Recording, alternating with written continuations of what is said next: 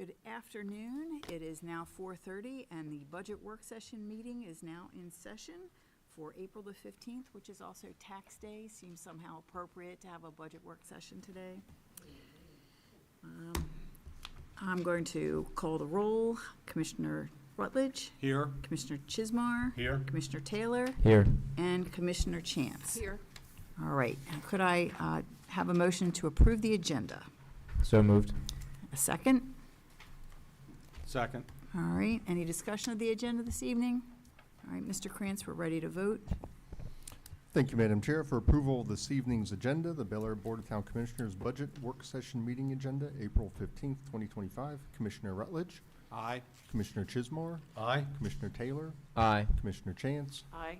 And Chair Edding. Aye. Tonight's agenda is approved. Thank you. Thank you. All right, first up, the Town Administrator's Report.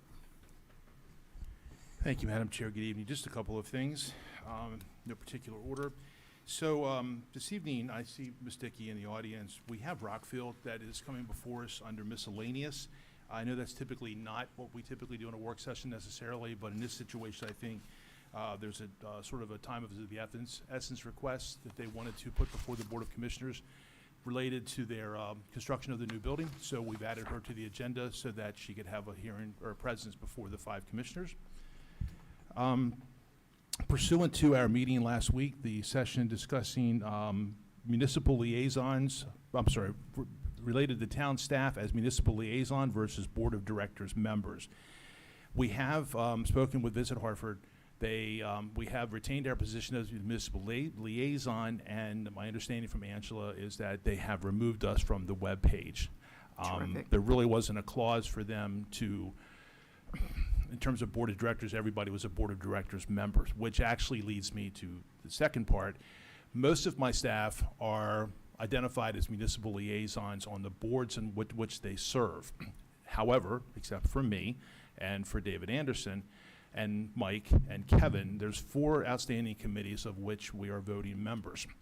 Let me start with Mike. Mike belongs on a committee with Legit.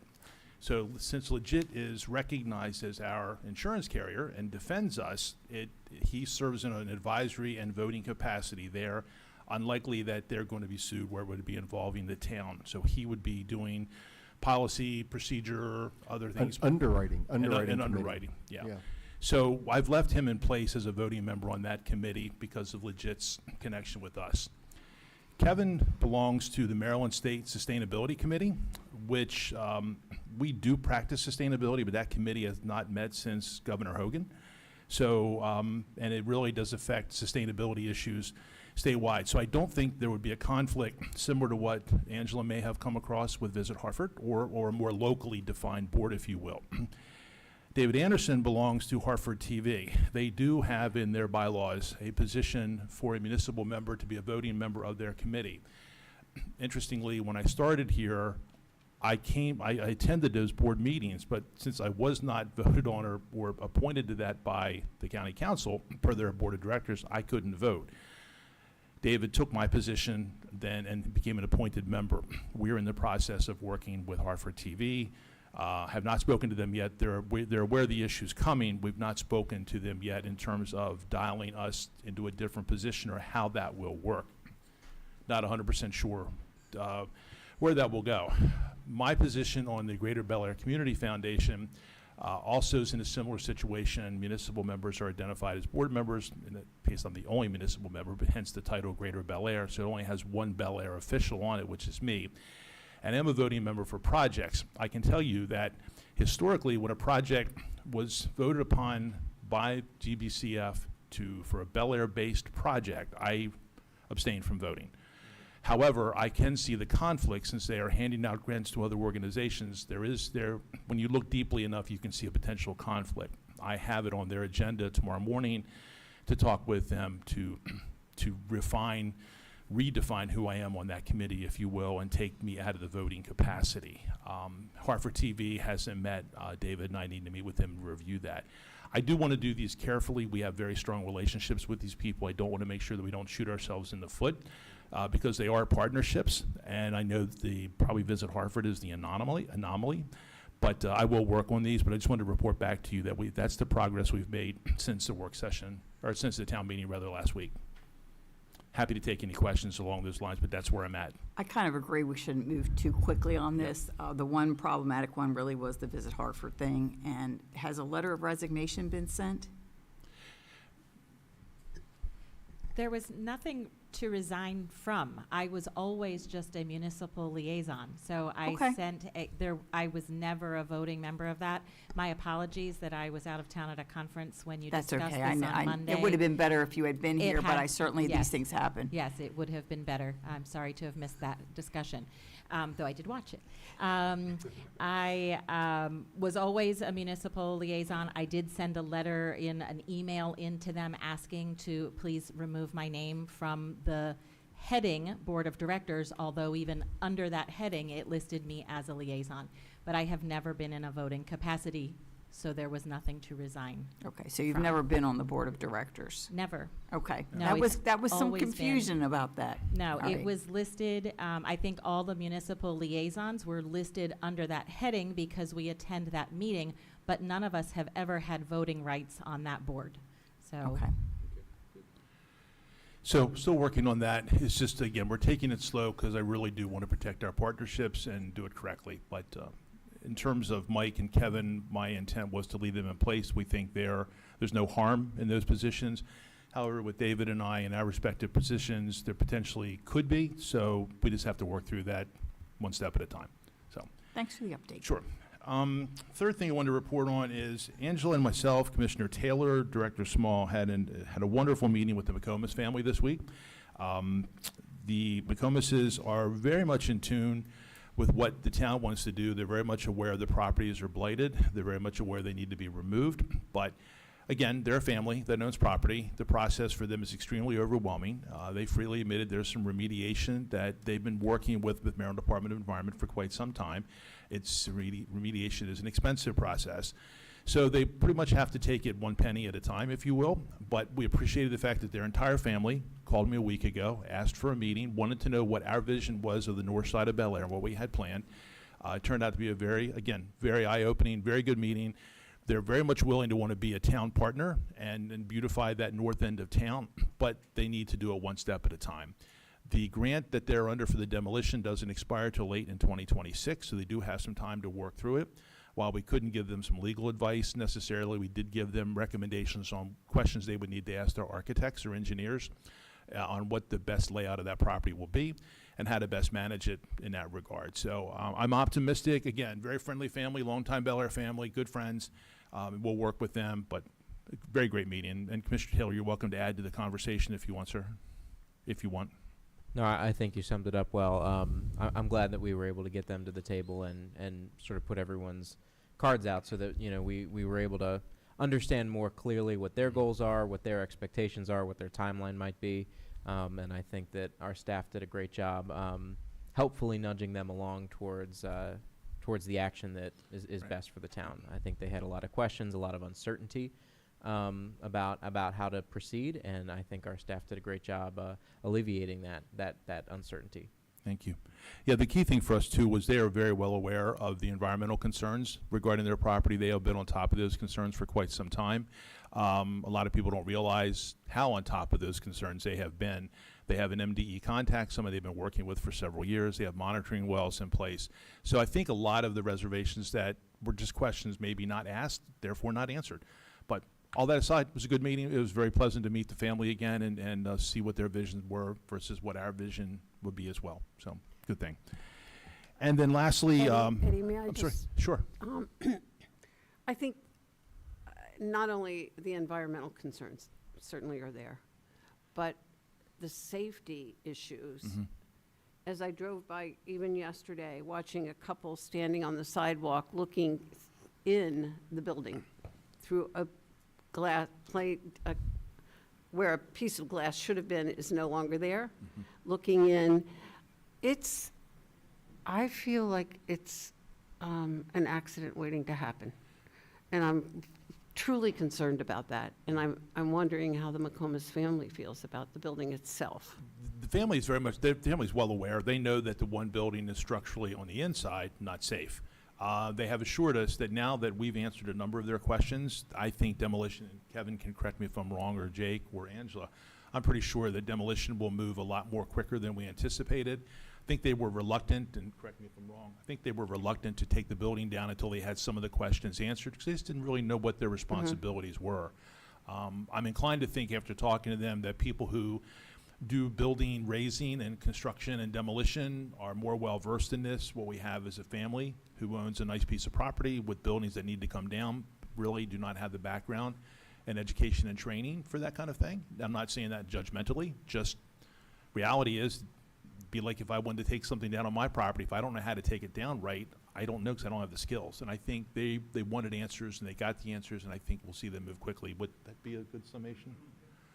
So, Okay, thank you. I can certainly, I don't think that, I didn't mean to interrupt you, ma'am, I'm sorry. I don't think they would be adverse if we went back and asked them to put some sort of maybe danger or safety warning or hazard signs on the buildings. I don't know if they would do that. We didn't discuss that yesterday because we got the sense the buildings would probably come down fairly soon.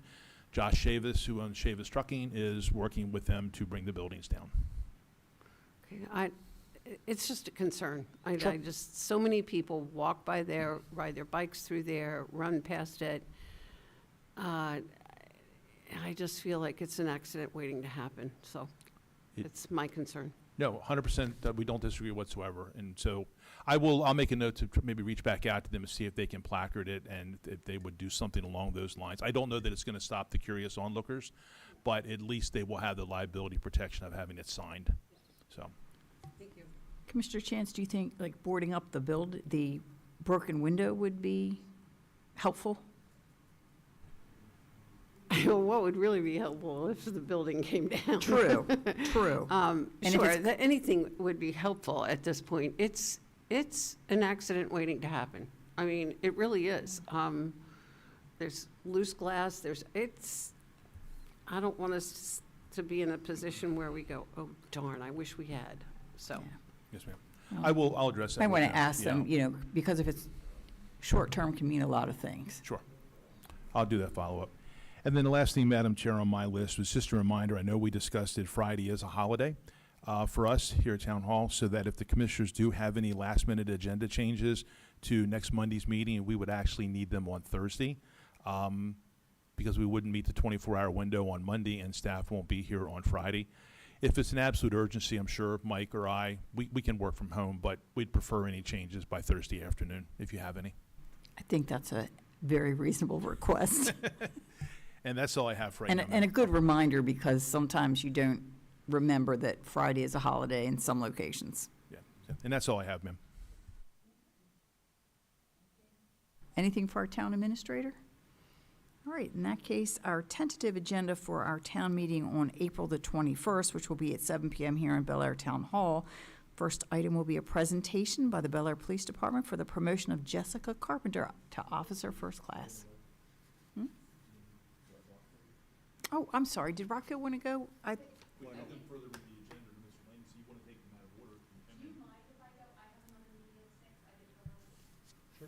Sure.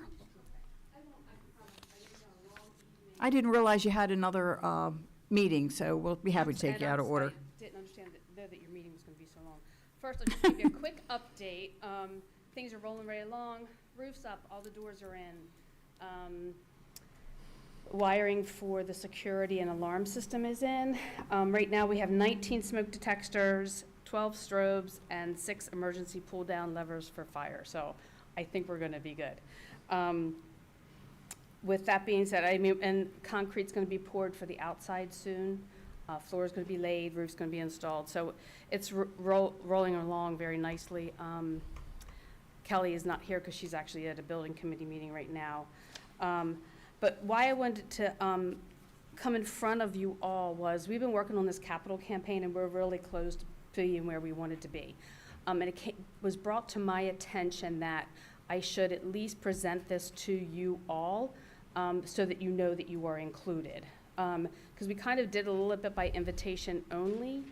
People who have supported and been friends of Rockfield and done things in the past. We just didn't open it up to Joe's Smokes Shop on, Bond Street or whatever. So, and then it was brought to my attention, like, that we should present this to you so that you knew you were invited to participate if you chose to. So it's no pressure on you. No is a very acceptable answer, but I just wanted to know that, make sure that you all knew that the town was included in on this. So I emailed everyone the flyer. I do have physical copies if anybody wanted any of those. If you had any questions for me, I'm here to answer any. If not, that's all I got. My only question is, when do you anticipate being finished and reopening? So the building, we are hoping to be finished. BG&E is our last component, and they're due to work the week of May 16th, the 23rd.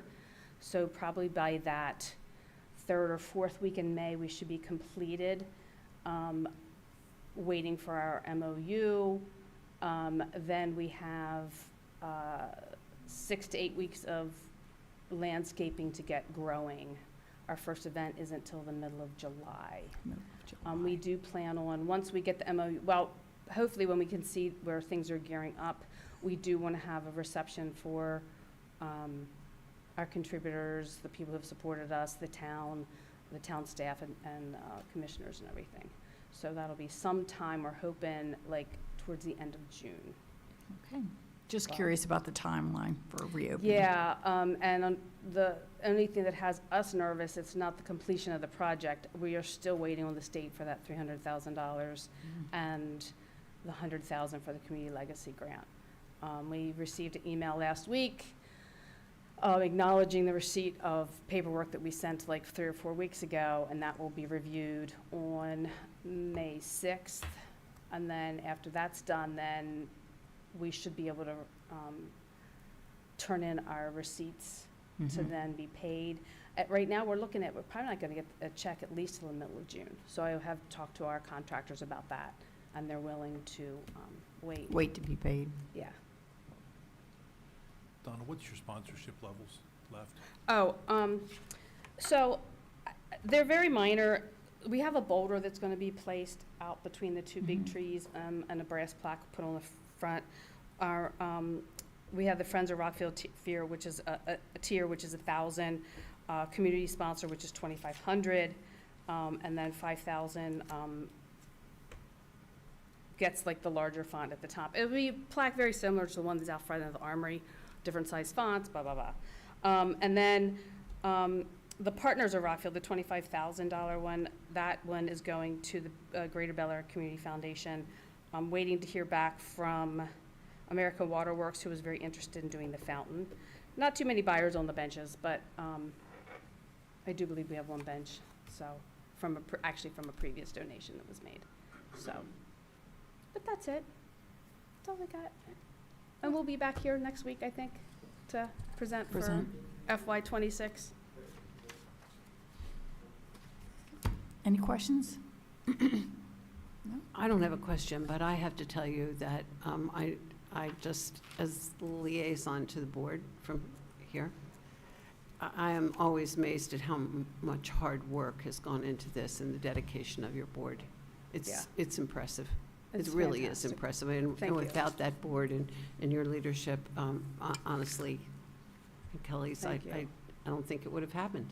I really don't. I think most of you know me by now that I do accept the answer no, but when I'm told it's not possible to do something or it can't be done a certain way, I will prove you wrong every time. So Kelly and I got laughed at several times about 8 years ago when we started this project, but we're there. So, but I appreciate your time. Thank you so much, and we'll see you next week. All right, see you next week. Don't work too hard tonight.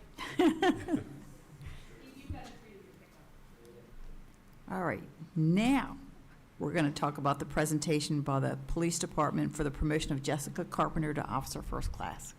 Yes, ma'am. We'll do the typical recognition. We'll have your write-up prepared for you, have her certificate and a gift card, I believe, and expecting a nice ceremony and, go to the community room like we always do. We'll have a good time. Yep. Looking forward to it. Yep. All right. The next items on our I know. agenda for next meeting is the public hearing for Resolution 1248-25, the Town Administrator's Fiscal Year 2026 Budget, and it will also appear under unfinished business. Ms. Moody, you? Sure. Okay. Just, I don't It was the really Town have- Administrator's budget, so I wasn't sure if it was Eddie. It's all good. I really don't have anything to report on either of the budget items, other than to say the public hearing will be on the general fund, both revenues and expenditures. We'll wait to the next public hearing, which is in May, to go over the two enterprise funds and the special revenue fund. And so again, all that's being done here is the transition from town administrator's budget to the tentative budget. No numbers are changing. Everything is still the same. The title is just changing. That's all. All Okay. right. And then under new business, we will have Resolution 1250-25, Fiscal Year 2026 Tentative Budget. Ms. Moody? Nothing. I don't have anything further. Any So- questions for Lisa? There you go. Yeah, I was, for the town administrators, when we had the public hearing on that, will we be, is it clear that we're only gonna be doing it on the general fund part of the budget and not the other part? Because I think that's what you said, correct? It is. I just think maybe somehow on here, the public comments, because we may get public comments on other parts of the budget that we weren't really planning to address in the next week. Is that correct? You can certainly take any public comment on any portion of the budget. It doesn't have to be just the Okay. general fund. That's just what, we have always split the presentation for the two public hearings, just Okay. because it's a lot to go over in one meeting. All right. And since general fund is really, I think, probably where the most questions lie, or the public is most interested in, because these are their tax dollars, we have always focused on that one first. But we certainly, again, any questions Okay. from the public or any questions from you all that night can be on any portion of the budget, just not general fund. Okay. And we did get the entire budget on the website for community? Yep, the very next day. Great. It's on the legislation page, and it's also under the Finance Department budget page. Great. So I see that we have the town administrator's budget under unfinished business, and then we immediately have the tentative budget under new business. Which of those two items are we voting on? Excuse me. Both? Both. I mean, we're having the public hearing on the town administrator's budget. I'm trying to remember the agenda items. I don't have them in front of me yet for the meeting. But I don't believe it's like an approval. You're not approving the town Just administrator's accepting, budget. I right. believe you're just accepting it, So- or receiving it, rather. My question is, are we receiving the town administrator's budget and then immediately turning around and turning it into the tentative budget? You've technically already received the town administrator's budget at the last So that's my question meeting. about, are we voting again on the town administrator's budget? Jake, I would have to Okay. look at the agendas. You'd think I'd know this in my I head. think, The things I many think times, but I think the unfinished business doesn't need to be there. I think that may be a Okay. typo. That would was be We the should nexus of my We question. should remove that from the, Okay. okay. It should from just, the it should town. just It'll roll. be the public hearing only. Right. Right, all right. Yeah, it should just roll. Force of because habit on my part. No worries. Thank you very much. Absolutely. You've technically already received it the last Right. meeting, That- so it should just roll, and then you're, again, accepting it as the tentative budget. That is why I raised an eyebrow at it. understand. And Mr. Krantz, it is no umbrage unto you to have a parliamentarian on the board. I'm sure that this is your favorite thing in the world to have. But thank you for that. I really appreciate your, No, your you're correct. I clarification. appreciate you pointing out the error. It is my favorite thing to have on the board. Maybe not my favorite, but it's up there. So there will be no unfinished business to address on the agenda. Is that correct? Correct. I'll remove the item unfinished business. Got it. So under new business, the fiscal year 2026 tentative budget, no one has any questions at this time? All right, then we'll move on to Resolution 1251-25, the Town of Bel Air fee schedule amendments.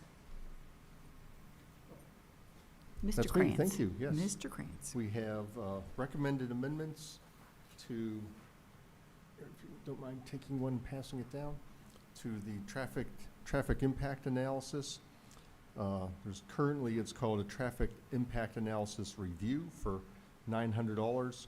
The recommendation is to change that to traffic impact analysis determination of scope and reduce it to $250, and then add a traffic impact analysis review of study for $1,000.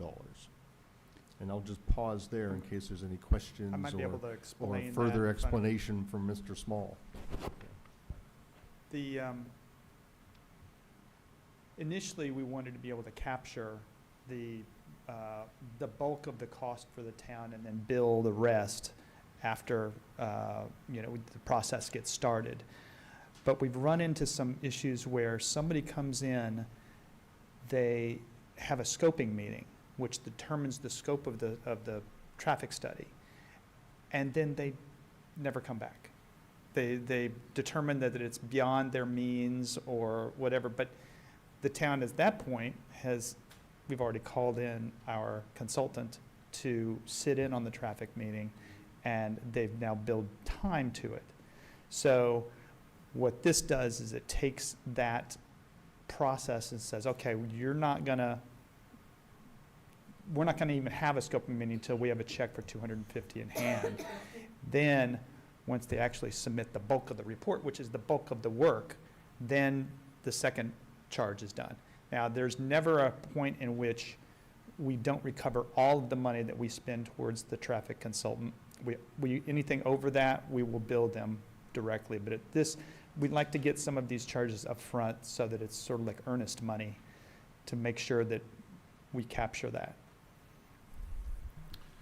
So, Mr. Small, the TIA review, those monies are paid to the consultant, or is that a combination of the consultant and your staff? It's the consultant. Just the consultant? Yep.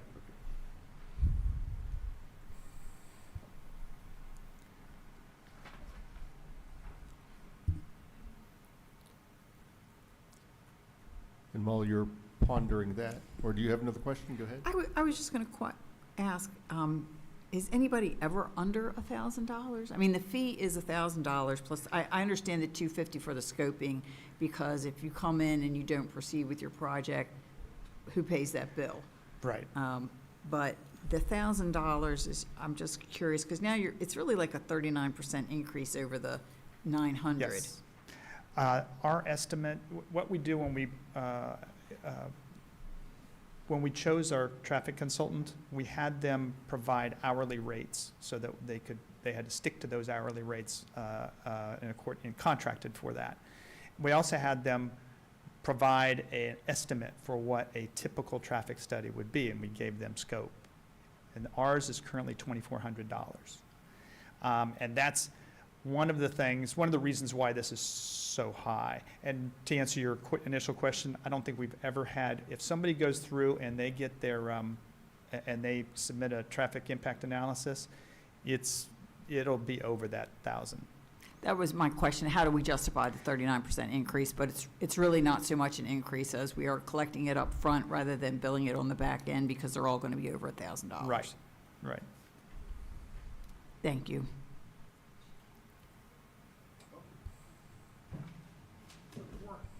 Locked.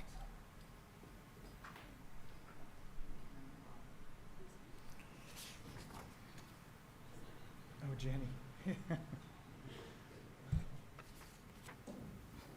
We'll wait for Mr. Krantz to return from taking care of the door.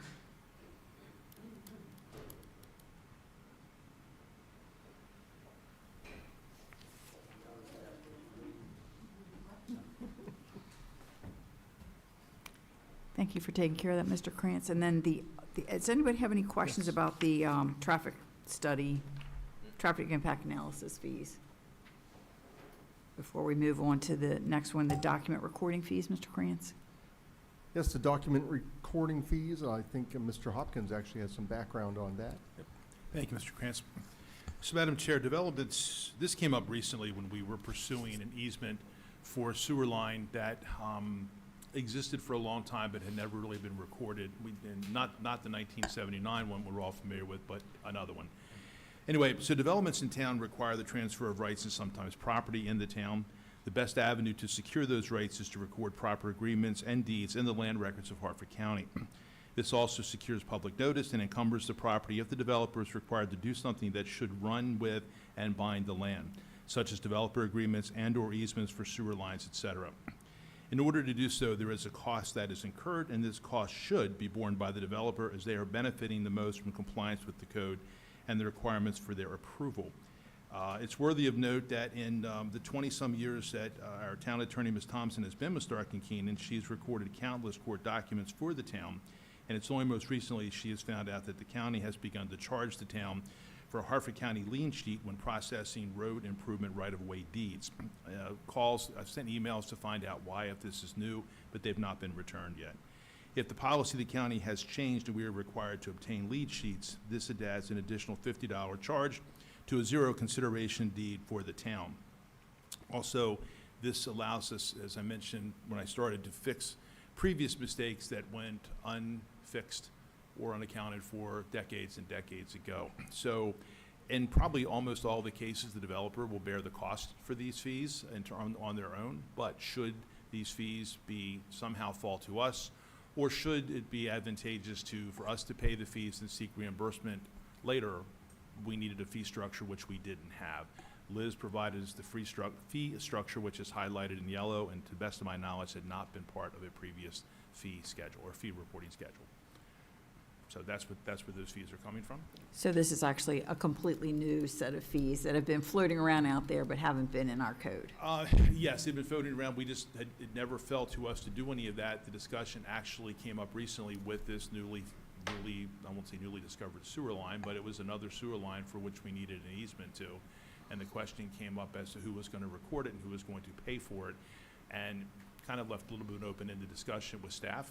And we felt the developer should be responsible for the fees, but as mentioned, if we do pay those fees, we need to be reimbursed those amounts. And those fees are current as of today per Liz. So Kevin, is that a good summation? Mike, does that cover the summation? The fees pretty much exist on the, if you want to look them up, they're on the Maryland Clerk's Office, Circuit Court for Hartford County, under land records. Yes. Under fees, and it talks about there where there's the $40 surcharge, and then Right. the $20 fee for anything over 9 pages, and then the $75 fee for anything over 10 pages. So essentially, you'd incur like $40 plus $20 would be $60 if it's under 9 pages, or it'd be $40 plus $75 for $115 if it's over 10 pages, and then the E fee for, was it $4.50 is on there, and like Mr. Hopkins said, the lien sheet fee for $50, we make sure we put that on there so we could get that back as well if it's required. So one is a county charge and the rest are I recognize these charges as the standard things that you pay to record Right. something in land records. But the $50 lien sheet fee is not that. That is coming from the county where they're charging us for the lien sheet now. Yes, Liz was taken back by that charge, and when she called, the person who helped her said, nope, that was the fee, but Liz said we have never encountered that fee before. So I have reached out to Mr. Sandless, the county treasurer, but I have not heard back yet to see if this may have been something new that county treasury had implemented, not sure. Or But it even might be- potentially a new person that, didn't Could be, know that it was for a sure. courtesy, one government entity to another, who knows? But I'm sure you'll get to the bottom of it. And to Mike's point, these fees were all fees that came from the state. These weren't ours, these No. weren't our assumptions of what the fees should be. No, these are We the, have supporting right, data. Yes, they ma'am. are. And I would just ask Liz if it would be better to just, instead of having actual dollar figures, to say like whatever the state's charging, because it'd save you the mistake of, currently, we say 40 and they've changed it to 60 or whatever. I'm Rather not than- sure I follow. Rather than listing the individual fees, Mhm. to have a reference that whatever the land records charges are will be paid by the developer. So to prevent Right. the state changing their $40 surcharge to a $60 surcharge, and we haven't changed our statute yet. Okay. That sort of thing. Okay. I think when we started down this road, we were looking at a transparency issue, making sure the public new, but I'll reapproach that, or reapproach that with Liz. Yeah, I guess I could put like a link on the fee schedule to the county's site. Yeah, I don't know But that about would doing be- that in a piece of legislation, but, Yeah. It's a little harder than that, Mike. I mean, I record a lot of documents, and when you look from county to county, there are nuances, there are cross-references. It's not fine in a nice, neat little package. And I am also surprised, like Liz, that right-of-ways, even private right-of-ways, have normally not required a lien certificate in Harford County, so that would be a major change that goes beyond courtesy to the town, but just in what has been the practice on right-of-way, just pure right-of-way, as opposed to easements that go beyond just an ingress egress kind of thing. So, yeah, I look forward to seeing what the treasurer's response is on that. For Yeah. sure. Thank you very much. So my point being, Mike, I don't think a link is going to be good enough. There's too many pitfalls. If we do leave it as is, I can monitor it on a regular basis, and I think the worst that would happen is we would just lose couple dollars. a few if bucks the here and there, it fee- wouldn't if the amount fee to went up, much, for and sure. Then we could always introduce another resolution as quickly as possible. If that's. I would just check I with understand Liz your on that point to of see, efficiency, though, how you could word it to Right. reference the county. rather than, having it, advertising it, voting on it, kind of a How perpetuity. how often does a situation arise where the town is responsible for filing these documents that we're looking at recovering the Well, cost I've been for? here 2.5 years, and this was the first time we came across it, and it came Okay. directly on the heels of several sewer easements that were problematic. I'd have to ask Kevin or Steve how frequently it's occurred in the past before I got here. Yeah, anytime we're taking right-of-way or requiring an easement would incur those costs. It has been a few years, though. So this is only going to apply in very specific circumstances? Yep.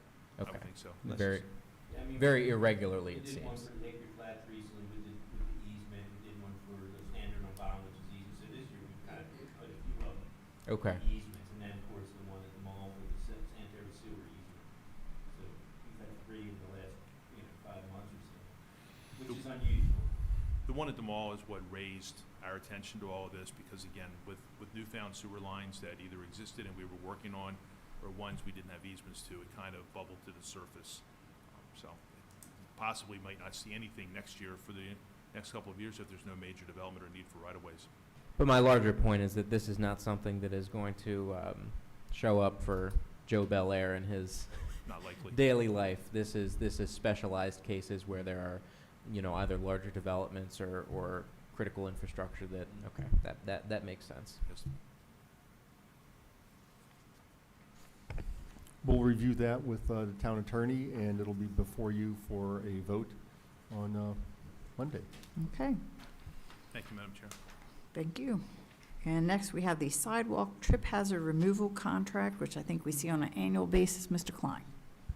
Thank you, Madam Chair. It is on an annual basis, and it's time to do that right now. We try to do it in the spring after winters, do some heaving and things like that, so we get them back into shape. This year, we're going to use the same company, which is Precision Concrete Cutting. Of course, they have patents on the way they do their work with the cutting.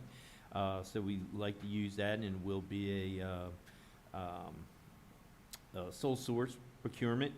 We're going to cut 426 sidewalk trip hazards along Main Street, Cortland Place, Leeway, and some other smaller streets in the downtown area. Of course, Mary will be happy about that one we're going to get for her right there by the Armory, Mayor. We'll recut that one that popped up a little bit. It needs it again. Yeah, I know it does. So we're going to get that one for sure. It's on the list. Thank you. Yeah. So it's a total of $38,589. We had budgeted, I believe, $40,500. So we're a little under budget for the work this year. Is there any questions on that? And in my packet to you, it has all the information where exactly every one will be cut and everything of that nature, all the details. All right. And Charlie Dawson will be presenting that on Monday night as I will be out of town. So, Okay. thank you. Any other questions on the trip hazard contract? Alrighty, then we are up to reappointments to the Bella Board of Ethics, which we are going to discuss in further detail in closed session. And Commissioner Liaison reports. I know the tree committee had no meeting in April, but I think Arbor Day was a big success, right? Cold. At least it didn't have to compete with the Kite Festival, which got moved to another day. That's right. We were tougher than the kite folks. Appearance and Beautification met last night, and all I have to share with the public is that Garden Mart is May 9th. So get excited, get ready. Looks like we're going to have a great turnout. Elaine, who's the vice chair of that committee and the chair of the Garden Mart subcommittee, so to speak, who has always taken that event on, has well organized it yet again. So I think we're in for a great event with a couple new faces in terms of plant vendors. So it should be a great day. So that'll be, again, May 9th, I believe starting at 8:30. Is that right, Mr. Klein? I believe it's 8:30, Jake. 8:30, Might be and it's in 8. the Armory. Yeah, That's yeah. the other important piece of information. And also, Jake, you might want to mention they're going to be electing officers at their next meeting. Yes, Yeah. yes. So as per the code requires, their annual election of officers will be in their May meeting. Okay. And my calendar does say 8:30 a.m. to 1:30 p.m., and I would suggest that if you see something that you like on the way in, don't do like I did and think you'll pick it up on the way out, because you don't want to carry it around, because they were all gone. They were gorgeous, gorgeous floral arrangements, fresh flowers. They were just beautiful, so. Commissioner Chance, any report? No, I mean, as I said earlier, that I am the liaison to Rockfield, and they've worked extremely hard to bring that project to fruition, and it's going to be amazing. I attended an Alliance meeting this morning, and we'll hear more about Alliance in a little bit. Also, another group of individuals who work really hard to make, I thought that was my phone.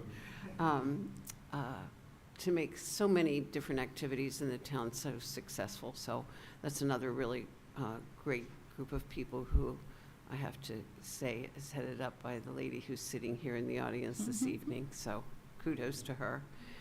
Cultural Arts is working very hard on a number of different projects, which we have a meeting tomorrow evening on that. And what else? I think I'm missing something else, but at any rate, lots of good things going on with all the different committees, and I think we should be very proud and grateful to the citizens who are willing to serve on each one of those committees. All volunteers. All right. Any other liaison reports? Steve or Jim? No, nothing. We, Planning Commission had met earlier on the Okay. month. I Great. reported out on that, and then Board of Appeals hasn't had a meeting in a while. Okay. So, I did just remember the other group, and that's the Senior Citizens Advisory Group, and they are working very hard on a questionnaire to try and come to terms with a lot of people, a lot of individuals who've got needs, who haven't expressed those needs, and how we can help meet those needs. So that's another very hard-working group. Okay. All right, I think we are up to the staffing update. Mr. Thank you, Madam Raines. Chair. Just as to interject, do we want to go off the agenda again, since the Downtown Alliance is here, and allow them I to do am, their presentation? Theirs is budget-driven, so we'll need to wait. Okay. Regarding the staffing then, we have the part-time procurement officer job still posted. So if you know somebody who's interested in doing municipal purchasing, please encourage them to apply to the part-time position. It is 16 hours a week, hopefully like 4-hour days, something like that. But we are definitely looking for someone with, state, county, or local preferred, procurement experience with RFPs, things like that. We are struggling a little bit to find somebody who wants to work that part-time position. We do have a lateral police officer job posted, and we are also willing to accept lateral officers from allied agencies, perhaps even outside of the state of Maryland, as long as they meet the Maryland State Training Commission's Correct. criteria. Chief, is that Mm. correct?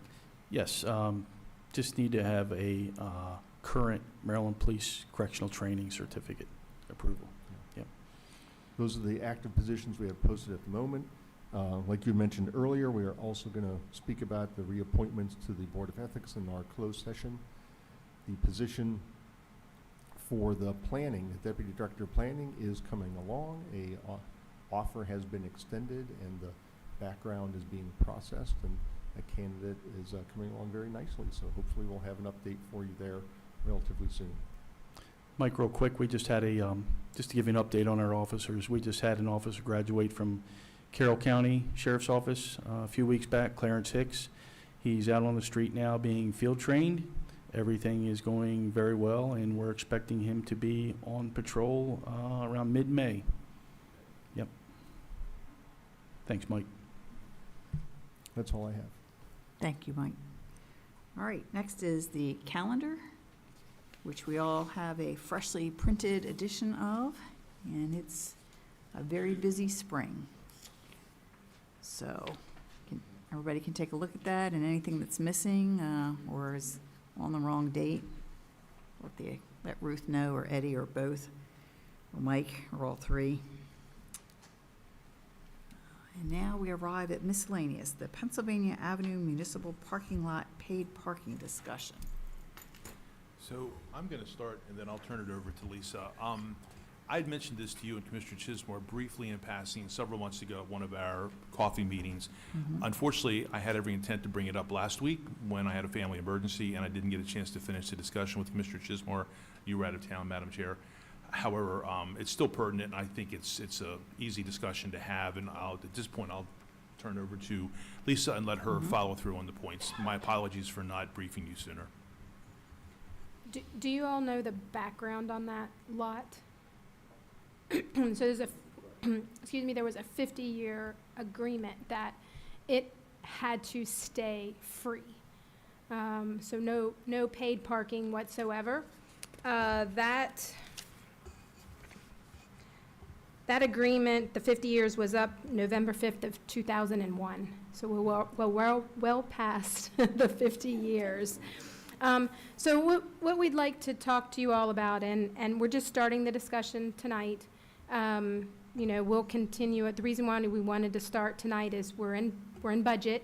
So we wanted to continue to have the conversation, see what questions you have. So when we get to the parking fund budget, we may be able to have some decisions. But the Pennsylvania Avenue lot, as you all know, has 4 rows of parking. It has a total of 40 2-hour spaces, 12 15-minute spaces, and 3 handicap spaces. What we would like to do is change the free parking in that lot to park mobile only parking. So it would become a paid lot, except for the 15-minute spaces, which we would, staff has discussed all this, and we feel that 12 is too many, that 6 would be appropriate to have for those 15-minute spaces to, you know, run into the cleaners or run into Buena Tempos. The 3 handicap spaces would remain, of course. So that would become 46 2-hour spaces, and then 6 15-minute spaces, and then the 3 handicap spaces. It is the only lot in town that is free. It is quite abused, as I think the chief can attest to, which he just left. No, I mean, we hear from our park and enforcement monitors that, you know, they play games in that lot. They park. They are, you know, 2-hour spaces, and then they'll move them to another space, and then move them to another space. That's not what that lot was designed to do. You all, I've said this, now granted, some of you have only been on the board for one budget season, but we continue to fall short in the parking fund. We are losing revenue. Our expenses outweigh our revenue, so we're eating into our retained earnings or equity, which is not something you want to do on a continual basis. But COVID changed a lot of things, as we all know.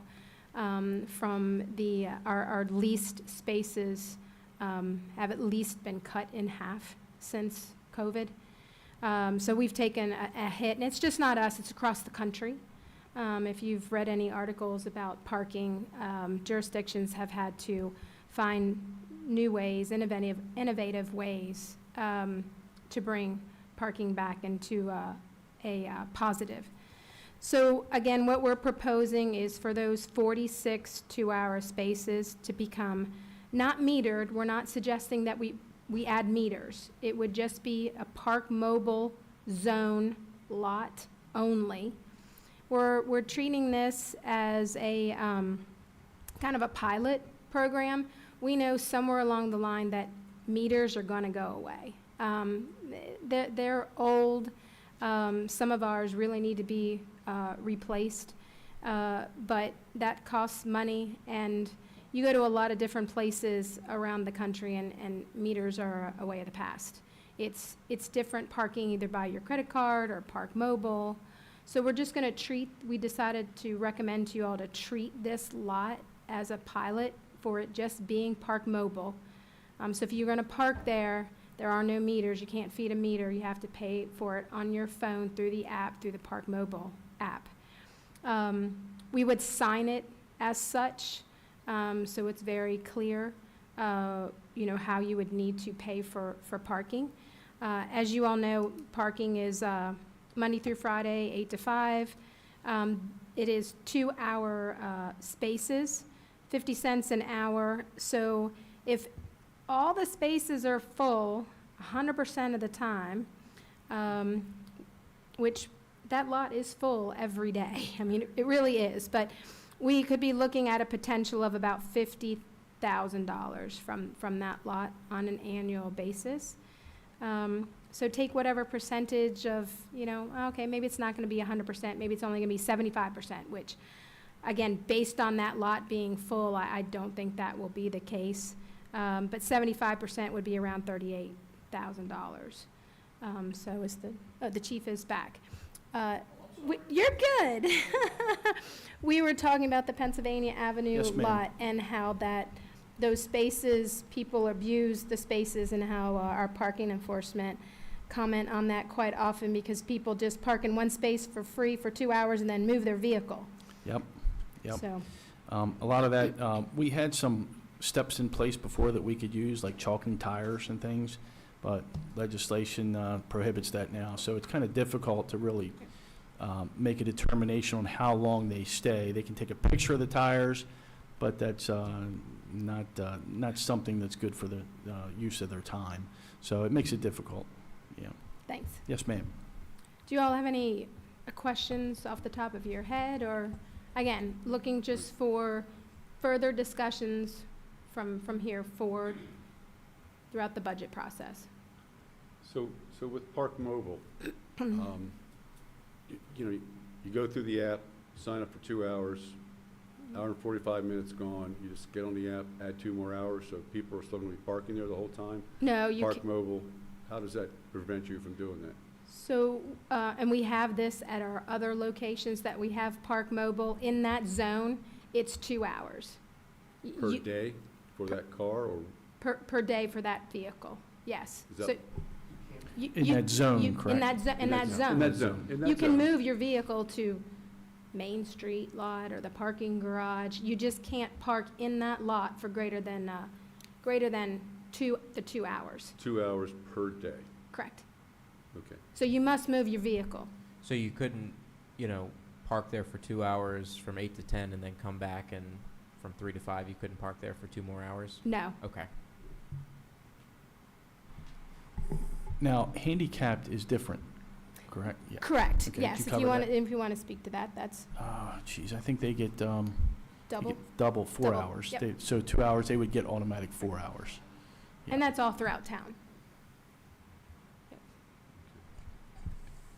Can I ask a question about the meters behind the state courthouse, off of Thomas Street? What is it? Hayes Street? Is it- yeah. You're talking about the meters, Be- like, yeah, the right m- where Mary Ristow building Right is? behind Mary Ristow. It appears to me that they don't get used. There's plenty of parking, and nobody's using that. Are we paying for those meters every year? No. I'm sorry. Those meters are owned by the town, and they're the old-fashioned ones, so. Yeah. It's not a We cost. repair them once in a while, but repair parts are getting hard to find for those. But Yeah. our guys are pretty good at putting springs and things of that Mhm. nature in and calibrating them to make sure that the time is right and so forth. Okay. I was just worried that we were paying yearly It- fee. It for really them. depends on that day, what day you're looking at that street. Couple days, they don't have as much court and they're vacant, but I've seen many cars on there on some days, Mayor. Okay, thank you. Yep. Any other questions? Okay. All right. I was saying, more to come. Yeah. All This right. is not the end of the conversation, just the beginning. All right, next on our agenda Thank is, you. sorry, the municipal legislative drafting procedure, one topic, one ordinance. That's me. That's you. Yes. I think I saw an email from you about this. Yes, and Mr. Krantz should have hard copies in case anyone didn't get a chance to look at that. Essentially, my goal is, I've been looking at this issue for really a couple months here. Actually, it's been longer than that, but I finally worked with Mr. Krantz, who I want to thank at the top of this discussion for putting this together. These are my thoughts, his words, and he did a very good job distilling my thoughts into words. So essentially my concern is that we've seen in the past, and it's very rare, but we've seen in the past the town adopt essentially omnibus ordinances, a specific section of which a member of the public might take issue with and petition it for referendum, and then the entire ordinance is at issue. My goal, instead of, there are basically two ways to address this when you're dealing with ordinances that deal with different subject matter. You can either make them severable, which I spent a couple months discussing with Mr. Krantz, with staff, with town council, and before ultimately determining that that was not the best way to go for many reasons. And so we came upon, I thought of the second option, and that seems to have garnered some buy-in, that this is far easier to implement, because this is really just about how we as a board and our staff write ordinances, is that an ordinance should not be an omnibus. It should be one subject per ordinance. Now, I should say before I go any further that our town staff currently abides by this policy. And so I should certainly clarify that this is not meant to necessarily correct a problem that we have today.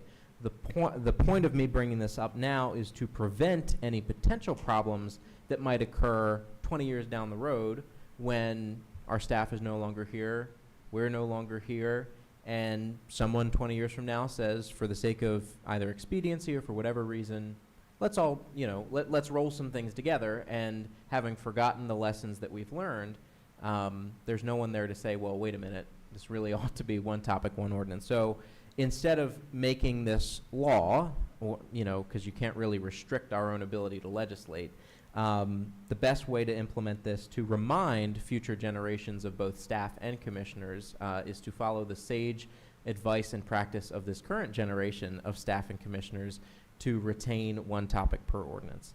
So you have before you the language, of course, review as you'd like, and I'm here for any questions. I think this is really ultimately a good government measure.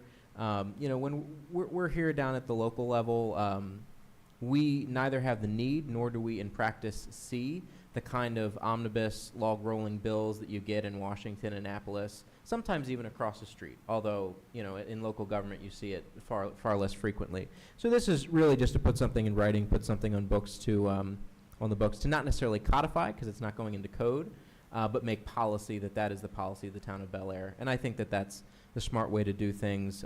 Each issue, the people should be able to count on their elected representatives to give an up or down vote on one issue at a time. So for all those reasons, I'd ask my colleagues to adopt this policy. I love just one issue at a time, because if you like one part of it, but not the other part of it, you're on the horns of a dilemma. What do you do? This policy would not prevent the problem that we had with the comprehensive rezoning, however, where we voted on 13 properties at once, I think it was. You know, the way that I would interpret this, I think each application is inherently a separate topic. That's my interpretation of it, at least. But I will. You're gesturing towards something that is just true about whenever the town enacts policies. It's ultimately up to the elected officials to enforce them. So we can put this on the books, and I think it's a good thing to put on the books. How we interpret it and enforce it is up to, first, the clerk is written into the policy, and the town administrator to act as that first stopgap, that if they get something from staff that doesn't quite pass the sniff test, they send it back and say separate it out. But ultimately, the only true way to enforce this is for the board simply not to adopt multi-subject ordinances. And I will never again. Well, that was a one-off, I think. But I think in the future, and maybe we should make a notation or somehow make it clear that it's probably a bad idea based on our experience to vote on 13 properties at once, because if there is a referendum or litigation, it holds up all the properties that were really not at issue. How we work that in here, I'm not sure, but that was the biggest example, I think, of where we made a mistake in hindsight. It wasn't, I don't think, seen going in, but in hindsight, it was something we should have never done. I think that intent is definitely in here to prevent that from happening, or to at least advise future staff and board members to go in with their eyes open to ensure that doesn't happen again. I'd be happy to add any additional language that you see fit, but I think this takes a good It does take a good step in the right direction, but I think it's open to interpretation, so that you could have 13 properties, because it's one subject, it's comprehensive rezoning, it's changing their zoning, it's all one topic, but perhaps something specific that, you know, when we're voting on something like that, each property should be considered individually. And certainly, memories are short, and people change in their positions. I'm sure that everyone that's sitting in this room is terribly aware of what happened, but in 20 years, it may be forgotten. So maybe something specific. I'm thinking, Mr. Krantz, I'm sure you can work on that at your leisure. And I had that conversation with Mr. Small, sort of the difference between the comprehensive plan and comprehensive rezoning. The way that I interpret this policy, the comprehensive plan could be voted on all at once because it's one document. Whereas in my interpretation, the comprehensive rezoning, they're separate applications. Now, if we wanted to add a section that says, you know, for example, that this shall be considered this and this should be considered that, I think that that's reasonable. That is what I would like to see, because I do not care for subtlety. I don't want anybody to read this and think, oh, well, it's all one subject, and I think somebody reasonably could. So that would, you know, I think it's a great step in the right direction, and I really dislike legislation that mixes two things together so that you like one thing but you don't like the other. So, you know, how much do you like this? How much do you not like the other? Then you have to be sure to vote on that. So I think it's a great step in the right direction, and we have been generally doing that. We just had that one thing that if I could go back in time, I would have changed. Yeah, I think, Mike, if we change the definition of topic and include property and even specifically say rezoning, that's the last sentence of the first paragraph we could do, it probably addresses that. I think that's a great suggestion. Where you were saying the policy statement, the last sentence in the policy statement, in your definition. Yes, the first paragraph there, the last sentence defines topic, and it kind of, it's specific to this policy, so this could expand on that, and that way rezonings would be specifically addressed. I mean, we could say something That to would be the much effect better. of, a topic is defined as a single subject or related issues within a chapter of the town code, and you know, an individual property in the context of individual rezoning or comprehensive rezoning. Mr. Krantz can wordsmith that, but I think that's a good Yeah. way to accomplish this without spilling too much ink. And I think we Right. can leave that to Mr. Krantz and Mr. Small to work out so that it's clear what we're talking about, and we can potentially avoid that in the future.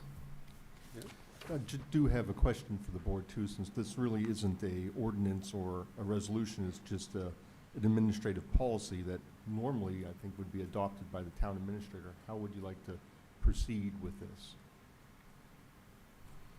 Well, this one I think I would like us all to look at before the town administrator adopts it and at least get a consensus on it, Okay. I'll certainly have the which it seems revised like draft is, you know, for you entirely on possible. Monday. Yeah, Okay. okay. Right, I don't disagree. I just want to make sure that we stay consistent. So certainly input from the commissioners is appreciated, but I'd like to be able to maintain, for lack of a better word, control over the approval so that we're consistent Sure. in our policy. Correct. Absolutely. Yep. Thank you. And it doesn't sound like anybody is going to have any real heartburn over this, just some wordsmithing on what we're talking about. No. All right. Next, we have the Harford County Adequate Public Facilities, the School Capacity Regulatory Review. Mr. Small? No? No, Not I think you? that's me. Oh, that's you. All right. I'm That sorry. one was me. That was what the meeting we had with Council President Oh, right. Pat Vincente. I sent out all the reports, I guess everybody got them. Mr. Kranz scanned them in, sent them out to everybody. But basically it comes down to is the county initiated an APF study, Adequate Public Facility Study, back in '24. It was led by the consultant White, Smith, and Cusino. They went through and did a study, and the members of that committee, or that study included the Harford County PTA, the Harford County Department of Planning, MRA.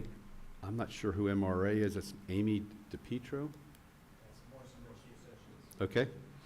You had Harford County Board of Ed, Harford County Council Attorney was in all the meetings, the council president and his legislative aide, Harford County Treasurer, Harford County Public Schools, and Harford County Department of Inspections and Licenses and Permits. So the purpose of the 26th meeting we had with Council President was he wanted to inform the municipalities, all 3 municipalities attended, of the study.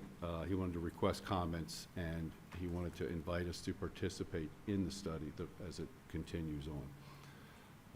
So if you look at the package, I'll just summarize what it came up with. It was the county identified 2 major issues. One of them was that they wanted them to study. It was the evaluation of a decreased threshold on the level of service, which is, you know, the 100% capacity of the school, the capacity of the schools, from 110% to 105% or lower. And then the second issue they wanted to look at was the evaluation of the planning and procedural implications of the cities having different school APF standards from the county. Right now, the county APF is at 110% capacity with no adjacencies. And their capacity is tested twice per year.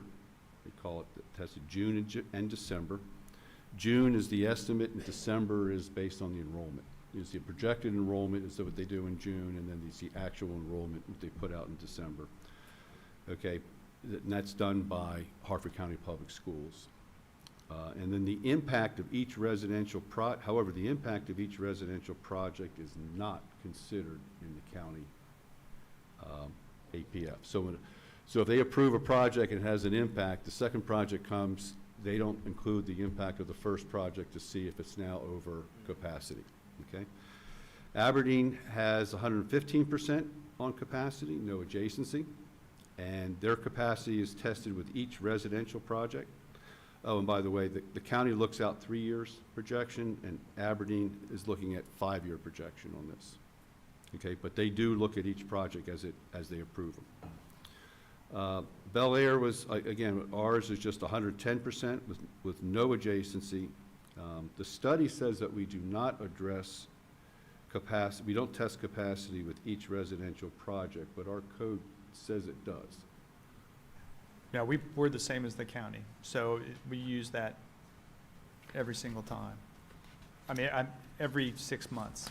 Well, On that, when we look at our code, it says, preliminary approval, subdivisions for single attached and detached dwellings exceeding 5 lots and site plans for multifamily residential developments exceeding 5 dwelling units shall not be approved at locations where either of the following conditions exist when impact of the proposed development on school enrollment is included.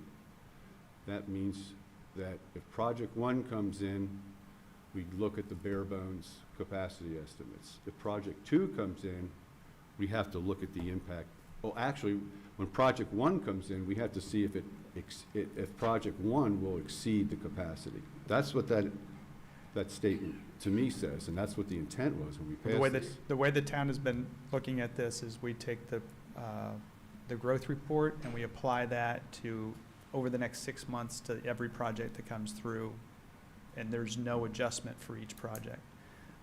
If that's something the town wants to do, they can do that, but that's not what we've been doing in the past. But that's what we passed in the last ordinance. When impact of the proposed development on school enrollment is included. That's what it says. I don't deny that, but that's not the way we're doing it. So if Okay. you want to interpret that a different way, then we can certainly do that. We've been doing it the same way with the Right. county. The consultant looked at that and the counties and also made the Okay. same assumption. Is that new language? Or That's the one we proposed, that was amended what I'm 8/24/24. what I'm asking is, did that ordinance add that language in? Yes. Okay, it did. When we passed that ordinance, it added that language in. Okay, And that's what the consultant looked at. okay. So,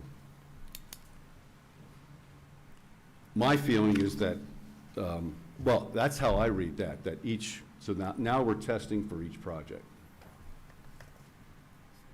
the capacity. Yeah, Steve, I agree with your interpretation that the impact of one development, according to just what that says, a textual analysis of that, the impact of the proposed development should be included. I'm not necessarily seeing how the impact of one unapproved development should be included in the calculation of another unapproved development. I don't think that's in there. No, I'm not talking about unapproved, it's just approved. Okay, Planning Commission approved, because the county does an estimate based upon what the county also does an estimate on school capacity. I forget what they call it, but it's based upon what they've approved development-wise, but not, but even, they allocated, call it development rights or something. They haven't actually approved the project, but they're saying, here's the growth corridor for 800 homes, but no one's come in with a project for it. The county will do a projection on that, but they don't use that. Right. They use the county Right. school Right. projection, right. So- But they do have another number. so they even use. then, I don't think that our code currently says that an approved project that hasn't been built yet should be counted towards the approval of a different project, because it's not being used in the APF formula. I'm not saying that that's a good or bad thing, I'm just saying that's not how I read that, because it says when that proposed Right. development is counted towards APF. Do you see what I'm saying? Right, it's not cumulative. Right, it's not cumulative until the actual Until the- kids are in the schools. Right, Right. Now, if we wanted to look at that, we could look at that, but that's how I read the current okay. code. And, well, that's something we may look at, but I thought that, yeah, it is a little different, the way it's written is a little different than I interpret it, but that's the way you should probably interpret it, as you're saying. Okay.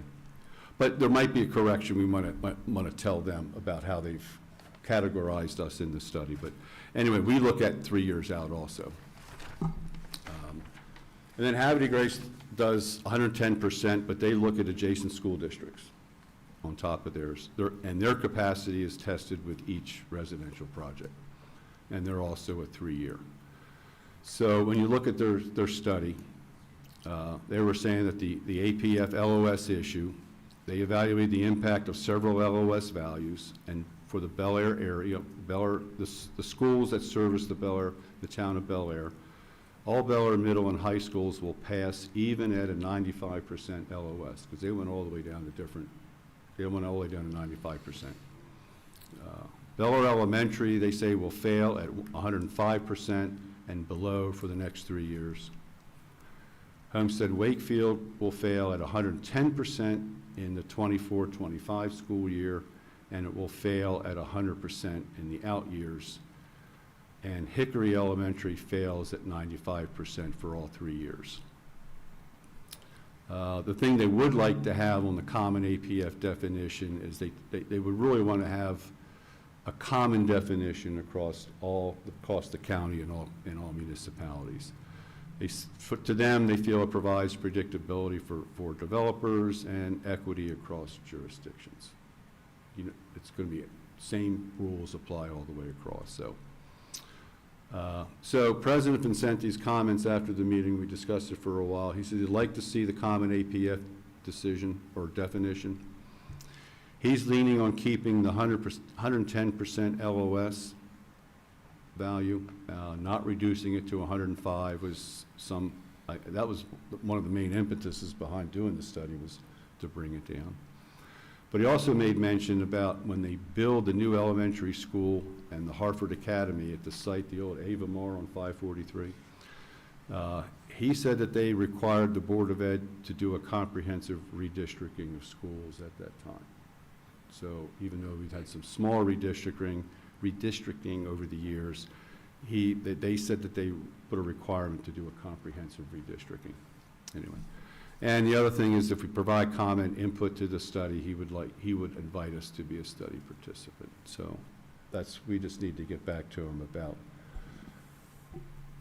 any comments we have on the study, I'm sorry, and then if we want to participate. I did get a call from Council President Vincente this morning asking where we stood on this, and I said it was on our agenda for this evening. But I'm happy to join the study, but I see that right now we're at 110%, so if the county stays at 110%, he's got his wish for us doing the same thing as the county does, and I think there are some very strong arguments for the municipalities to have the same set of rules as the county. And we have removed the adjacency, so we do 3 years, so we're already there, unless they make some kind of change in what their APF standards are. So I think we're already exactly where he wants us to be. Right, but he didn't really address the, when you test, do you test at each project or you test just twice a year? And that we should. And that is I believe the something. consultant did look at that. When I looked at what you got, it does talk about Right. when those adjacencies are or when those capacities are tested. And it said that the county tests every 6 months and changes, and said we test every 6 months. I didn't make that interpretation, the consultant did. No, Yeah. I understand. So, they're interpreting the same way I did. So I want to make sure that that's understood, because, they looked at the same code that you currently have in front of you. Right. If you want to stay like the county, then you want to keep the same language. If we want to adjust that language so it's more plain and clear, then that's certainly fine. Yes, but the point I was making about what President Vincenti was saying is he'd like to keep it at 110%. He's leaning that way. But he did not address when you test, twice a year or after every project. He did not address that at all. So if we feel that we should address it on each project, then that would be a reason to get on the study and push toward that. I feel that we should test it for each project. And Each you mean project approved by the Planning Commission.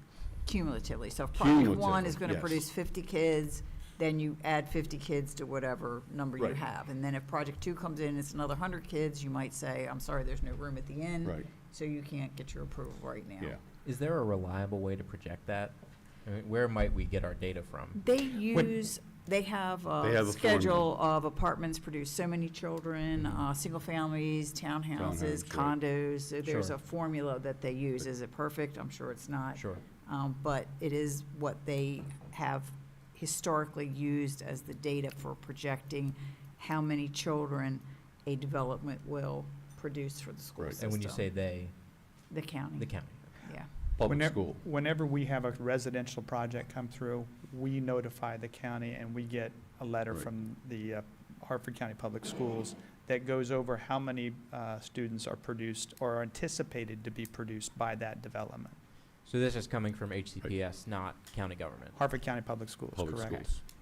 I'm sorry, I thought it was an accounting, but it's No, the it's the public public. schools that give you those numbers, so Yes. many from an Yep. apartment. On individual projects. Right, What they do is they work with the county when they're doing the growth report, and then we get that from the county. So if we were to move in that direction, we would not be pulling a number out of a hat. We have a legitimate number to pull from. Yes. Okay.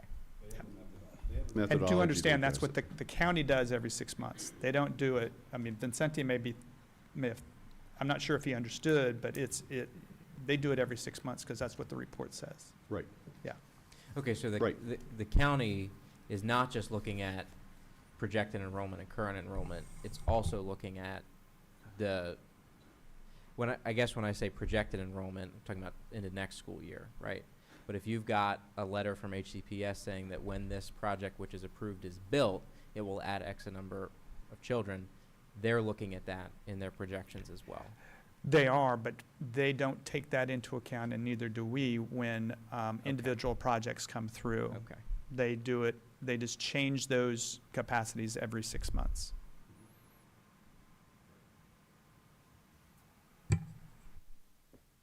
So if I could, Director Small, just to edify me then, the Planning Commission, they look at all of this when they're approving a project, is that correct?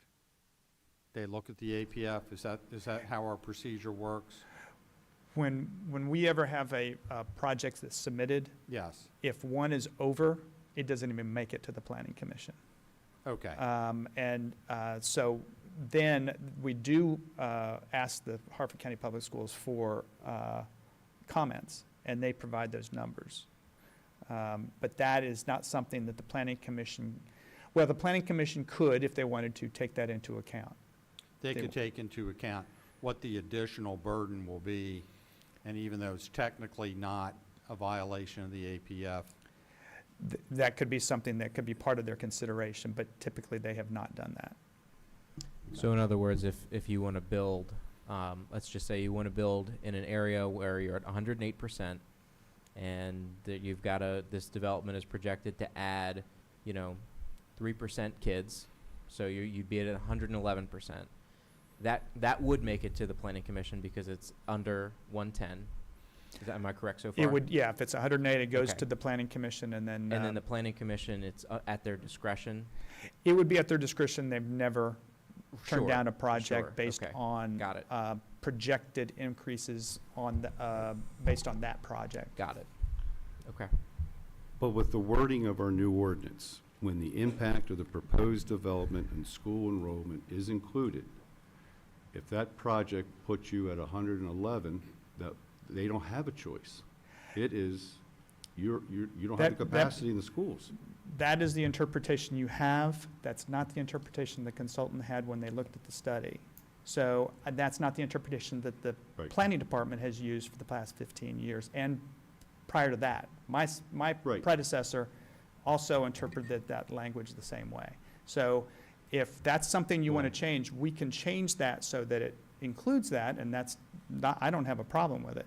I just want to make sure that you understand where we are. We are exactly like the county. No difference. Well, that's where I disagree, because when the impact of the proposed development on school enrollment is included, is language we put in when we changed the ordinance to 110% and no adjacency. That phrase was added in. It was never in before, so you were correct the way you were doing it before. But this was a new phrase added in the last update of this ordinance. And So- my response to you is that the consultant, when they did the study, made the same interpretation of the impact, of how the impact is assessed, and came back with a every 6 months assessment. I'm not saying they're right or wrong. I'm saying if we want to make sure that this is something that we include or not include, if we want to be the same as the county or not the same as the county, that's something we can work through and make a change to the code. But the way that the planning department has been assessing it has been every 6 months. The growth report is the determinant of whether or not a school attendance area is closed or open. Okay, so our question tonight is, we seem to be pretty much on board with what the county uses as rules, no adjacency and 110%. We don't know whether they're gonna end up with that after they take a look at it, but it sounds like that's where they're headed.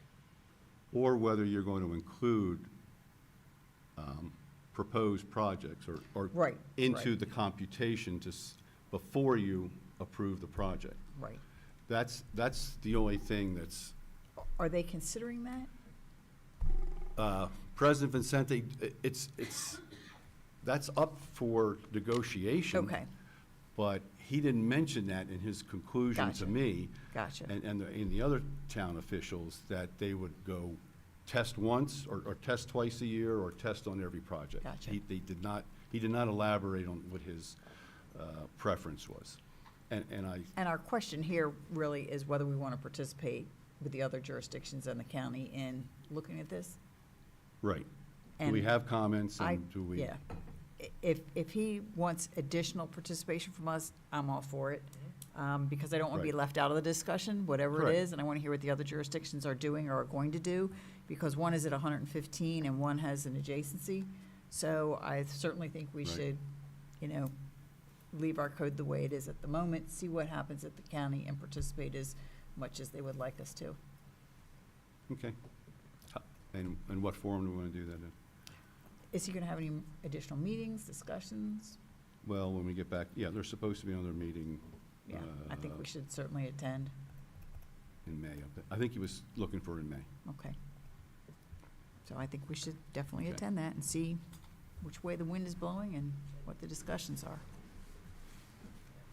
And certainly participating does not bind us to any course of action. No. So. Only I the think five of that's a- us, only that's the a very five good of us idea, can yeah. bind us to any course of action, but it's always worthwhile to hear what the county is planning at least, because it affects, to me, it was problematic to have 110% plus the adjacency, because all that did was pump kids into our schools, when the county just over the other side of the line wasn't gonna have that problem. So we need to pay attention and be aware of what the county is doing, really more so than the other municipalities, because that doesn't really directly impact us. But always nice to know what your sister jurisdictions are thinking and doing. All right, so we will continue to participate, and nobody can bind the board unless 3 out of 5 of us vote yes, so. Next on our list is. Excuse me, Madam Chair. Yes, I'm ma'am. sorry to interrupt Yes, you. ma'am. Jenny, as you know, is here from the Yes. Alliance. She was scheduled for 5:30, and she does have another appointment that she needs to get to. Would it be? I am absolutely fine with taking her slightly out of order, and Okay. I would have been fine with taking her earlier, so. Thank you. Go, Jenny. So she's going to, her letter is on page 83 of your budget books. And then the Christmas parade, which she'll Thank also you. be addressing, is on pages 188 to 191 of your budget books. Good evening, everyone. So if you open the folder I gave you, just to give you a little bit of background, these are, I'll be touching on these a little bit later, but these folders are something that we've created in partnership with the Town of Bel Air's Economic Development Department to give to new and prospective businesses to fill vacancies. So I thought you might want to look at that as well as while I'm talking. So the Bel Air Downtown Alliance, as you know, is a 501c3 nonprofit organization, a community development organization, whose mission is to mobilize stakeholders to invest in Bel Air's neighborhoods, economy, and quality of life. We envision Bel Air's future as a sustainable community in which people can live, work, and play. We attract and welcome diverse neighborhoods where our parks, schools, and commercial centers are a vibrant asset that enrich our quality of life. So just a few stats about our Main Street, our downtown corridor. We are the Main Street managers of 15 eateries, 39 shops and supply stores, 8 bars/breweries, 190 service providers, 1 grocery store, 1 art gallery, 25 pieces of public art, 1 business incubator, 1 co-working space, and 1 financial institution's headquarters. What the Bel Air Downtown Alliance is able to accomplish through a small team of 4 staff members, 11 board members, 43 committee members, and hundreds of passionate volunteers is truly exceptional. While the town government operates within necessary structures and systems, our organization is uniquely positioned to complement that work by being flexible, adaptive, and community-focused. Together, in a strong public-private partnership, we, in partnership with the town of Bel Air, are able to make Bel Air a charming, welcoming, and vibrant place. My request today, this requested funding reduces our reliance on constantly securing new sponsorships or additional revenue streams just to sustain operations. It gives us the breathing room needed to focus on securing larger grant opportunities, many of which, as you can see in the paper I provided, as are significant returns for the town, our local businesses, and our community as a whole. We respectfully request, and if I may join both of my requests together, both the Christmas parade and for marketing funds, a total of $27,000 in funding support key areas for our operations that directly benefit the Bel Air community. For marketing and advertising support of $20,000, this funding will support the advertising and marketing components of our budget, or a small portion of it at least.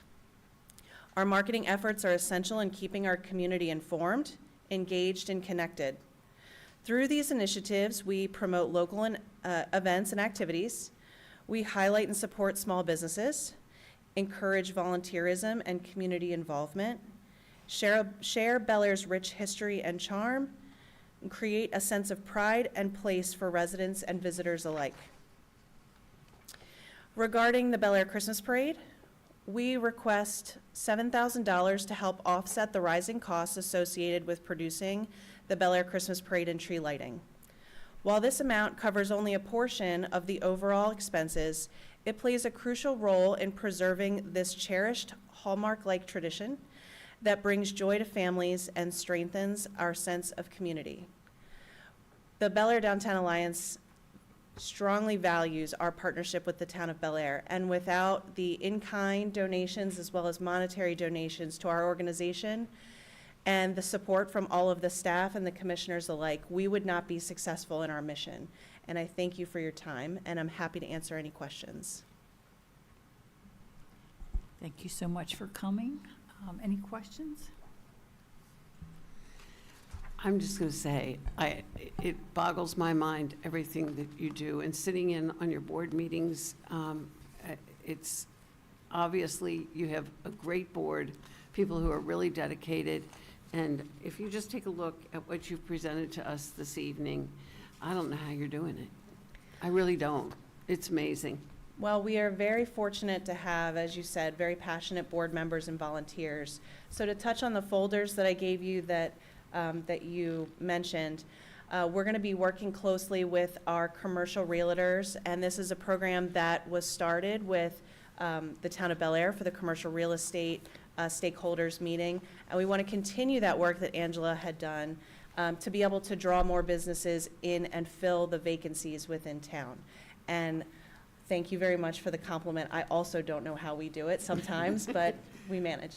And I appreciate, too, the fact that Angela and Kevin attend the meetings as well. That adds a lot to your meeting each month, and you blow my mind, honestly. It's really incredible what you're doing. Thank you. Thank you. Lisa, so I see the item for Main Street marketing. Yes. Is there another item in Yes. the budget? Yes, the Christmas parade is on pages 188 to 191. Thank you. You're welcome.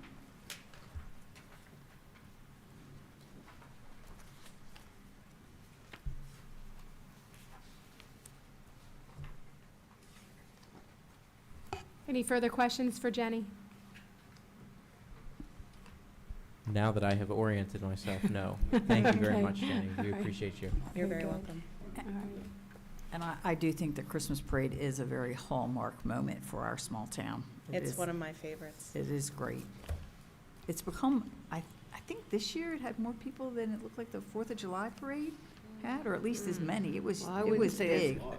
I wouldn't say more than the 4th of July, because the 4th of July starts up at the high school level, but it It was was big. packed. It So- was packed. The 2024 Christmas Parade, we saw the most community members attend, as well as the largest showing of floats and participants within the parade. So we've had to discuss as the Christmas Parade Planning Committee, where can we cap this? Because after a while, it just starts to be a very long parade and we'll lose people. But it is well-loved and we're very happy to continue it.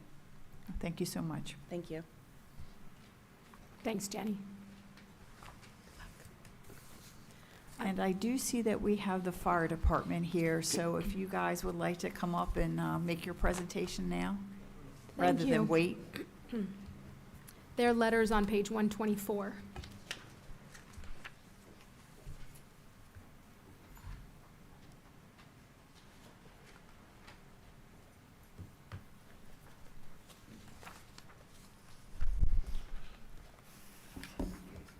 Todd, you want to hand these out? Todd, you want to hand these out?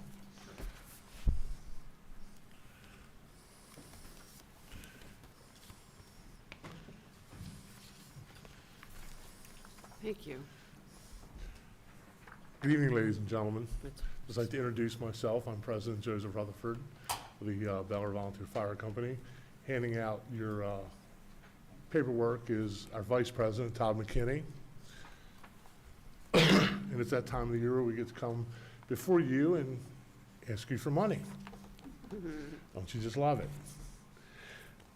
To open up, this is our 135th year. This September 13th, will be 135 years of existence of the Bel Air Volunteer Fire Company, providing fire suppression, life safety to the town of Bel Air. Some statistical quick hits. We have 210, probably over that by now. 210 last year. We ran an average 2,580 fire calls and 403 EMS calls within our first due territory that we cover. We were averaging 8.17 calls per day with an average of almost 16 members per call for every one of those calls. Our response time getting out of the firehouse, which means manning the equipment and actually wheels turning out the door, is 1.61 minutes from alert to response time. That's pretty good, considering in a lot of places that is even better than a paid department in their response times. The last 5 years, 21% of our calls have been within the town of Bel Air limits, the physical limits of within the town. And that's an average of the last 5 years. We've been as high as 22% and as low as 20%, but it averages to 21.2% of all of our calls are handled within the town.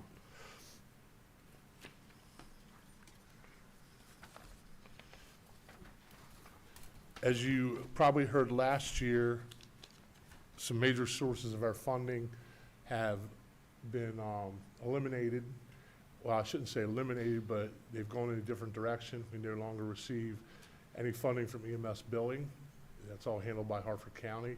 When the county transitioned to a paid EMS system, they handle all the ambulance calls. We still have a volunteer ambulance in Bel Air that we get a stipend from the county every time they actually make a transport on a patient. We had 403 of those calls last year that we handled. And the 2.6 million of income from EMS billing is now not coming to us. We've lost quite a bit of income. We do have plans. We are trying to make that income up. As you can see from the categories of our income, what we're estimated to get this year from the general fund drive, which we had, which we were estimated $650,000 this fiscal year, is actually 31,000 below where we were last year. So we do not know if that estimate is going to hold true. County fire contribution is still the same at 1.1 million. Volunteer EMS transport is at $60,000, and then the town contribution of $175,000. state special fund is called an Amos grant, and we get 51,000 for that. And it's earmarked for certain projects when we get that money.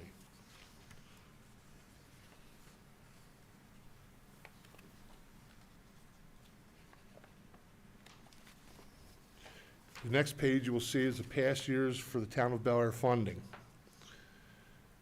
There were many years where we got nothing at all, no increases. In fact, in the last 15 years, we've had a total increase from 153 to 174, $20,000. That's an average yearly increase of, I will say, I'll round numbers, $1,400 per year is what we get. Well, what will $1,400 fund?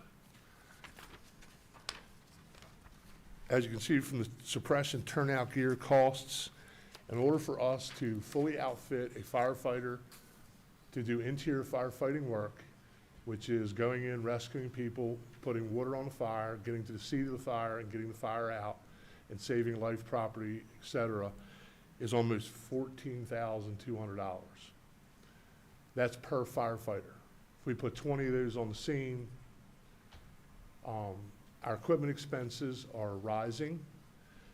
We just will be receiving a new ladder truck, which our old ladder truck is for sale, if anybody wants to buy it. Just saying. We have to, we replace our equipment in a timely manner so that it's not old and beat up and still able to respond to calls, so we replace that. Well, we're now replacing our current ladder truck, our 100-foot tower, at $2.3 million. We're getting ready, we actually sent out specs 2 weeks ago for 2 new engines, which will probably cost us, the both, once it's over, it's said and done, probably close to $5 million for that purchase. We save our money, we invest our money, but we need more money. Other municipalities comparison, you can see where Bel Air compares with Aberdeen and Havre de Grace. We're almost half of what Aberdeen gets and well below what Havre de Grace gets as a municipality from their governments.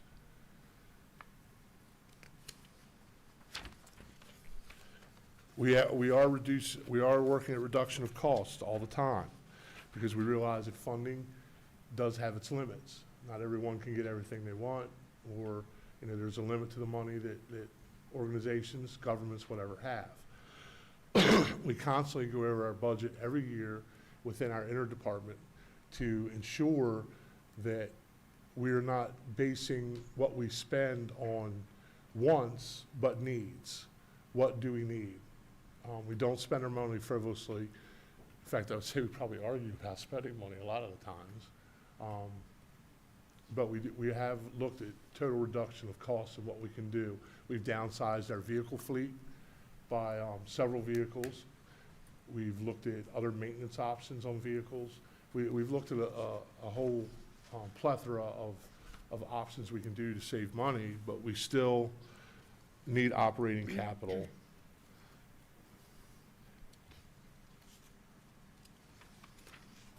And in our letter to the town, 2 years ago, we asked for an increase of $300,000 above and beyond the $164,000. We wanted to bring our contributions from town up to the other municipalities where we felt it was more fair. We asked for $300,000. Last year, we got a $10,000 increase from the town from 164 to 174, short of $50,000. If we add that 50 and the 60 for this year to what we get, which is the 174, which we got last year, we're looking at probably a total requested $285,000 this year to the fire company from the town of Bel Air.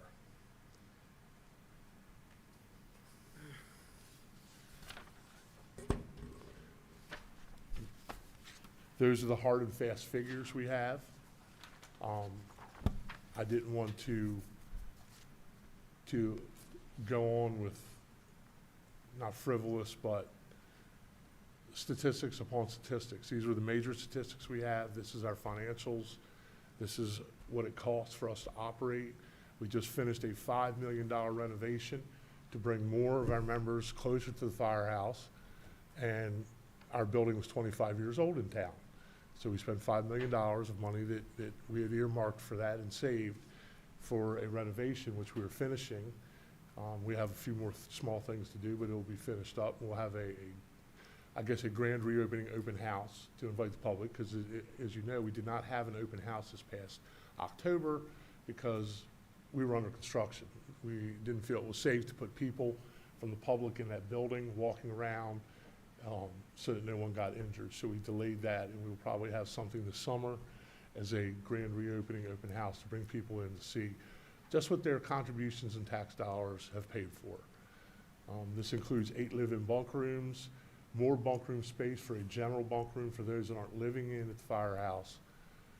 Currently, we were able to get 2 engines in a truck on the road night and day most of the time, always an engine and truck, usually 2, without a response from home from any of our members. To back up that initial response, we also have members coming from home to man the equipment further and get more equipment out. The reason we're asking for so much is, unfortunately, you guys keep building. Right across the street's a perfect example.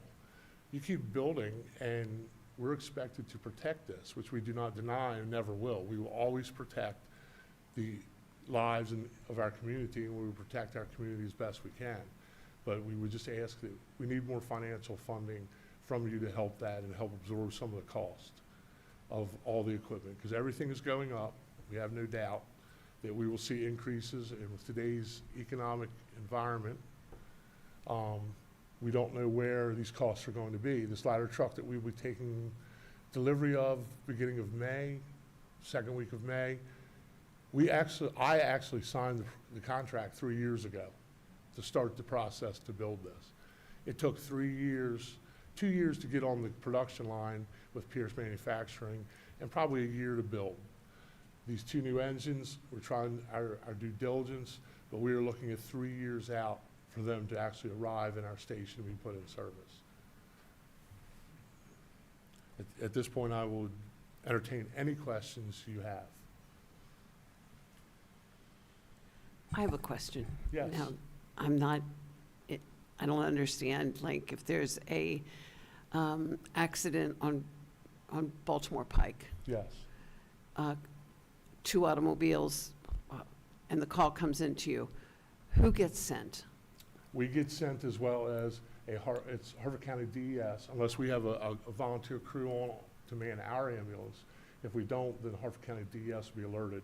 But basically, the companies that are sent are the closest to the call by our CAD, computer-aided dispatching. The CAD looks, because if we're out on call, they may dispatch another company, because we're already committed on another scene to do emergency work. And so what makes the determination if you send a fire truck out to it as well? Usually we send an engine, actually we send 2 on all of those for the specific reason of protecting our individuals. I don't know if you've seen many of the news reports where they're operating on a highway or a roadway and people just don't pay attention. Oh, yeah. And they ram into the back of a group of firefighters. The fire trucks are wrecked every day. I would rather see one of our engines wrecked, totaled, if you would, than any of our members being killed. No, I And agree. They're there for barriers and protection, which, If I may, yes. 911 receives the call. Depending on that call, there's standards in the county. A typical house fire, 4 engines. You're not being picked up. 4 engines in a truck. 4 engines and a ladder truck. Now, if there's proposed somebody's in the house or there's some type of injury, they'll add an ambulance to it.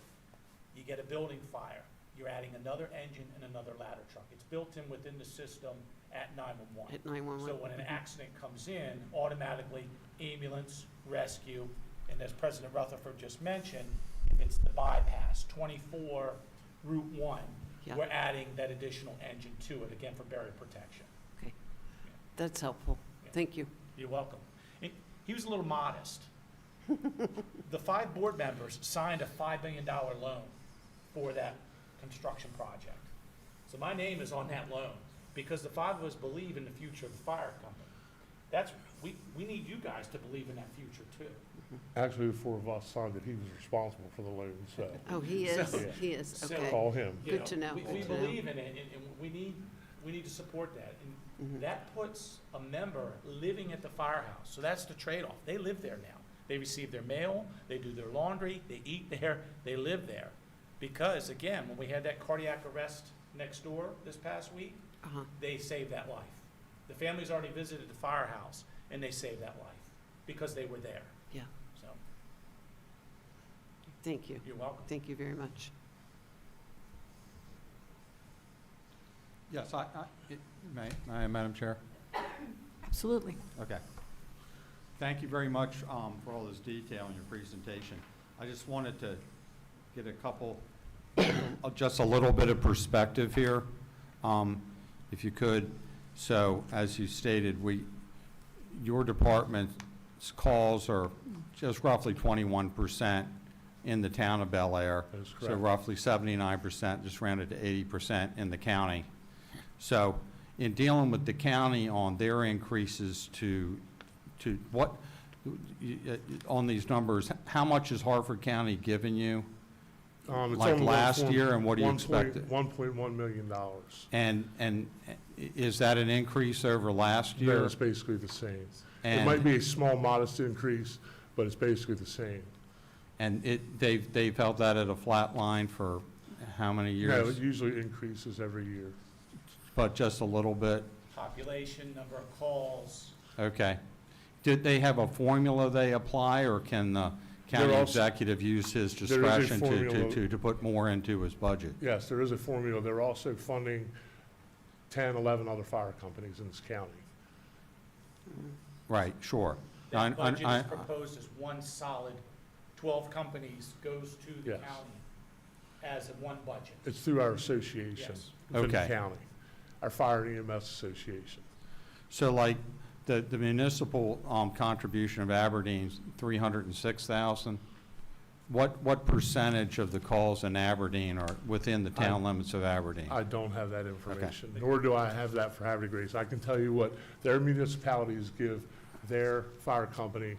They're responsible for the protection of their towns, and that is what the contribution sheet shows. To put it a little in perspective, Bel Air is the busiest company in the county. Yes. So that 21% we do in the town, it doesn't equate with that percentage in the town of Aberdeen because we're running more calls. Does that Yes. make sense? Yeah. Yeah. What we call our first due territory, which is what we are responsible for as the first company to be alerted in our territory, is probably it is the largest in Harford County, no doubt. We also, 8,500 calls last year, 8,500 calls total in our territory, if not a little bit more. I don't have the exact figure with me, but equate that to how many calls per day that we receive, and we go out the door on. Now, we might be able to cut that in half if we can get rid of some automatic alarms and some other calls, but unfortunately, we can't do that. Right. So compared to the Aberdeen Fire Department, Bel Air covers a lot more of the county in response than the Aberdeen Fire Department. Oh, yes, yes, And Havre de Grace, the same. yes. Okay. What we are covering is probably twice the size of Aberdeen and twice the size of what Havre de Grace has. And if we put Aberdeen and Havre de Grace territories together, it's still even larger. So are you given the same opportunity that, we've given you to come and make a request? Are you given that same opportunity by the county government? Yes, and our association budget committee does that presentation. As a matter of fact, I believe the association budget that was requested was just approved by the county, is from what I've been told. I have not officially seen that, but that's what I've been told. And that held the Bel Air budget to around the 1.1 Yes. area? Yes. So your association didn't Or ask a the little county bit for, above. your association didn't ask the county for more money for Bel Air? No. That's a formula that's worked out by the county as to what they will give to each of the fire companies based on population size, responses, et cetera. That's more or less set in what their contributions will be. Now, they may decide to raise that. I do not know if they did this year or not, because this budget that they just approved was requested last year. Yeah. Okay, thank you. Yep. And just last piece of FYI, we're at 174,000. If we went by the inflation rate, consumer price index, we should be getting 222,000 right now. We're 50,000 below actual inflation rates. And inflation, the contributions have never been kept up with inflation rates. Any more questions? Getting a, Go ahead. getting a sort of a broader look, we have your categories of income. Do we have a page about your expenditures broken down? No, I do not have that Okay. information. So if the town were to, let's just say that the town were to approve the full request, where would that what would you do with that money? I mean, immediately sort of in your mind as you're looking at your expenditures, where are you hurting the most? Where is it needed the most? It would go into our general operating fund, which would, some of it would actually be split off and go to something we call an ERF, which is Equipment Replacement Fund. And we have a building fund as well there that we put some money aside so that it can be invested. And we make more money, of course. But most of it would go into our general operating fund and be dispensed throughout the company to pay bills, electric bills, et cetera. Any bills, the equipment we purchase has to be purchased. A breakdown, I believe, in our audits that you guys get every year, it's broken down as to what your money is used for. Okay. I do not have that audit page with me. Sure. And maybe that's something that we can, I'll follow up with Director Moody. I know you do. I know you do. Okay, so as far as capital expenditures are concerned, equipment replacement is number one priority based on what you're telling me. Well, our number one priority is our members. Okay. Our members' safety and Sure. what we can do to bring more members in the fire company, because we can have the nicest brand-new equipment, but if there's no one to man that equipment, then it's useless. It sits idle. So our number one priority is our members. Number two is then our equipment. Well, actually, I should say our number one priority, as far as expenditures, is members, then the equipment and the facilities. Our overall priority is our community and how we can best serve the community and handle every emergency incident we're asked to handle. If I may, to put that in further perspective, each firefighter gets 2 sets of full gear. 2 helmets, 2 coats, 2 pants, 2 boots, and there's a reason for that. The number one reason for firefighter death right now is cancer. So the old days of taking your bunker gear, which is all that I listed, and keeping it beside your bed when you're sleeping at the firehouse, or keeping it on the engine, never washing it, never doing any of that, and keep wearing it, I'm continuing to aerosolize all those carcinogens into my body. That was accepted many years ago. It's not the industry standard anymore. President Rutherford has mentioned that safety for our firefighters, we give them 2 sets of gear. So when they have, on March 8th, we had a fire at Borgos that morning at 8 a.m. The firefighters were there at that fire. They came back to the firehouse, they cleaned up. Their gear is out of service. Later that afternoon, they got that second set of gear to fight a huge 3-alarm fire on Route 40 for Abingdon on a car garage. So that expense is increased again for that safety. That day, we actually had 4 fires. Those were just 2 of the 4. Yeah. The others were large-scale brush fires and stuff like that. But I think what we're getting at is we provide 2 sets of gear at almost $5,100 per set. So we're talking $10,000 for 2 sets of gear. And, when they get back, they have to clean it, wash it, and do all that. They can't use it again. They have to go to their second set before they can use the first set again. We can't wear each other's gear. Joe's a lot taller than I am. I was gonna say, you're It's not wearing custom. my It's gear. custom gear. It's measured Sure. for that member. And I think and absolutely, I don't dispute any of that.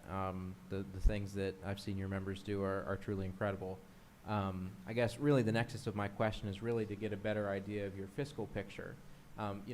Is this something that from year to year, the company is struggling to break even because you're not able to, say, ask the county for the kind of percentage increase that you're asking us? So is that where you're asking us to pick up the slack? It's not actually asking you to pick up the slack. It's asking for what we feel is a fair share contribution to our fire company for the job that we're doing. And I would say we break even. But every year we go through a budget process internally, just like you're doing with all the town, the town budget. We go through and we cut things, and we tell people no all the time, and we have to, because we know what our bottom line expenditures are going into that meeting and what our operating costs are, and we have to present a budget because we will not go in the red. It's got to be balanced, so we're gonna cut Absolutely. until it's balanced. So maybe to refine the question I asked earlier, what are examples of the things that you would not cut? You know, what's sort of the first in the door if you're, Turnout gear okay, is one. We're currently doing a cancer initiative program. We just did, we just did testing for all of our members, their choice to be tested for cancer. We want to get ahead of that curve for them.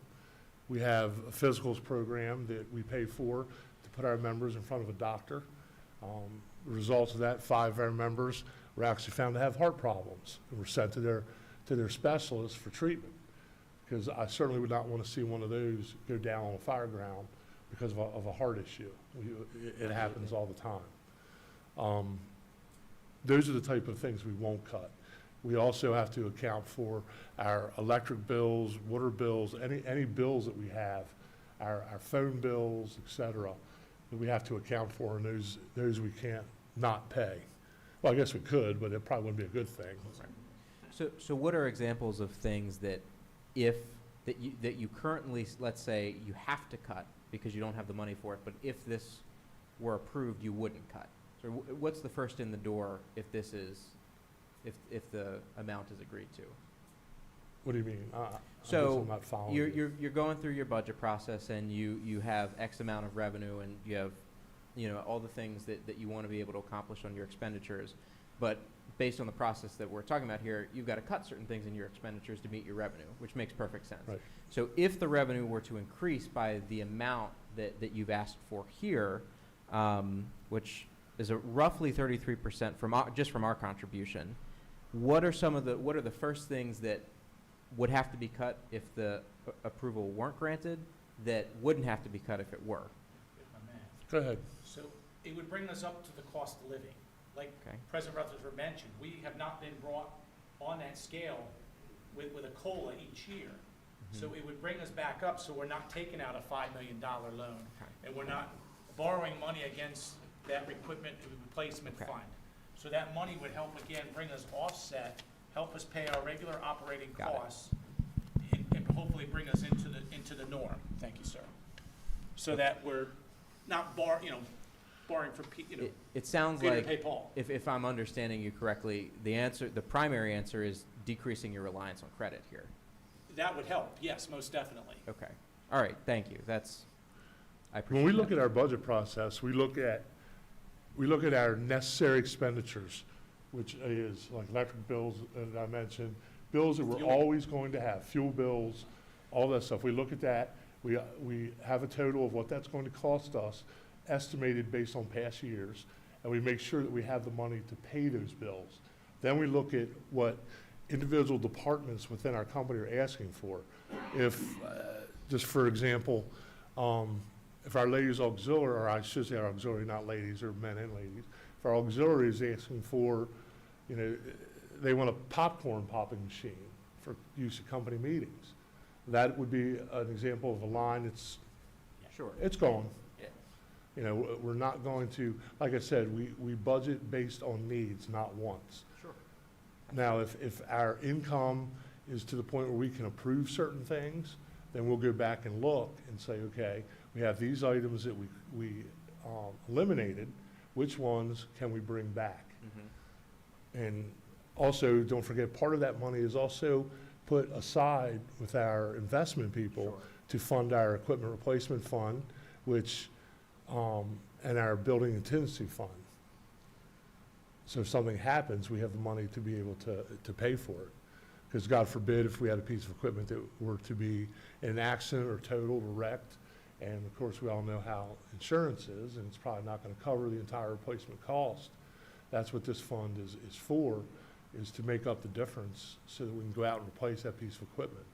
Because we can't afford to be down equipment. I mean, we're at our bare bones now, We're looking at getting rid of a few more pieces by consolidations of tasks and assignments, but I don't think you want me to get into the nuts and bolts of that here. We haven't even discussed maintenance, vehicle maintenance. Vehicle maintenance is That'll also happen. very high. Yeah. Especially with the number of vehicles we have. Now, granted, we have warranties, like the new ladder truck coming in, we'll have a warranty, but warranties tend to wear out. Unless you get a call from the guy on the phone, wants to do your extended vehicle warranty. I haven't started getting them yet from him, but I'm sure they're coming. Warranties will cover a lot of the cost, but they won't cover everything, and they certainly won't cover years out. We keep a ladder truck for 10 to 15 years before we deem it as we need to replace it because of wear and tear. These aren't your everyday vehicles you drive down the street with. These are hard-used, put through their paces vehicles every day, every time they roll out that door, and we have to account for that. And we have a lot of maintenance costs. Thank you. Thank you. I did notice, and I think this came up last year, that the mailing lists are developed based on parcels, so the businesses haven't been approached. Have you approached any of the businesses, the owners? We're trying to get a list of the businesses. I do not believe that President Wynn was having very much luck getting those business names in that list, but we are still attempting to get their business names and list so that we can actually do a mailing to the business.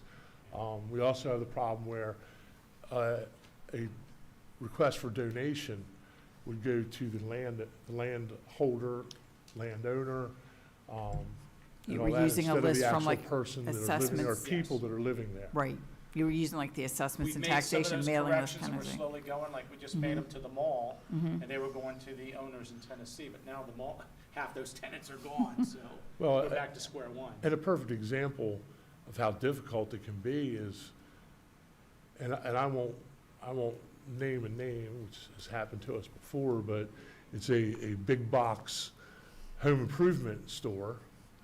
And we've been told time and again, their corporate headquarters, they will not donate a significant amount of money for the protection of their facility in this town, either to the fire company or the police department, for that matter. They have a certain amount that their corporate will allow them to do. So when you get a donation of $500 for a big box home improvement store that is worth millions, including their inventory in that store, there is a problem. And we're trying to address that. But we're also trying to come up with other means to generate income. And in fact, including in looking at starting to do like we used to do for EMS calls, which we're going to do for fire calls. We're looking at actually submitting insurance claims when someone calls for a fire. Because all the insurance companies we found, they're more than willing to pay. It's part of everyone's policy and rider.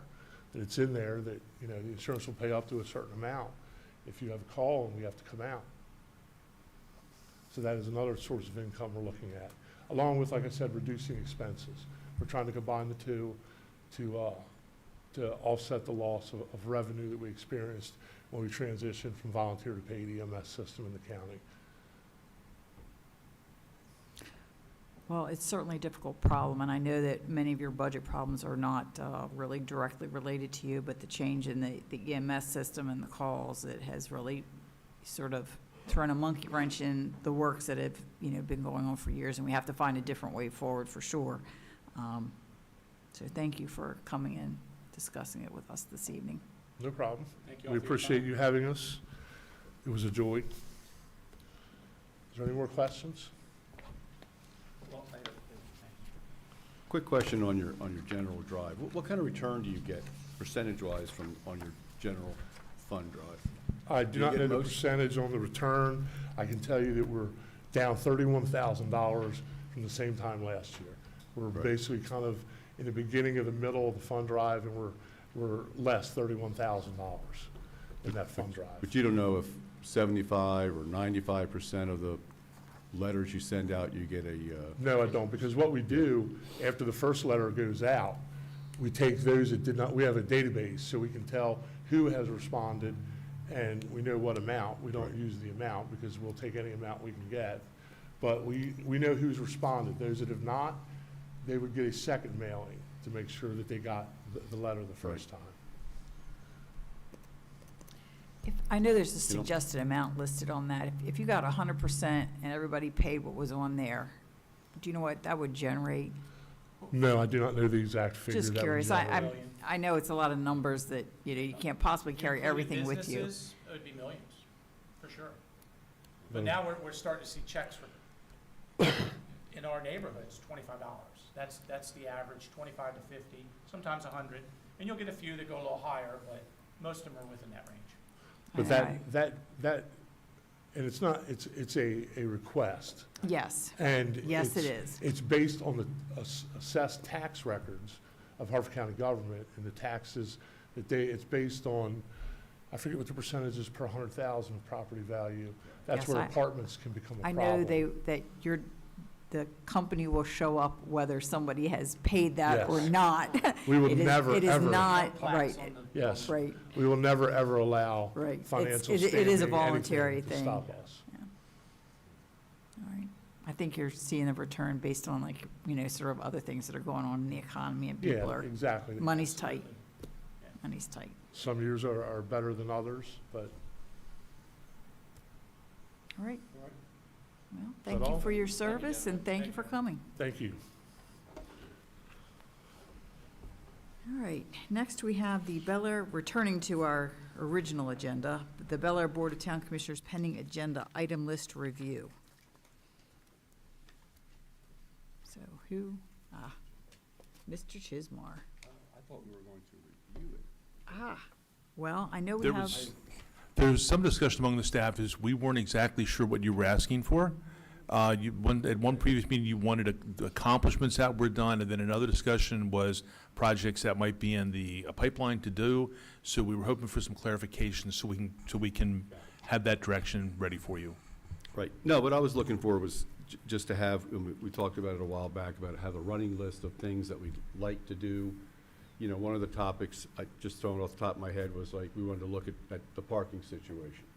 Do we want to, do we want to sell off parking lots or something like that? You know, We do have that list. I have a list of 8 things, many of which you have accomplished in the last 6 or 7 months. But I wasn't sure if that was your list or if you were looking for something different, so. I think that was the list, and because I wanted to put it before everybody and have everybody contribute to it, all the commissioners, and then we try to get a little prioritization and say, okay, here's where we want to focus on the next. So we're up, month or then, 6 months or- if that's your direction, we're actually on to the next list. So the priority list that you all gave me, we are too shy of being done. One of those involves parking, one involves short-term rentals. Short-term rentals will be on the the April 29th agenda, and then parking will follow shortly after that. And then I will need a new list of priorities for the next several months from you all. That list off the top of my head, it's in my journal, but we talked about mixed use and fair housing, which you've addressed. Cannabis, certainly waiting for the next iteration of what Maryland is going to do with the cannabis bill, so then Kevin can figure out where we need to go. We talked about the traffic studies tonight. So at short-term rentals and parking will be the next 2 to discuss, and short-term rentals is August 29th. Jesus, April 29th. Why am I hung up in August? Don't let the summer be over already. Yeah, I'm ahead of myself. But those are next, so I can certainly email all the commissioners and ask for what the next round of priorities they would like to look at, and then we can identify them if you want, however you want me to proceed. That's what I wanted to clear up with you today, so I know which way to go. Yeah. No, I was just thinking so we had those 2 on the list, and then if anybody else has other things that they want to put on, and I'd like to have a discussion about, and then prioritize them. Sure. Within the group, how do you feel about, move item 3 up to item 2, up to item 1, or, just so we can have a list like that. So does that sound good with the rest of the commissioners? yes, because I can think of several things that we probably need to look at, and 2 of them are the cannabis and the governor's housing bill from last session. I'm not sure that bill failed this session. Correct. The governor's housing Okay. bill this year did not pass. So we don't have to look at that one, but any bills that have come to the legislature this session that affect anything that the town is doing, we should be taking a look at now. Cannabis is, they might have done something this session, but I don't recall anything. There wasn't any I major didn't think movement on so. cannabis, no. I think the last cannabis issue was last time, and I think basically they said, treat it like alcohol. So we just need to take a look at that, compare it to our code, and make sure that they mesh. Okay. We can put some ideas together, and if you all can Okay. email me your thoughts, then we can put them on the list and Yeah. put them before you for, Yeah, I mean, my thing is, I'm sure Paula and others have a lot more ideas on what they want to, put out there. I mean, I can give you my answer right now, it's just to deal with the short-term rentals, and that's the only thing I've got on my agenda right now. So, Okay. That's all. if that could be if that might suffice as my answer to, I think Noted. everyone I'll knows check what you I'm off. interested in looking at. Thank you. Right.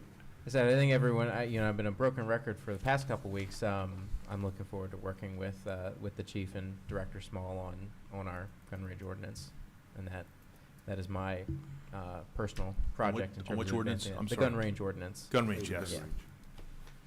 That's the thing that, in my personal capacity as a commissioner, I'd like to focus on pushing forward in the next couple weeks.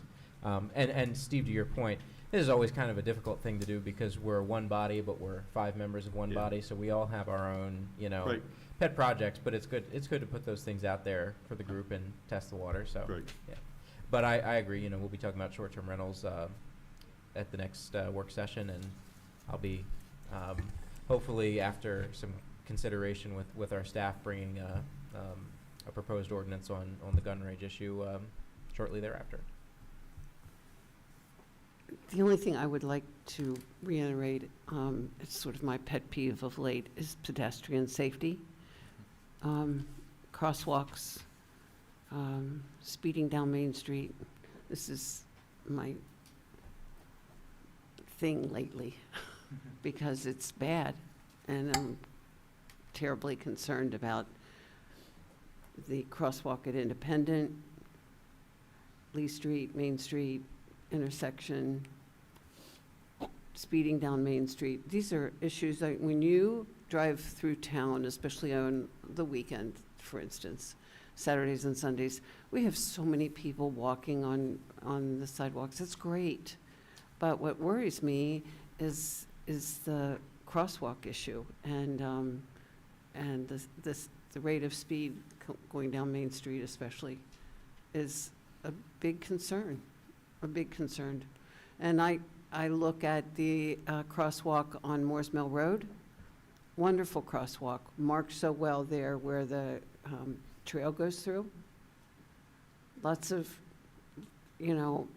awareness of that area, but that we don't get that at Independent, that area at all. That's an accident waiting to happen, a very serious accident waiting to happen. So I really wish we would look at that, the whole idea of pedestrian safety.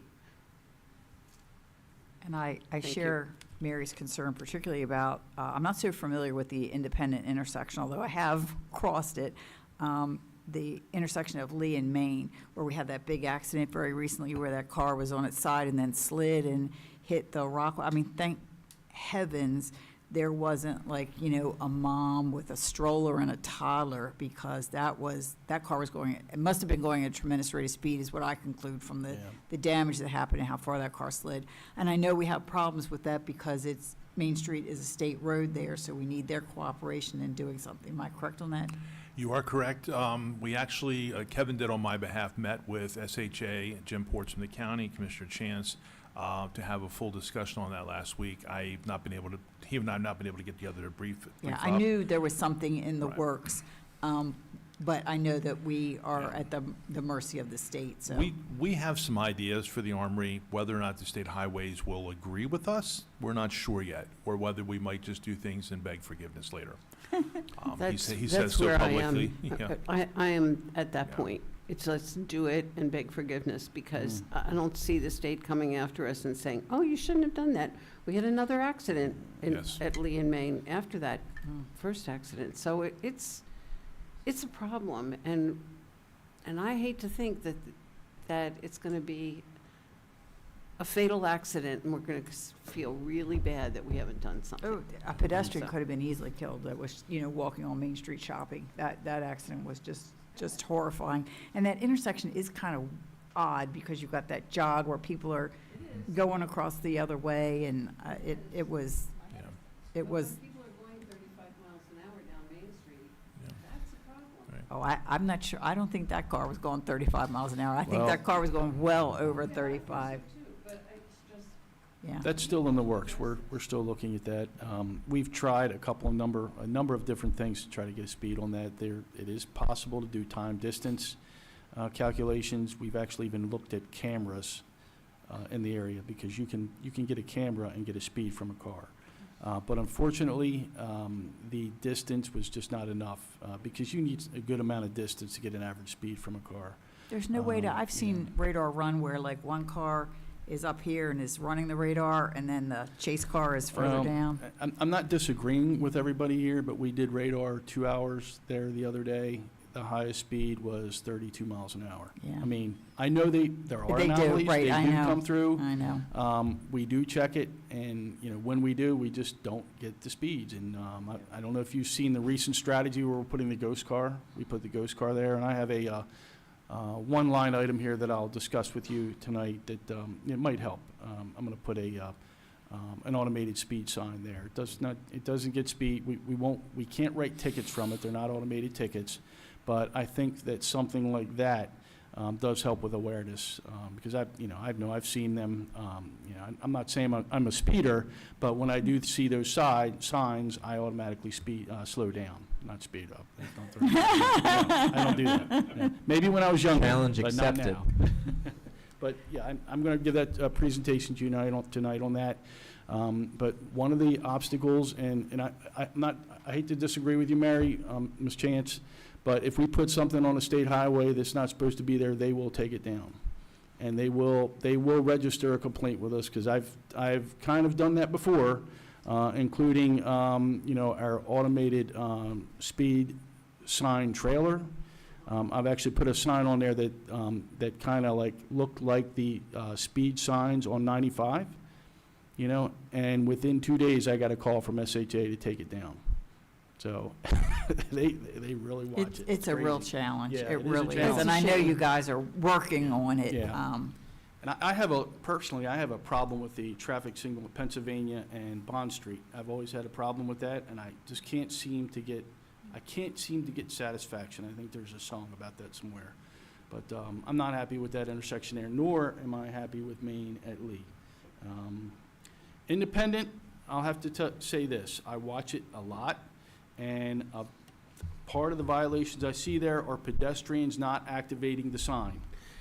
I agree with that, Yeah. and I think we could improve Mhm. ourselves with better signage at Yeah. that spot. Mhm. I actually stopped one day after watching people cross right in front of me, hadn't hit the button, I pulled over because there wasn't anybody behind me because I didn't want to get rear-ended, but, Mhm. and rolled my window down and said, "Did you guys see the button for, do you push it? What button?" So I think Yeah. that we could do something about that ourselves. Yes, and we are planning a public service announcement here soon. We've taken a little bit of a hit. We lost I lost my maestro in the social media world. I can do it, Eddie can do it, but we've got a lot of things going on. We put Mhm. together another team, and we'll be doing some public service announcements soon, just like we always do around the season when we start to have more Yeah. pedestrians out there. It's very important to do that. Plus, it's mandated by Maryland Highway Safety Office, because we get grant money. They want to see our Mhm. advertisements out there. There's a little packet that they electronically send to us that we get out. Very boring stuff, but we try to juice it up here and there. Yeah. I Yeah, just, I hope that answered some of your questions. does, And it does. I I just- truly worry about it too. I really do. And we're getting more and more people in the town. mhm. Thank you, Chief. Thank you. All right. Next, staff comments. Nope. All right. I'm ready for my I budget. only have two. if they All right. know. One is a failure to mention something earlier. This morning, Commissioner Taylor, myself, and staff met with the new president of American Maryland Water. Wonderful individual, pretty much follows the same beliefs that Barry Suits, her predecessor, did, and that she believes in full municipality cooperation and partnership. And she's also a Maryland person. So she's from Catonsville, so she's generally familiar with the area, and I thought it was a real pleasant conversation, real productive, so That's looking great. forward to that. And then with regard to Rockfield, just to save me an email, you all, if you decide on Donna's earlier presentation, if you decide there's a sponsorship level that you want to participate in, if you do want to participate, Lisa and I just need to know that, because that request was never budgeted for, and if that's something that you want to do and support, she and I'll need to find where that money will come from. So you can email me. We don't have to talk about it tonight, but you can email me your thoughts. Sure. And if I don't hear from you in a couple days, I'll follow back up with you. All right. Thank you. Any more? The sun is now going to be directly in my eyes. Any more comments, questions? No? All right. In that case, commissioners' comments.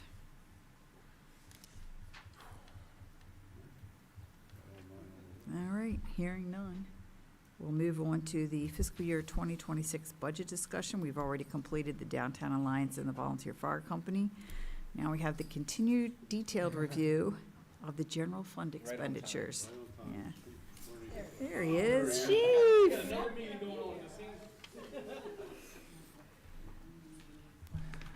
Thanks, everyone. It's truly an honor to be before you here today. Ready for my budget? Is that right?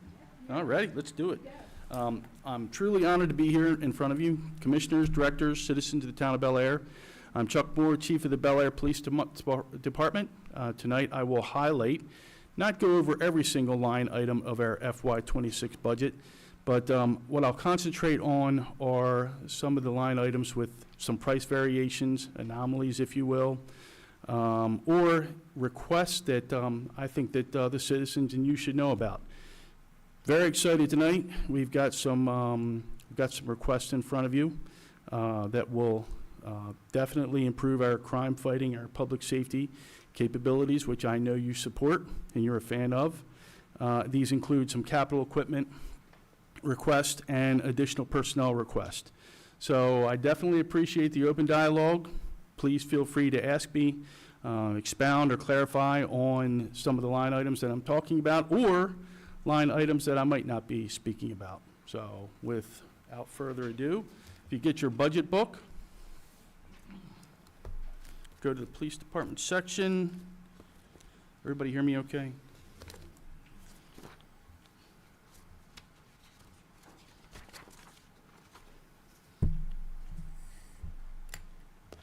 Start on page 137.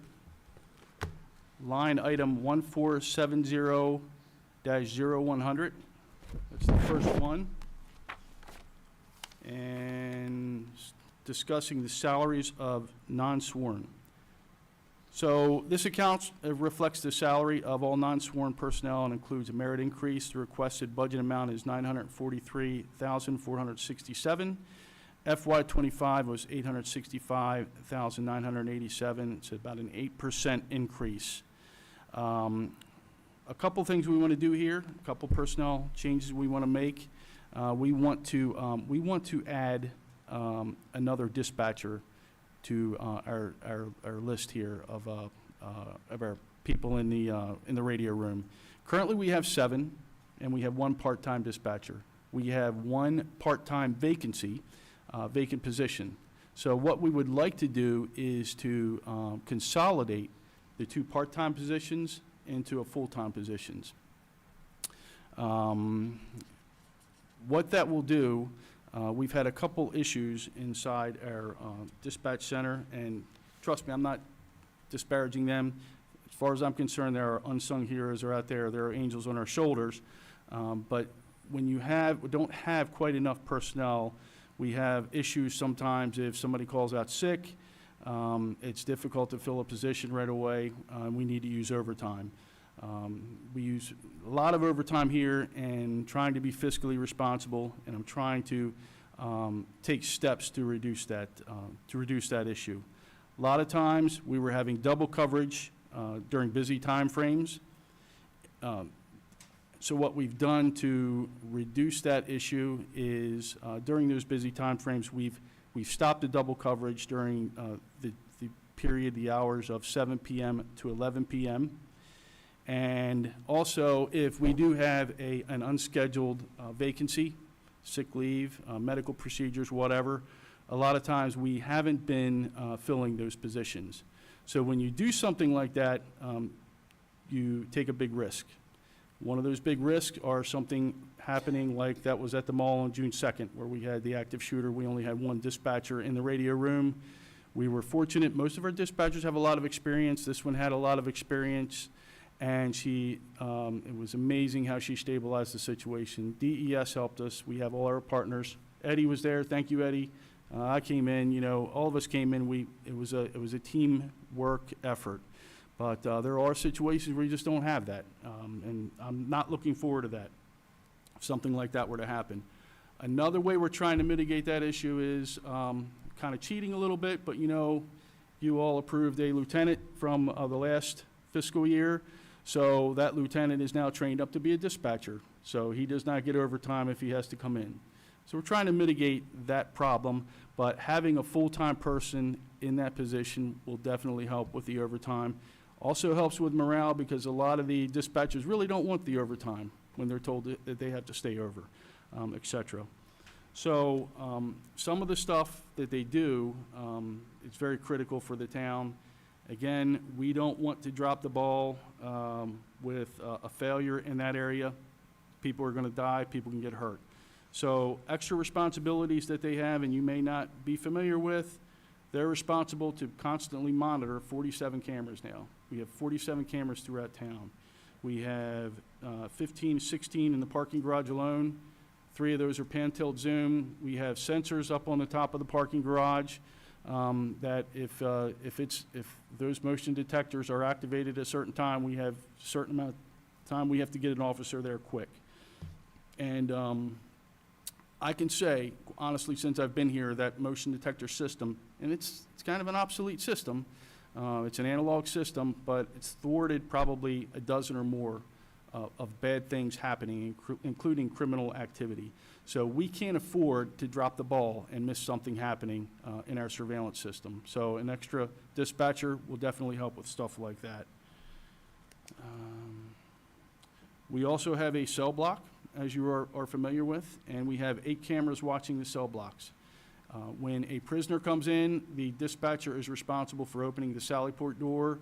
They're responsible for opening the cell doors. And then they're responsible for keeping an eye on our prisoners. And I hate to say it, but it's not uncommon to have all of our cells filled anymore. As you just saw, Madam Mayor, with one of the Facebook posts, we had 3 arrests during that particular incident. It's not uncommon. So we have to keep a close eye on there and on those things. The Public Safety, Police Accountability Act of 2021 has thrown a lot of challenges our way, including a lot of scrutiny if something were to happen with an on-duty, with the death of one of our prisoners. We would be heavily scrutinized. It would be a lot. So we really have to keep an eye on those cell doors. So again, I'd like to consolidate that part-time position, convert the extra part-time position that's vacant, make it a full-time position. We have a very enthusiastic, passionate young lady who wants to take that spot. She's doing a great job, and it will help us out a lot. Any questions on that one? Making it easy. The next personnel additional request that we're asking for is a part-time records info coordinator. So currently, our part-time records information coordinator salary is funded through the Police Accountability and Transparency Act grant. We refer to that commonly as a PAC grant. Through the Governor's Office of Crime Prevention and Policy, we refer to them as GOCAP a lot of times, and I think you all know that. We get about $12,900 to about $20,000 from the last 2 fiscal years for this position. And basically what that position is about, again, because of the extra unfunded mandates thrown to us by the Annapolis legislature down in Annapolis, they require us to have body cameras. Now, when you have a body-worn camera system, and I think a lot of jurisdictions are making this mistake, they're not auditing them. So the officers know that a lot of the things that they do aren't being observed and they aren't being uncovered. So what this person, this part-time person's job is auditing. And when I say auditing, it's actually absolutely, it's probably one of the most boring jobs in the world. and you know, to have that person sitting there doing that, because some of this footage is hours long, and they have to go through all of it. So that position, again, we've received funding for the last 2 years through GoCap. The first year through the PACT grant, we received funding for the entire part-time salary. Last year, we put in for that salary. It was denied. That's a priority, as far as I'm concerned, as far as Lisa's concerned, to have that position filled. So what we do is called a grant adjustment notice again. And some of the money that they did approve for other things, we moved it to again fund that position. So I'm not sure that we're going to get the money for that position again, but I think it's imperative that we do have that person in there. Now, something else I want that person to do is to supplement the full-time records. What are we calling that again, that position? It's a different, records info coordinator. We used to call it the records clerk. Records info coordinator. We have a full-time records info coordinator that's responsible for a lot. As an example, there's something called NIBRS, which is the National Incident Based Reporting System. So basically, what that is, and I think you've heard me talking about the UCR system before. It's a way for the feds to measure the crime in a community.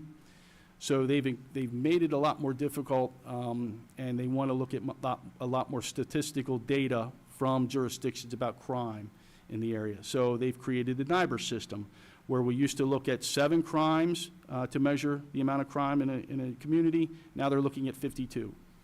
And there's a very intense auditing system involved in that. We had to be 4% accurate with the Maryland State Police, who's monitoring the system for the FBI. So it's created a huge workload. And not only that, but Public Information Act request. Again, since 2021, we receive an enormous number of Public Information Act requests in our police department now. For instance, 2023, we had 797. 2024, we had 828. And if you're familiar with the Public Information Act, it's late night reading, and I wouldn't even be able to pay attention then. I forced myself to understand it. Paula, she understands it. Liz understands it. It's a lot of work. It's a heavy load. So we have to. This was the other Paula, who works Yes, for the ma'am. police Paula, department. yes, Paula Flint, the one that gets your I emails and sometimes you get get her those email. emails, and I have flashbacks. That was my least favorite thing to do when I worked for the county, was the Public Yes, ma'am. Information Act requests and the redaction that you have to do. Yes. And it's like 1,000 decisions a page. Yep, it really is. And the time constraints that you have.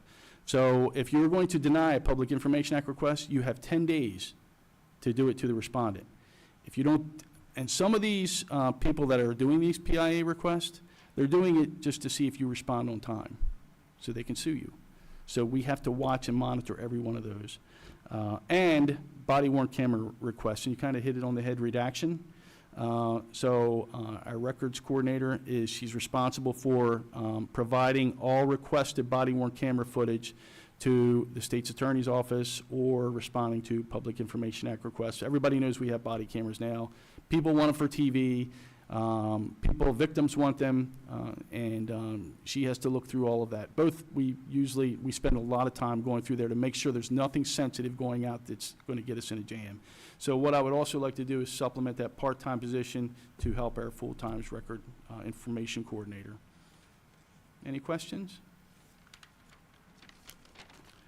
The last one in that line item, we continue to support the lead executive officer, and lead stands for Law Enforcement Assisted Diversion position, and the salary. Grant funding opportunities, we continue to use that to fund most of that position. The current grant funding is through the Comprehensive Opioid Use Site-Based Program. We just call it COAP.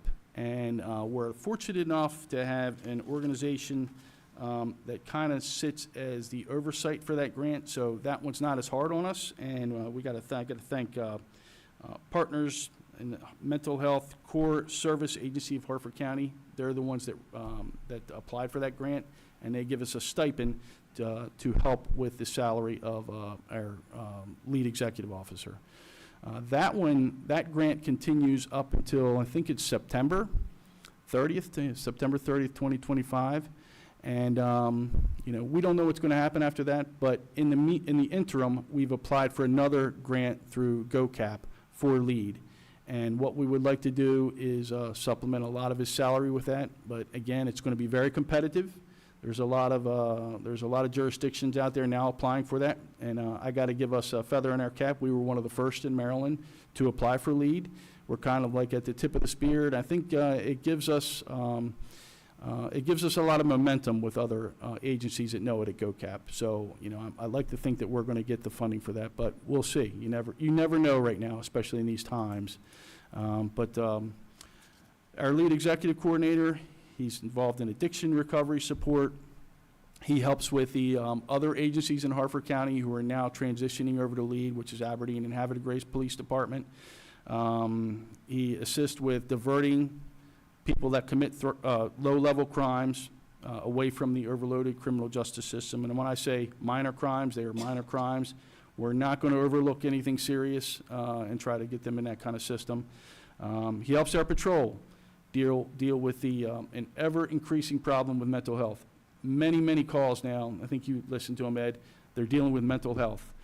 And then what it does, it frees up our patrol. They assign that call for service to Chip, our lead executive officer, and they can go about doing the regular policing, and he takes care of that kind of stuff.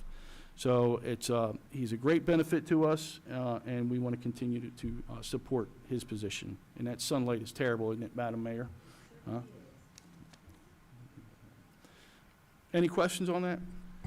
Yeah, Chief, on the Yes, sir. on the grant for the lead executive officer, is that money included in our revenues? The grant is assumed?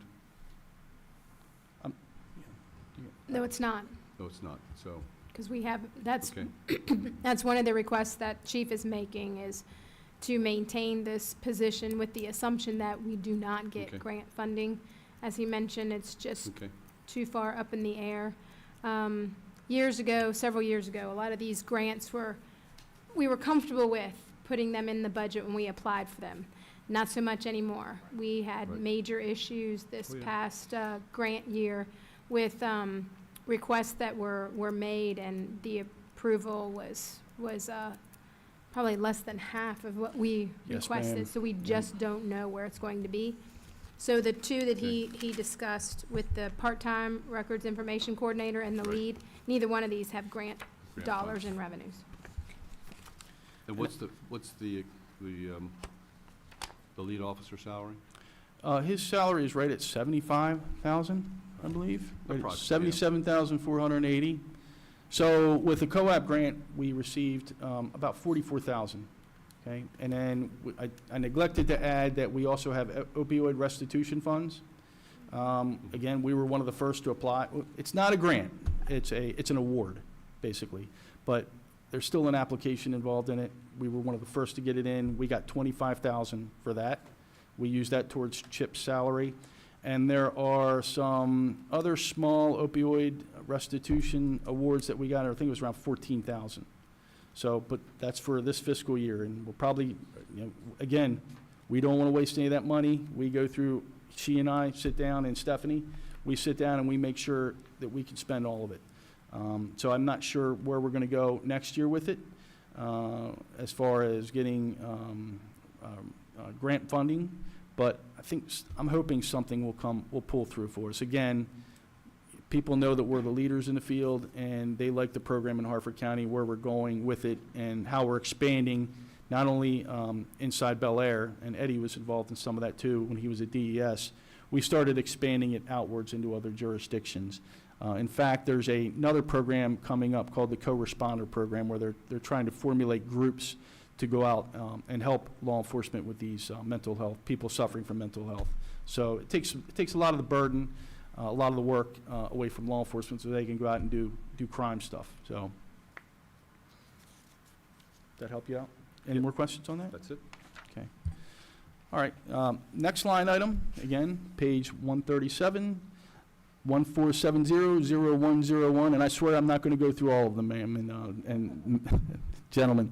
So This one is the salaries of sworn personnel.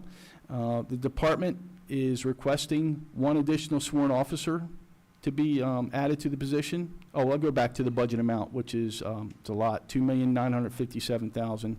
And last year, we requested $2,885,580, a plus 2.5% increase. But we are going to be requesting one additional officer to bring our complement up to 33. And that can be either for a lateral position or a new officer. We'd rather it be a lateral position. We continue to remain slightly behind other Harford County municipal agencies, Aberdeen and Havre de Grace. Aberdeen, I think my number's wrong there for Havre de Grace actually, but Aberdeen has 41 sworn positions, and I think Aberdeen has about 35 sworn positions.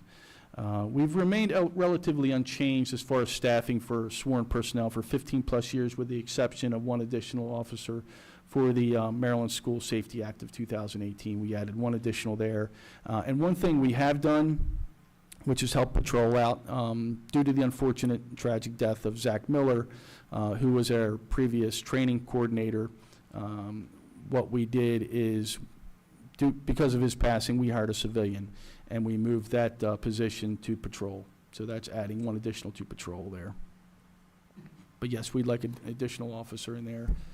Some of the criminal activity and that I'd like to discuss, and we all know that we're having an increase in retail theft, and we're a firm believer in something called DDAX, which is data-driven approaches to crime and traffic safety, which means that, and you've heard some of the residents talk. They're like, why are all the officers around, Marketplace Drive? Why are they over near the retail areas of the town? And that's because of DDAX. We keep them near where the crashes are happening, a majority of the crashes, and where the crime is happening, and we're making a pretty big impact on the crime.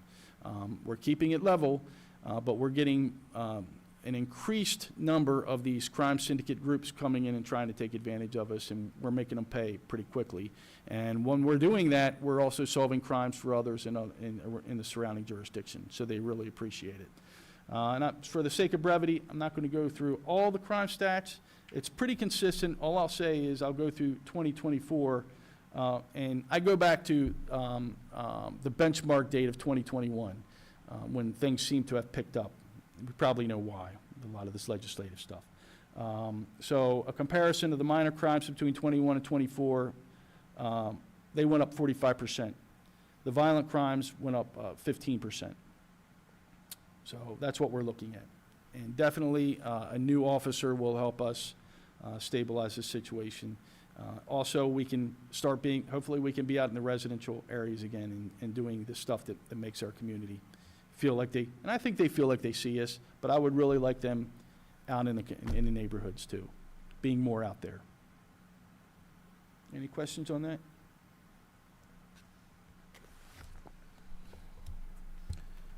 Overtime pay. I'm going to touch on that simply because we use a lot of it. And it hurts me, breaks my heart that when I see it, we scrutinize it. We just don't let things go through. We reject some overtime when we see it, and it doesn't happen much, but we look at all the overtime that's spent. Overtime pay is just below it, 0105 on the same page. We're budgeted this year $258,000. Last year we were budgeted for $250,889. I think we went over that, Lisa, if I'm not mistaken. Yes. Yeah. But you had vacancies to make up for it. Yes, ma'am. So overtime. Actually, we're on track this year, this fiscal year, to spend less than last fiscal year because we're starting to scrutinize it a lot more. Part of the reason, challenges we face there is, we have patrol coverage minimums. We want 3 minimum officers on a shift. Sometimes that's difficult to do with somebody calling out sick leave at the last minute, and things happen. Also transitioning to the new firearm, the Glock 45, that's taking a toll because when you transition a group, another group has to come in and work overtime to take up the slack there. That's hurt us. Dispatch coverage, I kind of went over that. Try to have 2 dispatchers covering a shift. Sometimes we can't do it. Events like the Harford Mall shooting, homicide that we had, That takes a lot of overtime. We got to make sure we do the investigation right. We got to have people there to stabilize the events. And currently, we have 4 officer vacancies that we've lost over the past year. I have to say, we do not have much of a problem filling those vacancies, but it takes about a year for an officer to get trained and on the street. So right now, I kind of alluded to it earlier, we have an officer that just graduated Carroll County Sheriff's Office Academy, and it takes about 35, 40 days for him to be field trained after graduation of the academy. So that's one vacancy that we're waiting to fill. We have 2 more officers that we've hired, and they're waiting for the Harford County Sheriff's Office Academy at the end of this month. So, that creates a lot of expenses. You gotta equip, you gotta outfit those guys and everything else, which I'll, talk about a little bit. So, we're on our way to filling our vacancies, but if this new officer is approved, we'll have a vacancy that we'll fill next fiscal year, and then we have, 1 other vacancy that we have a pin for that will be filled next fiscal year. So we're on our way. Again, other So, Chief, issues? Yes, sir, I'm sorry. For next fiscal year, we're gonna add an officer. Yes, sir. Just one officer we're adding. We're adding 1 officer, And yes, we sir. have 4 vacancies, but I think we have 3 filled. Yes, Okay. and then the other officer that we have a pin for will put them through an academy the next cycle. Right. We haven't hired them yet. So we're actually down 1 officer that we haven't hired. Right. And then an additional one if you approve this next one. So we'll have 2. That makes sense? Yeah, makes sense. Yeah. And then with the dispatchers, my concern was that Uh-huh. we're adding the people to help with the overtime, but our overtime budget's about the same. Yes. You know what I mean? So I just wanted to. No, I just want to, excuse me, clarify that. So to date, when I ran these on April the 4th, $312,000 had been spent in overtime. The budget was $251,000. So we're well over budget. Oh. As it's been pretty much every year that I Yeah. can remember, because of the issues that Yeah. the chief Right. has mentioned. But that's So- with 4 with being down 4 officers. We're spending a lot of overtime because we're down 4 officers. Not only that, I mean, dispatch is that- overtime. And the It's- dispatch overtime. Yeah, right, dispatch 'cause you have- overtime. You're short 1 dispatch.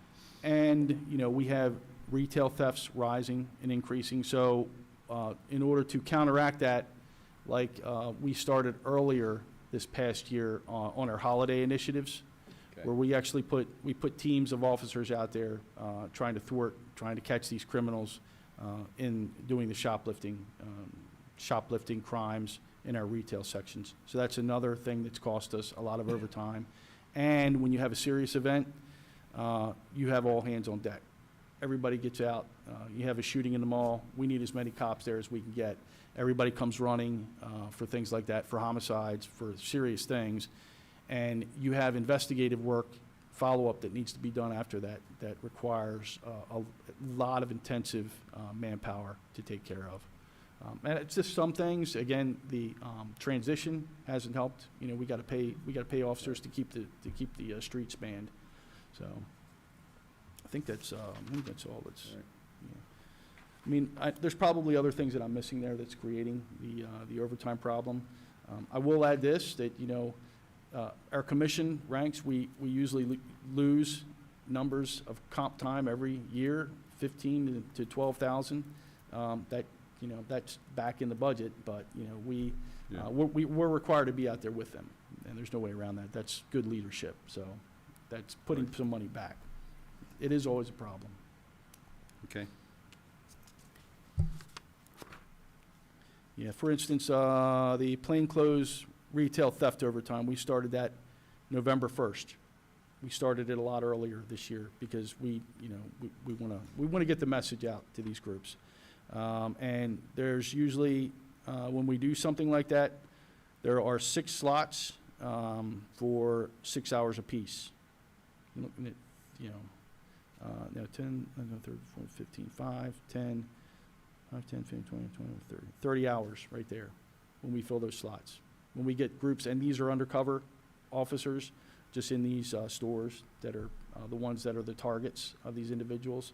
So we had 1, 2, 3.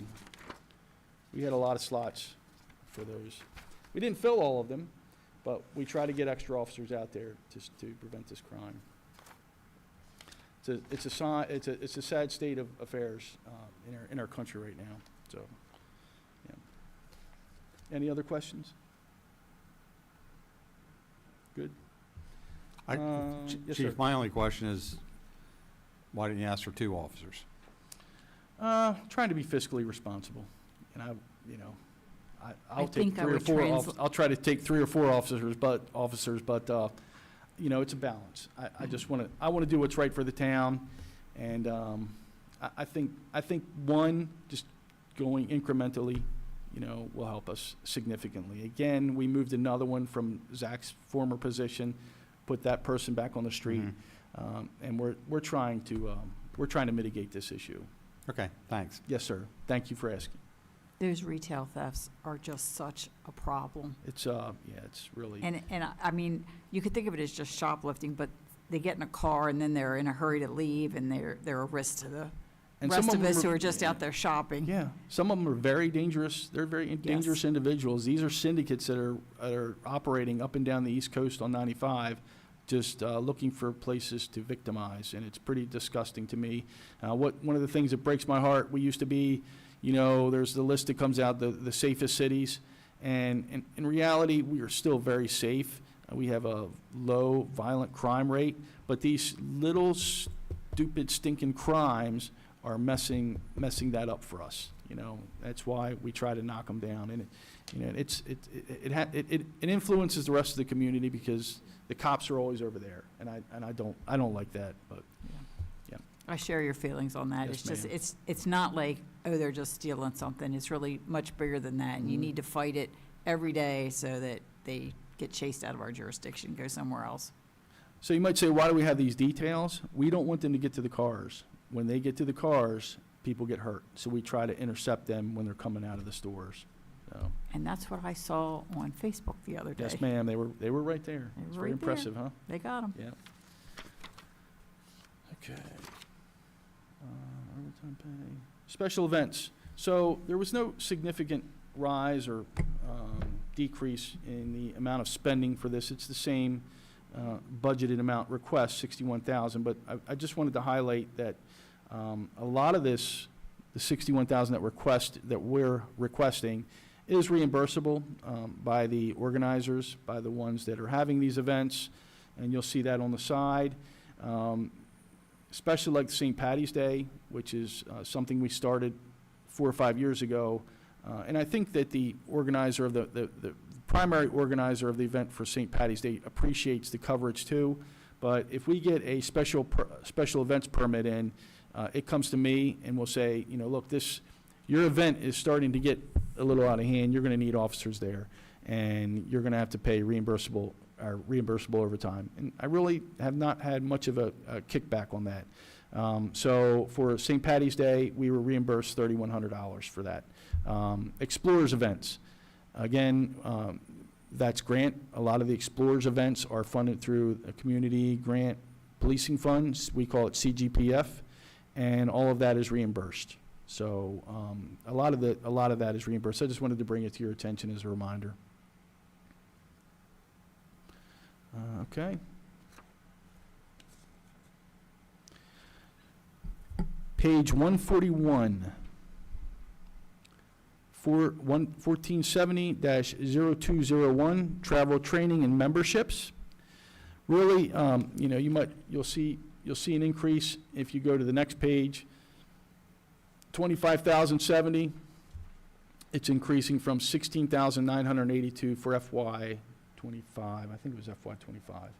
So the reason for that, primary reason for that, again, we need 2 officers for next fiscal year, and a basic officer academy course. They're not, they're getting more expensive, understandably, is $8,000. So that's our main reason for the increase there.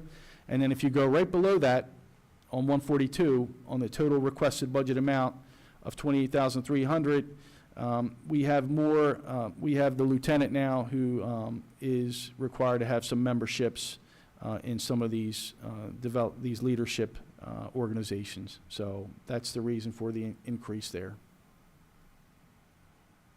Any questions?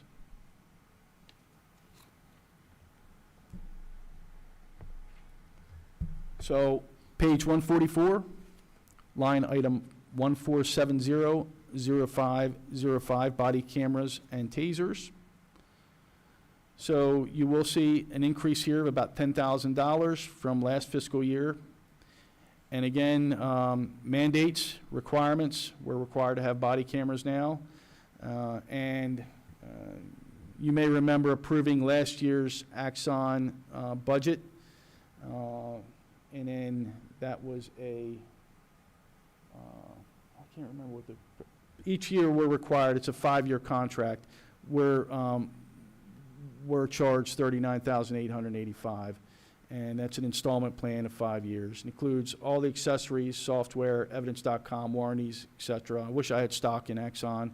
But because of the additional 2 officers, we had to get 2 new body cameras, which added a $3,000 cost to that 5-year installment plan, monthly installment, yearly installment plan price. And additionally, we have conducted energy devices through the same company that has the body cameras, Axon. And every 3 years, Axon requires officers that carry and wear the conducted energy devices or tasers to go through scenario-based training. And in order to do that, the instructor has to be shot with the tasers. So this suit will enable that instructor to be shot with the taser prongs, and they'll survive, you know. So during the scenario-based trainings, 2 live cartridges are fired. One of the great things about the Taser 7 is that our old tasers only allowed you to shoot 1 taser. This one you could shoot 2. So that suit alone is $5,580, which increased the budgeted amount to $48,465. Any questions on that? No? Next line item, same page. Page 144, firearm supplies, 0506.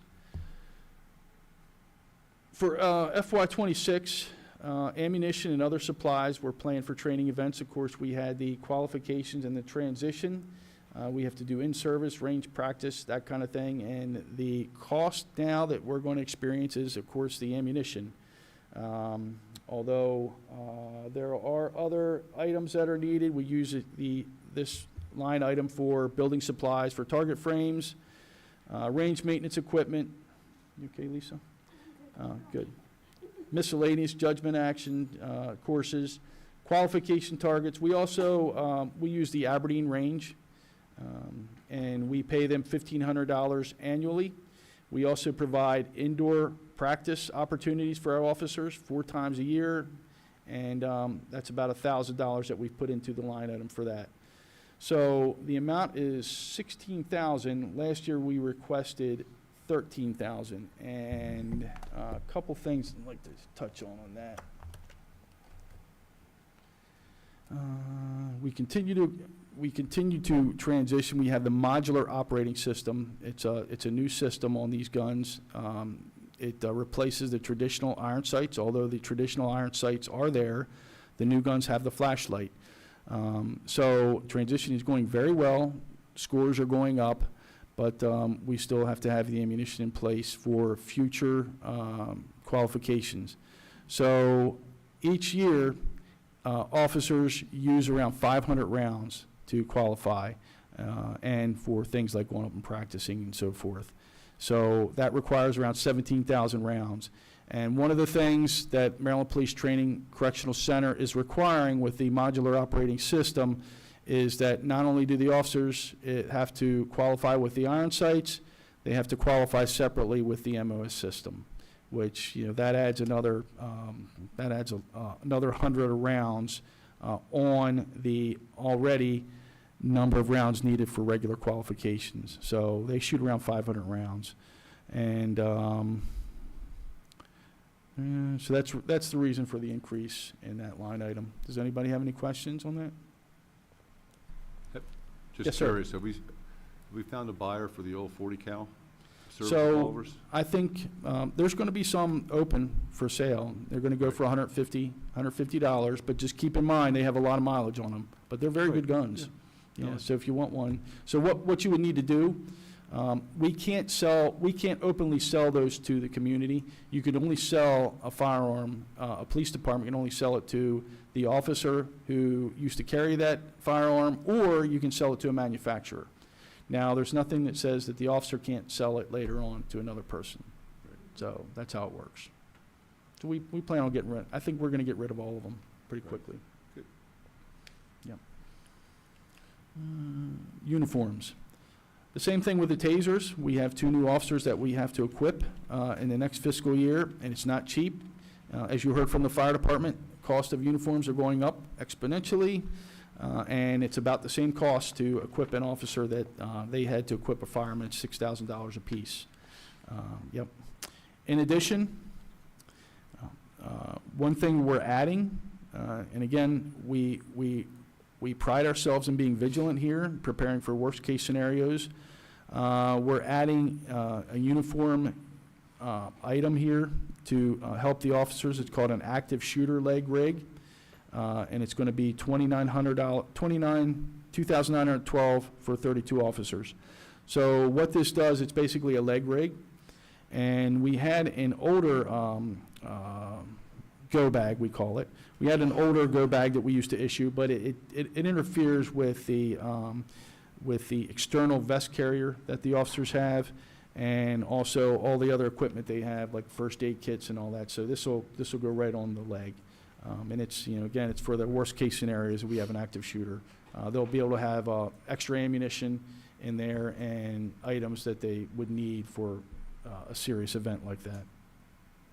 So that line item went to $45,300 from $39,900, $5,400 increase. Any questions?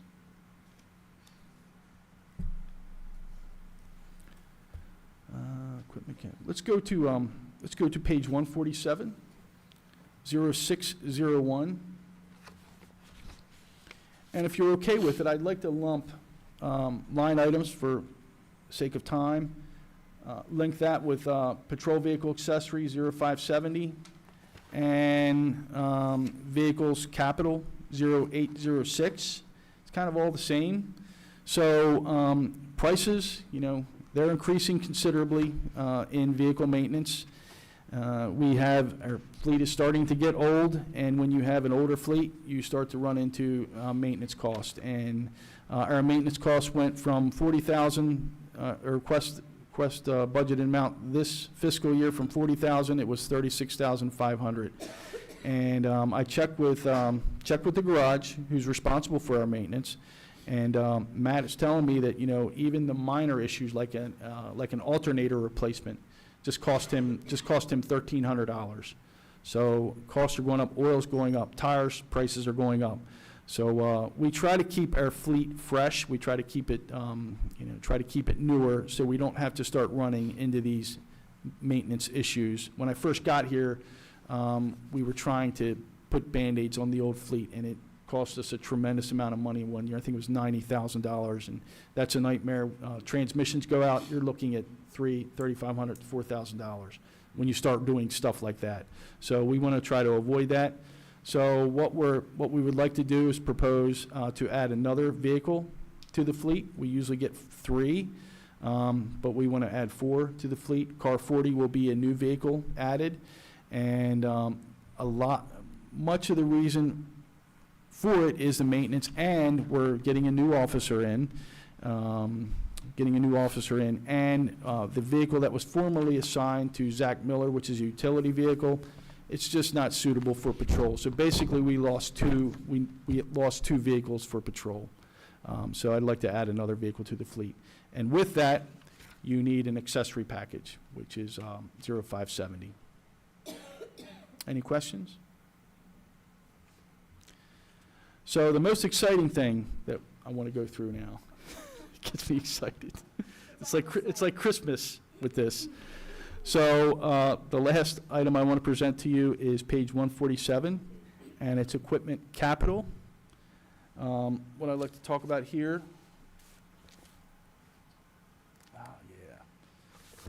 And Eddie's been a huge help with this all the way through.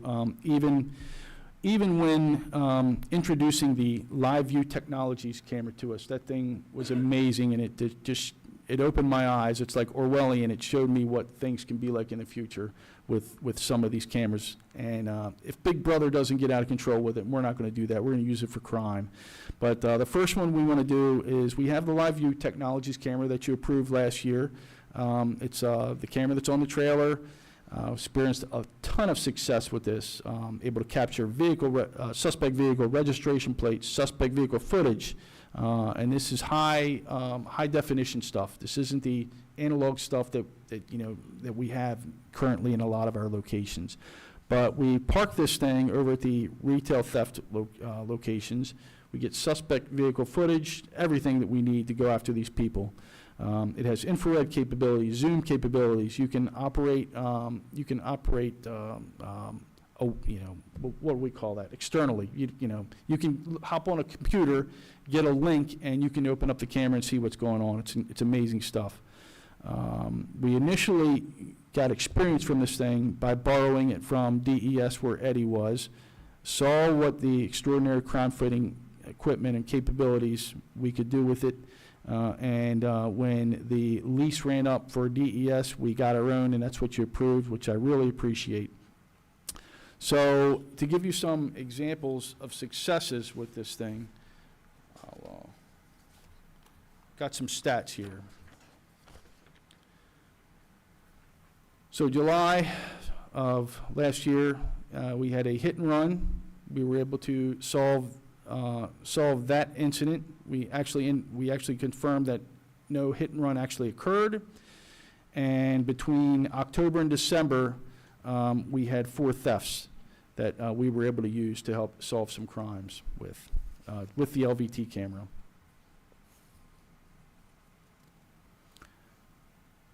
To give you an idea, we're keeping track of some of our retail thefts at our retail locations. And for this year, for 2023, 2022, Home Depot, we had 34 thefts, 14 arrests. 2022, Ulta, 10 thefts, 2 arrests. 2022, Dick's, 14 thefts and 5 arrests. 2023, Home Depot, 22 thefts with 8 arrests. 2023 Ulta, 16 thefts with 10 arrests. And, forgive me, 2023 Dick's Sporting Good, 18 thefts with 8 arrests. Let's go to 2024 Dick's, 15 thefts, 8 arrests. 2024 Home Depot, 8 thefts, 3 arrests. Ulta, 2024, 19 thefts, 8 arrests. So this is what your patrol is out there doing with the help of cameras like this. We put it around Ulta and Dick's. Home Depot has their own surveillance system that we rely on and we have access to. So that comes to the Verkada camera system that we're looking at. So middle of last year, Eddie, we started looking at the Verkada. And hey, Eddie, feel free to interject. You're my partner in this, and you can throw in there what you want. But we started looking at the Verkada camera system. We had several meetings down at with other partners that Hartford County Sheriff's Office has a complement of Verkada cameras. Aberdeen has and Havre. So it hurts me that we're on the back end of this. I don't like that, and I don't think Eddie does either. But several meetings. September 5th, Hartford County Sheriff's Office, we looked at the system, said we love it. October 2nd, we had we started to move forward with Lisa's in there too, with helping us find the funding for that, or looking at funding it. Potential partners that are going to help with the infrastructure, purchasing, and pretty much a turnkey operation with some of these vendors and contractors there. We went to and did site surveys at locations where we want to put those cameras, and I'd like to keep that kind of between us right now. I'll talk to you offline about where we're going to put them. They're at very strategic locations, and we want to lock the town down with these artificially intelligent cameras that pretty much, they're incredible of what you can do with these cameras. You can tailor the language or input the search specifics into this system, and it will give you notifications of what you're looking for, or you can go in and you can search for what you want itself. So we say, in the parking garage, we're looking for a guy with a red shirt with a white cap on who's driving a gray Mercury Caprice 1985, which is mine, it's in there. It will show you, it will give you all those results. It's incredible. And I actually looked at it. It's got license plate reader capabilities. I actually looked at it, and I looked at the license that were being collected. I was looking for specific tags just to see if it would find it. I think I was using Aberdeen system. And I was looking at the tags. I'm like, I can't read those tags because they're far off. This system will actually go through there and try to make them out for you. And it will tell you if you say, put the search parameters in there that, hey, tell me if you see a car going the wrong way on Main Street. It'll give you a notification that a car is going the wrong way on Main Street. So, when I discussed the number of cameras that our dispatchers have to sit there and visually monitor 24 hours, this can help them with that. It can, rather than having to sit and watch some of these cameras, when we transition to this system, it will give them the notifications. It will help us with that too. So that's what we're looking at. We'd like to start with this system, and I think we're looking at right around 222, I think, for the line item that we're asking for. 226. 226. 226. And with that funding, what we'll be able to do is we'll be able to get about 10 cameras. And again, we're working with our partners to help with the infrastructure construction and actually setting those up for us, a total turnkey where we have to do very little. Now, what we've tried to do to offset some of that cost, we're very heavy at aggressive at going for grants. I'm very fortunate to have Stephanie. She's a taskmaster, and I wouldn't be able to get this stuff done without her because she watches all the dates, and it's a lot of work. You just don't wave your wand to get a grant and expect everything to be fine. There's a lot of work that goes along with that. But she's applied for 2 grants, actually. We didn't get the one through GoCap, which we kind of thought would happen. It's very competitive. But we still have one out there with the Bureau of Justice, Department of Justice, with Just Grants for $84,000. And that would help us with 6 surveillance cameras. So we're trying to fund that, and we're going to try for that other grant through GoCap again. But again, it's very competitive, and it's for the arts and entertainment district that we can use that for. So we are piloting, may not know it, but we are piloting some of those cameras right now. We have one right on top of this building, and we have one in the parking garage. And a success story happened in 2024, hit and run crash, Hickory and Lee Way. And our very diligent investigator started looking through the camera that we have on the top of the building here, and we got the details of the car that was involved in the hit and run crash from that camera. So they are going to change policing in the town of Bel Air. And it's a force multiplier.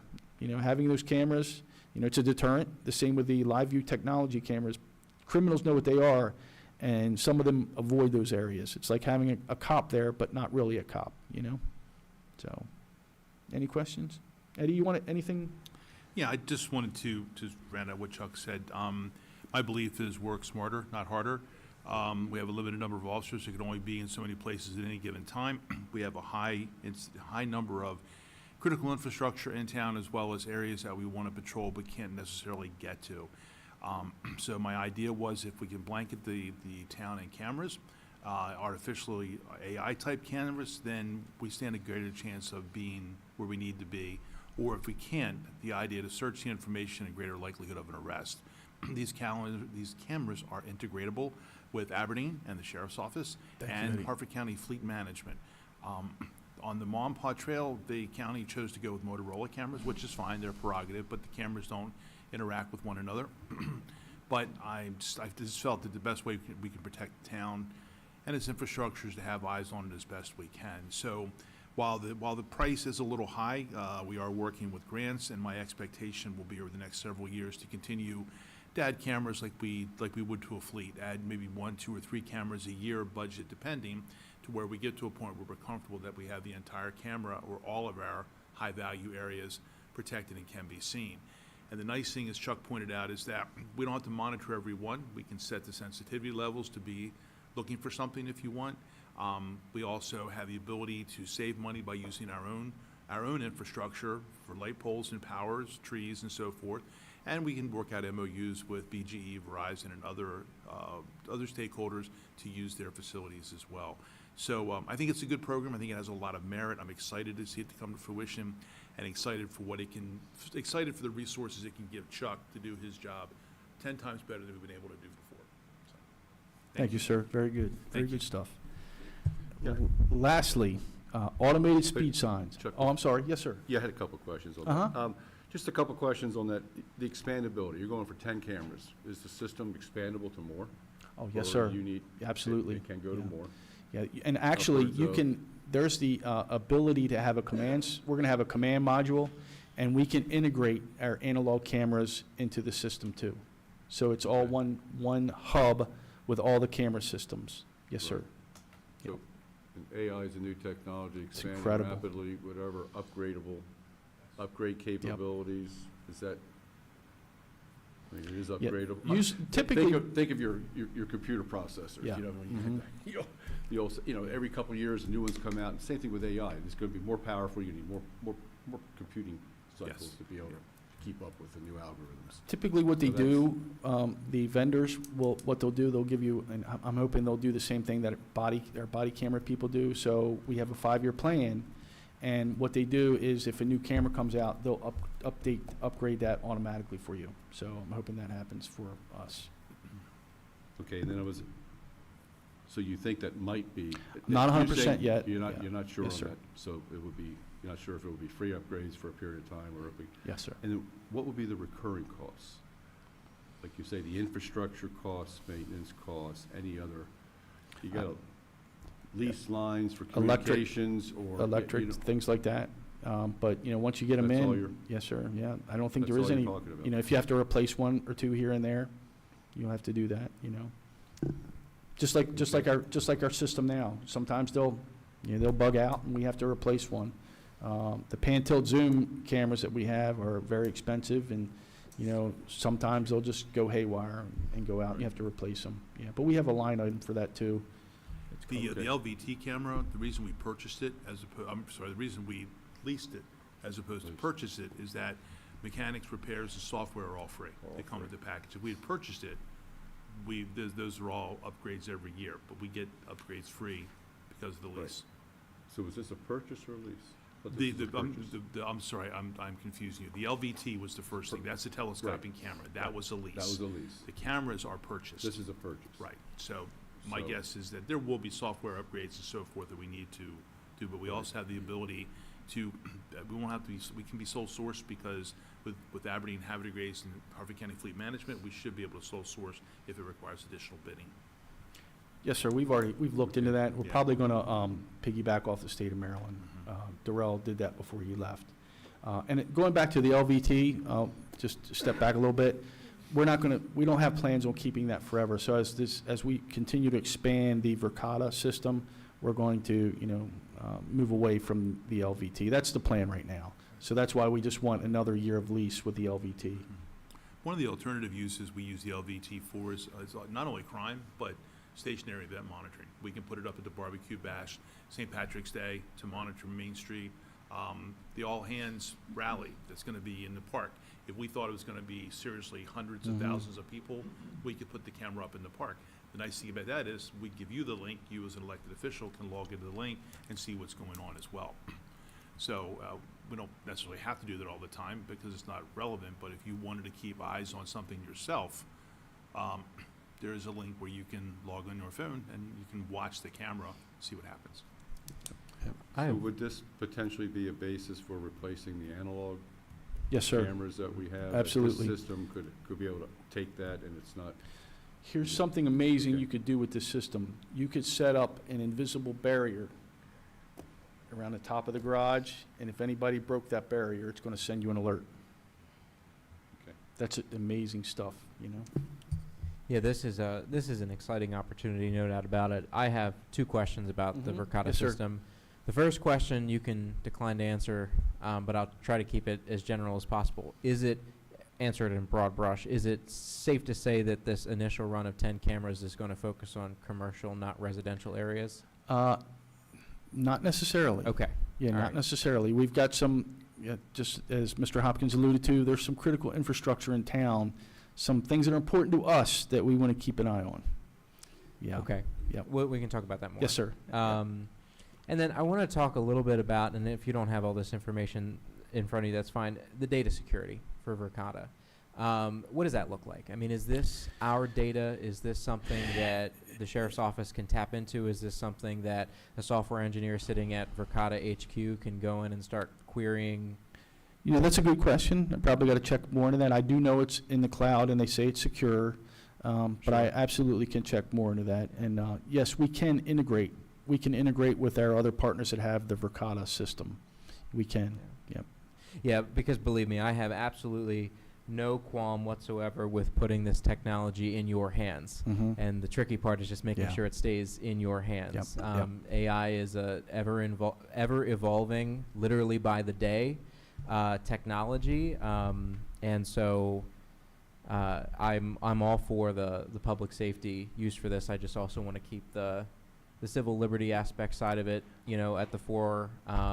And I'm sure that there's a good answer. I'm sure that, you know, they're not selling this camera with, you know, loose back ends. I'm sure of that. I just would appreciate, you know, seeing that, to lay eyes on what their back wall looks like. We can back up a little bit, because I know that there is legislation that prevents vendors from selling information like tags to private corporations.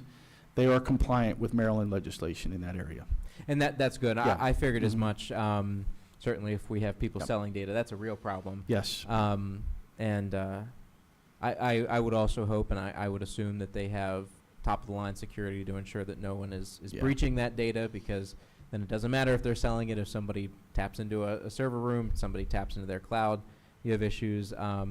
You know, it's safe to say that for all the same reasons that this is a great opportunity, all of the wonderful things that you can do in terms of crime fighting, because of how intelligent it is, the need for securing it itself Yes. increases Yep. commensurately, because it's not nearly as bad if somebody taps into your CCTV camera. Okay, they Right. have a live stream of a parking garage, big whoop.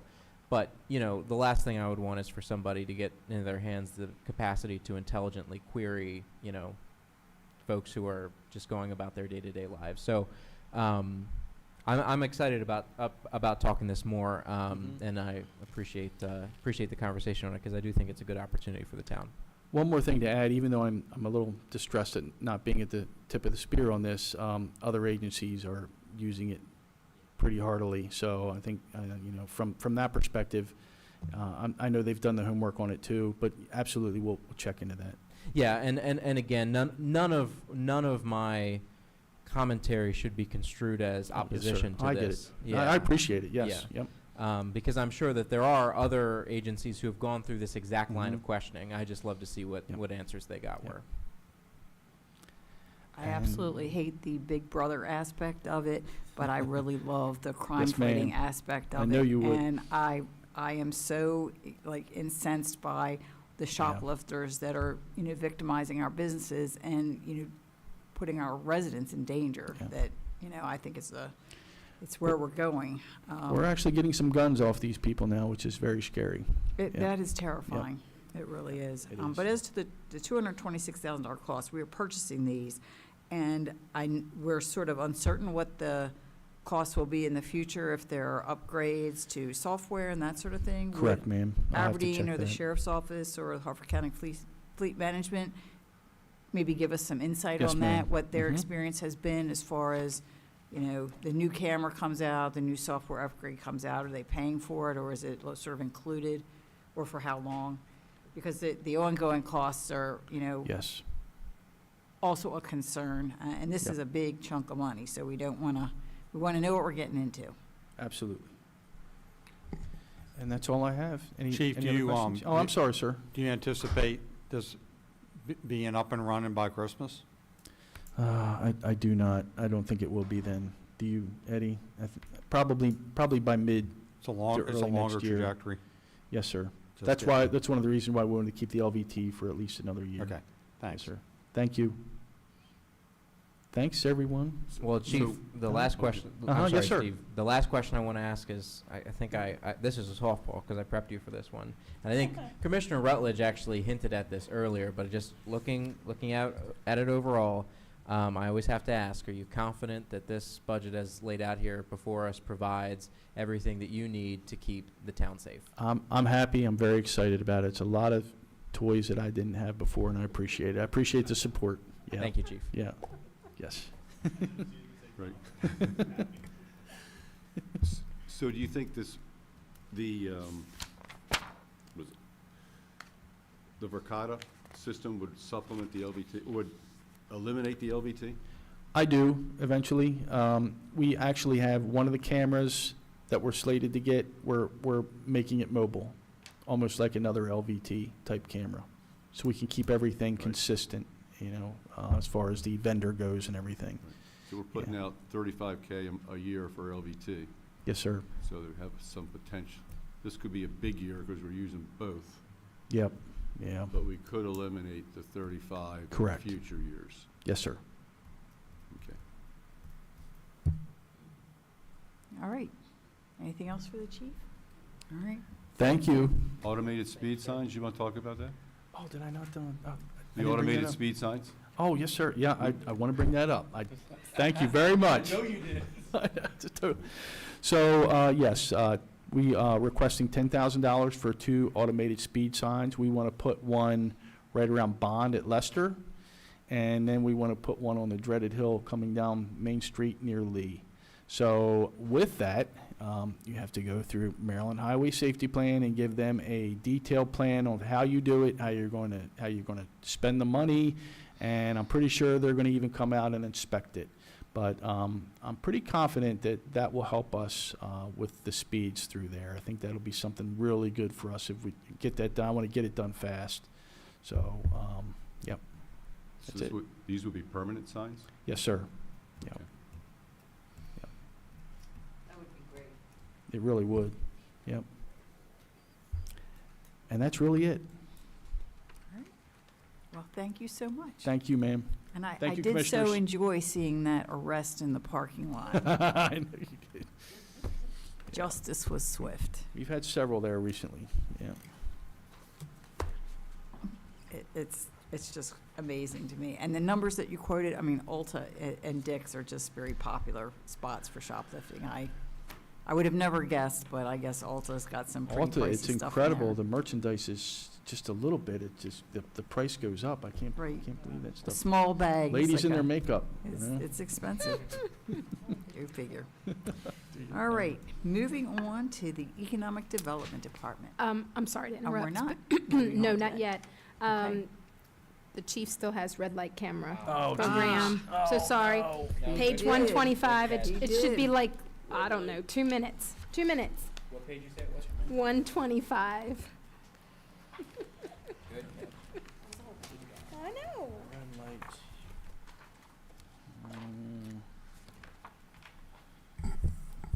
So the red light camera program has been in operation since 1999.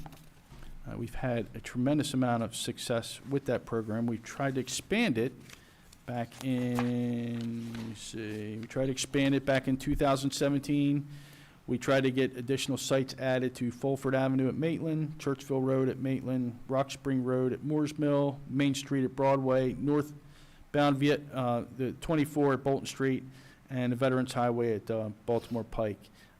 SHA came and did a study and said that we didn't qualify. There wasn't enough crashes, and one of the things they look for is angled type crashes. And we just didn't have enough of them. But we're always trying to increase what we got. And I think it's a good thing. Currently, we have locations now. Location 991 is northbound 24 Baltimore Pike, 992 southbound 24 Bolton. 993 is westbound 22 at Maine. 994 is northbound US 1 at Bond Street and Kenmore Avenue.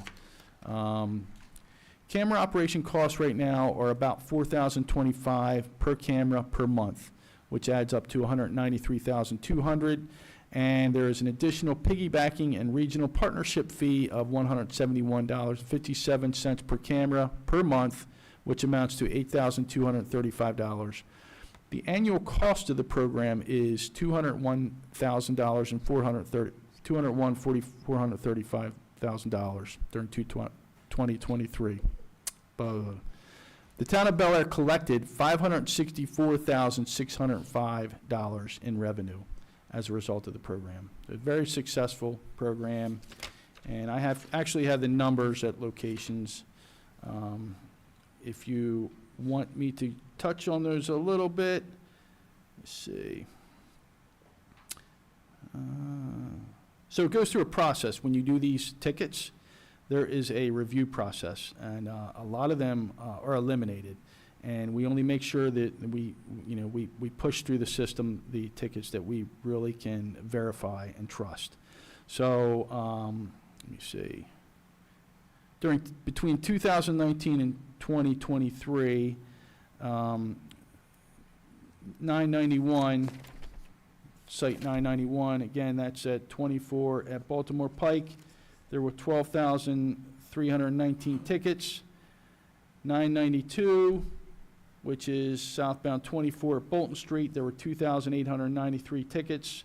993, again, which is westbound 22 at Main Street, there were 15,017 tickets. 994, which is the one at Route 1 at Bond Street, Kenmore, there were 9,112 citations for a total of 39,341 tickets. And that's, again, between 2019 and 2023. That's the most fresh data that I have for that, Lisa, by the way. So that's kind of where we are with that. And, again, we're always looking for, again, I can try to expand again the number of cameras that we have. I don't think, the state is very finicky on expanding or giving approval for that program, as you see with our attempt, and I've heard through other jurisdictions, it's not quite as easy. And I heard some talk about, was there some concern about the intersection at Baltimore Pike and Bond Street? So I did a check and analysis to see how many crashes we've had there. 2023, I'm not registering any, and I don't understand why. No PIs, PDs. 2024, we had one PI with 9 property damage crashes at that location. 2025, no personal injury accidents and 3 property damage accidents at that location. So that's kind of where we stand. Any questions? Is that good? Thank you. Mary, does that answer the questions that you had from the last budget meeting? Okay. You're welcome. Thank you, ma'am. Now we can move over to Angela. There you go. Sorry, Angela. Good evening. The good news is we don't have to worry about the sun glare anymore. No, we don't. I'm here this evening to present the FY26 Economic Development Budget Request for your consideration. Fortunately, mine will not be nearly as in-depth or technical as Chief's, but I do want to cover our department's 8 operations accounts. From those, we are proposing 3 accounts to be flat funded, decreases in 3 accounts, and nominal increases in our 2 remaining accounts. As you'll see as you go through, efforts have been made by our department to decrease where feasible. The net total budget of our accounts represents a $1,958 decrease for our department, excluding funding requested by the Bel Air Downtown Alliance, which kind of shows up in my budget, but Jenny covered that earlier. The first 11 accounts listed in your budget book on page 74 for the Economic Development Department are related to salary and benefits, and those will be presented by the Director of Finance and Administration. So we'll jump ahead of the salary and benefit accounts in our budget justification pages, which begin towards the bottom of page 80, to review accounts that either are significant for our budget or reflect an increase or decrease. If you have questions on accounts that I don't mention, I'd be happy to answer those as well. So the first one is 1436-0201, which is about 3/4 of the way down page 80 in your budget book. This is one of our larger accounts, so I'd like to review it with you, though we are requesting flat funding for FY26. This account is used for 4 economic development staff members for expenses related to trade shows, conferences, meetings, and seminars. This also includes items such as travel during the legislative session for economic development, tourism, and arts days in Annapolis, and for our staff memberships to professional organizations. In FY26, this funding will cover memberships to multiple professional organizations, including the Maryland Economic Development Association, the Grants Professionals Association, and the International Economic Development Association, all of whom provide training opportunities for our staff. This funding will also cover the cost for our grant writer, whose work benefits all town departments, and you heard Chief mention her earlier. They work very closely together, especially this time of year when there are a lot of grant opportunities for the police department. So this funding will also cover attendance for her at a Grants Professionals Association conference, and for our staff to attend the annual conference, as well as training opportunities held throughout the year by the Maryland Economic Development Association. This funding is also used for our team to staff the Bel Air booth at the Maryland Municipal League Conference, which does also include training relevant to municipal employees. We take advantage of a combination of online and in-person training to minimize our costs. And in an ever-changing economic landscape, maintaining this account is critical for our staff and for the town of Bel Air. While we have added a professional association membership, the Grants Professionals is a new membership for us for FY26, and the conference associated with that, we are requesting flat funding in this account for $12,950. Any questions on that particular account? None for me. Found in the middle of page 81, we're going to skip forward a few accounts.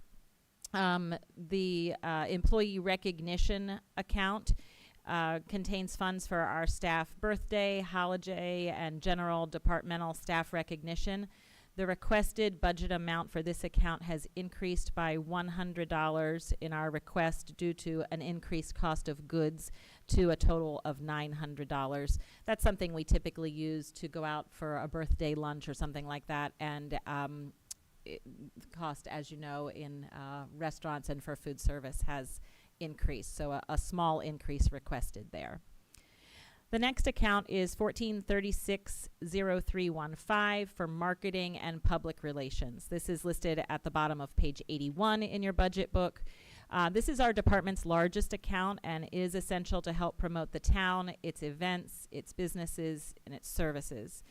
This account is used across many initiatives to include trade shows that our staff participates in, digital and print advertising, video production, photography services that we use for our social media, for our print literature on the website, brochures, branded items, visitors center literature, and sponsorships. Our department relies on this account for marketing, for shopping and dining campaigns to support our business community, and for promoting our business incubator facility, Armory Marketplace. We also use it to promote the Bel Air Arts and Entertainment District.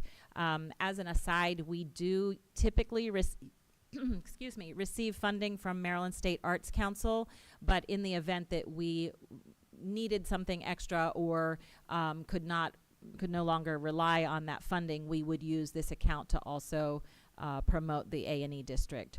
This account has also allowed us to enhance our website features for prospective business owners and for those looking for more information about our businesses in the town of Bel Air.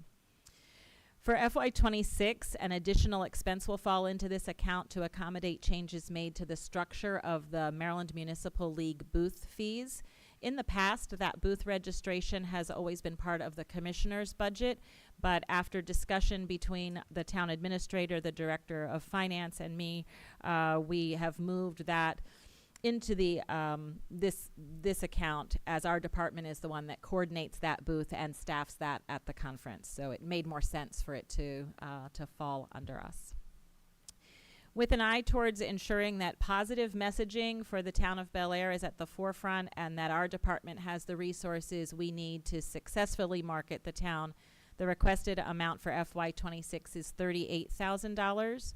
Our requested amount reflects a decrease of $2,000, which, given all that I've mentioned, you may be surprised by, but we have decreased our print advertising expenses, and so we're able to feel that confidently that we can trim that budget by just several $1,000s and move forward from there. Any questions on this account in particular? No. So you still think you can get your marketing done, getting it out to the folks without the print? The print wasn't doing. I do. Print, we still do print advertising for sure.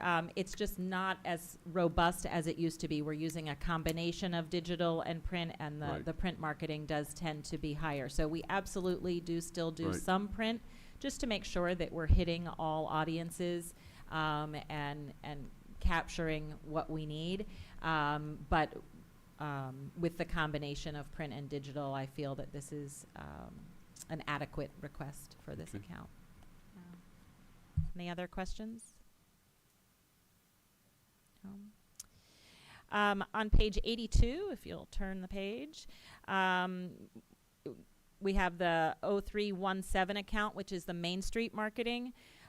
This falls under the Downtown Alliance, and this is what you heard from Jenny earlier this evening.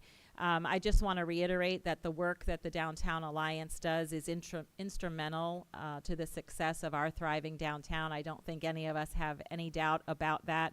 We're very fortunate in Bel Air to work side by side with the Downtown Alliance on many projects, and to have such a successful and thriving Main Street program that has such a positive effect on our small business owners and on our downtown corridor, from everything from supporting those business owners to literally the cleanliness of our downtown. We owe a lot to the Alliance for that. So not all municipalities with a Main Street program are as fortunate as we are to have such a valuable relationship and partnership. So I just wanted to reiterate that, and I do really appreciate all the support that you have given the Downtown Alliance. So why can't we fully fund? They asked for 20. We gave them what last year? That was last year it was 16.5. That amount over the years has increased quite a bit. We were at 12,500, Lisa, for quite some time, and we did bump that up as well. We are just one funding source for the Downtown Alliance. Correct. So with marketing request of 20,000 and my department's marketing request at only 38, that would put it at more than half of what you're giving the department, and I don't have any other sources. So not to say that you can't, but It's good logic. if there were money to spare, you could send it our way. I was just no, I was just asking for Yes. the rationale. Yeah. For the most part, that that was Eddie and I. Really, Angela didn't have anything to do with the Alliance request. We looked at all the nonprofits and increased any nonprofit who requested anything greater than a 3% increase was capped at a 3% increase. So this That's is about cost of living. This is about a 3%. Can't do the math in my head. 16.5 and 3%. So another $500, right? Okay. And Angela does make a 32, good. Yeah, that's about right. Angela does make a good point too. I'd actually had just jotted that down in my notes when Jenny was speaking, that you know, what the percentage of her request of Angela's budget is, you know, and we don't have any other funding sources for ours. So when it gets up, continues to get up closer and closer to what economic development's marketing is, I think it just needs to have another look. Any other questions related to that account? On that same page, page 82, 0350, recording secretaries. This account is primarily used for the Cultural Arts Commission and the Economic and Community Development Commission recording secretaries. The requested budget amount for this account is $1,320, which allows for a 5.4% increase to the hourly rate, which has been the same since FY20. But you'll see, even with that increase, it represents an overall decrease of $62 to this account for a reduced number of estimated contractual hours required by our commissions. So we went back and evaluated exactly how many hours those meetings typically take, multiplied it by the new rate to find the budget, and it was just a smidge lower. Account 1436-0400 for telephone. This account reflects the cost for cell phone services for 4 staff members for our department. The requested FY26 budget amount has been increased by $150 to account for replacement telephone for 1 staff member who's eligible for an upgrade. So the total for that account is $2,150. And lastly, in supplies, 1436-0500. This account is used to cover the cost of all department supplies, including general office supplies, stationery business cards, coffee, refreshments for our committee meetings, and other miscellaneous expenses that support our administrative operations. The requested budget amount has been decreased and is now requested at $2,550. This was just as a result of looking at what we spent last year and looking forward to what we may need, and felt that we could trim a little bit there as well. You know, Angela, I'm very impressed by that, because with as many of those tiny water bottles that I go through at ECDC, I'm very impressed you're able to find space to cut. So well done. Thanks. That's all I have for a review of our accounts and any changes to the Economic Development Department budget. Any questions about any of these accounts or others that I did not mention? Not nearly as interesting I as the know. $226,000 for the AI Spy in the Sky sorry. program. You need to come up with some toys. I guess. I don't know. Talk to Chuck. The marketing is where we that's where we get creative and we get excited about our advertising. So for every camera that you get, I'm excited about my ads. So anything we can do to try to bring more people to Bel Air and to let our residents know all the wonderful things we have available here. All right. Next is the Cultural Arts Commission. Which is also me. Which is also you. So, because I need to get to my new spot.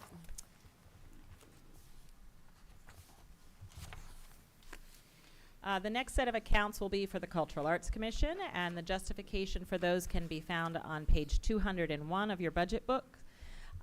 With very prudent use of funding, and I'm sure that Commissioner Chance can attest to this, the Cultural Arts Commission has been able to expand their reach and their programming offerings for our citizens with a flat funding request of $8,350 for approximately the last 15 years. And I actually only say 15 years because that's as far back as my history with the town of Bel Air goes, but it may be even longer than that it's been funded at this amount.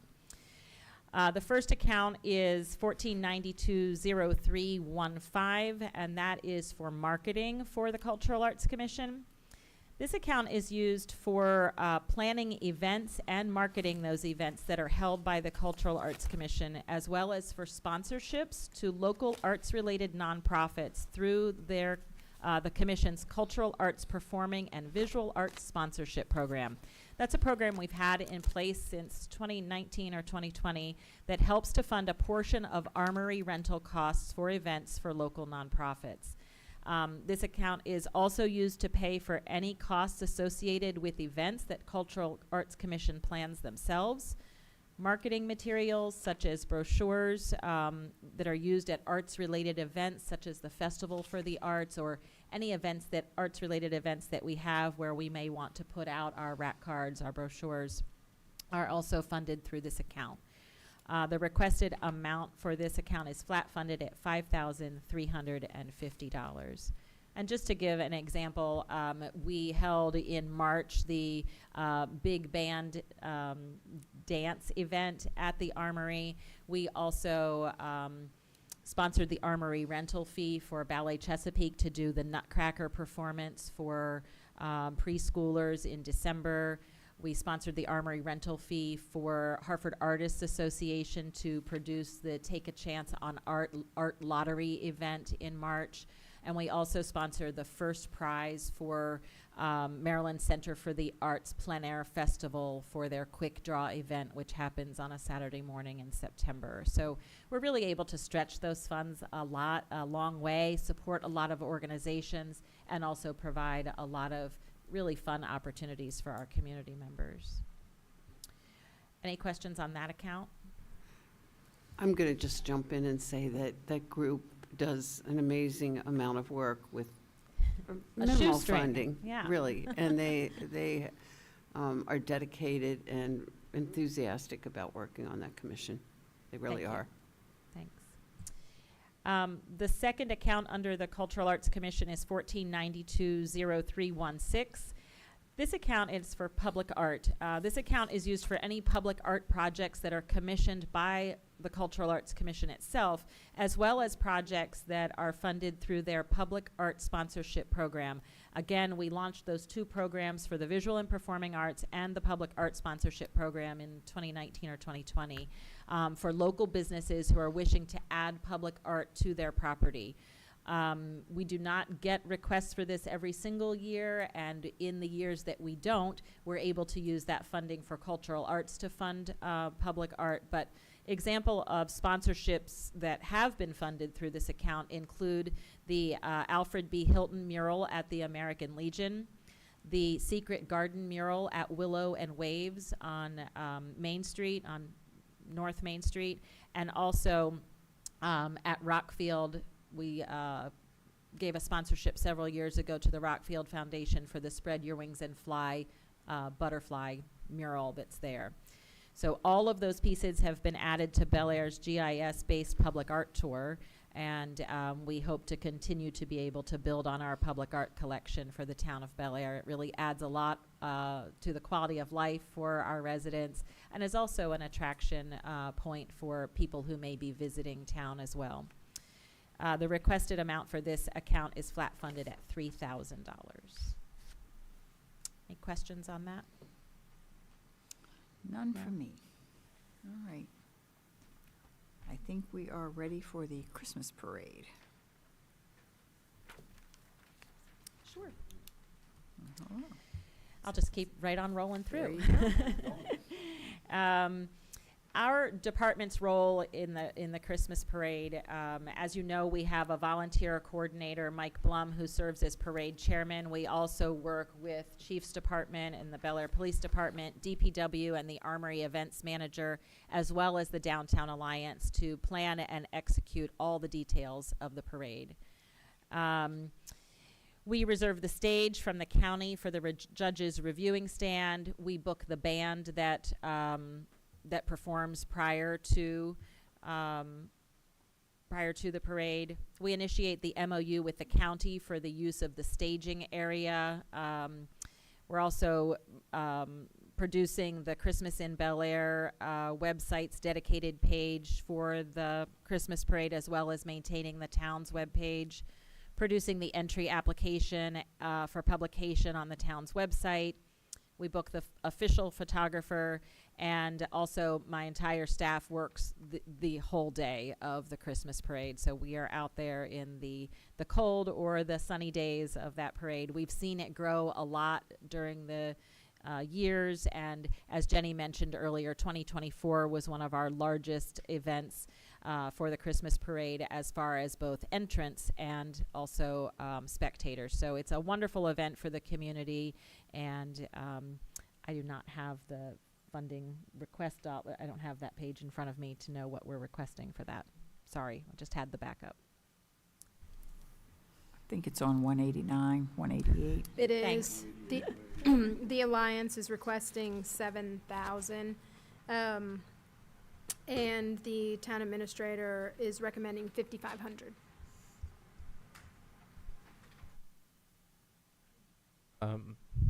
I might be missing something, but I know that it says to provide 7,000 in funding, and then that there's a total line that's 12,000 and some on 188. I'm sure I'm missing something. On 188, their letter, second paragraph, she has the letter, serves as our official request to provide 7,000 in funding. I think below where you see the 12,275, those are their proposed expenses for the 25 Christmas Oh, parade. total. Okay. Expenses, correct. Got it. Got it. But they bring in, sponsorships. So, in and other words, et cetera. they're asking us to fund about 60%. Mhm. Okay. Got it. They do get other sponsorships from Right. businesses in the community to cover additional expenses for that. Yes, and I see that very beautifully listed on page 190.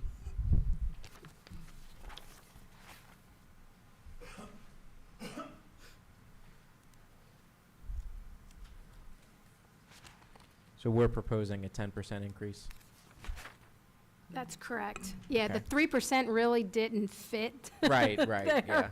It's a small number. Yeah, It is a okay. small number. You're exactly right. And certainly, as far as nonprofits are concerned, this operates solely and exclusively within our boundaries, which is one of the few of any that we give contributions to that can say that. So I'm all right with that. We have, in recent years, worked much more closely with the Alliance and turned a lot of responsibility for the parade over to them as well. So I outlined the things that our department does, but the Downtown Alliance does much, they do a lot of other work for the Christmas parade as well. So it's another good illustration of our partnership with them, and we're appreciative of the sponsorships that they can get in addition to requested budget funding to offset that expense.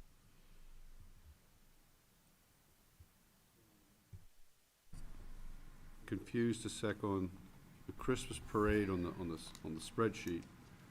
Shows requested was 7,000 and town administrator recommendation is 5,500. That's correct. Okay.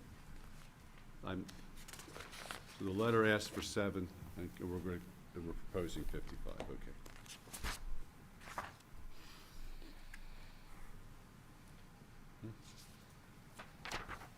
Any other questions, anyone? Nope, doesn't look like it.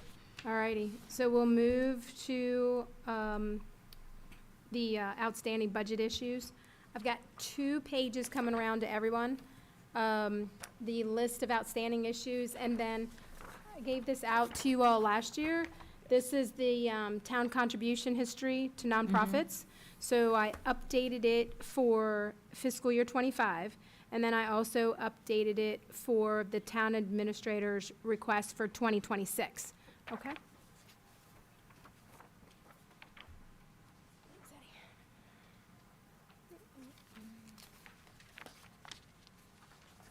There's one for you guys.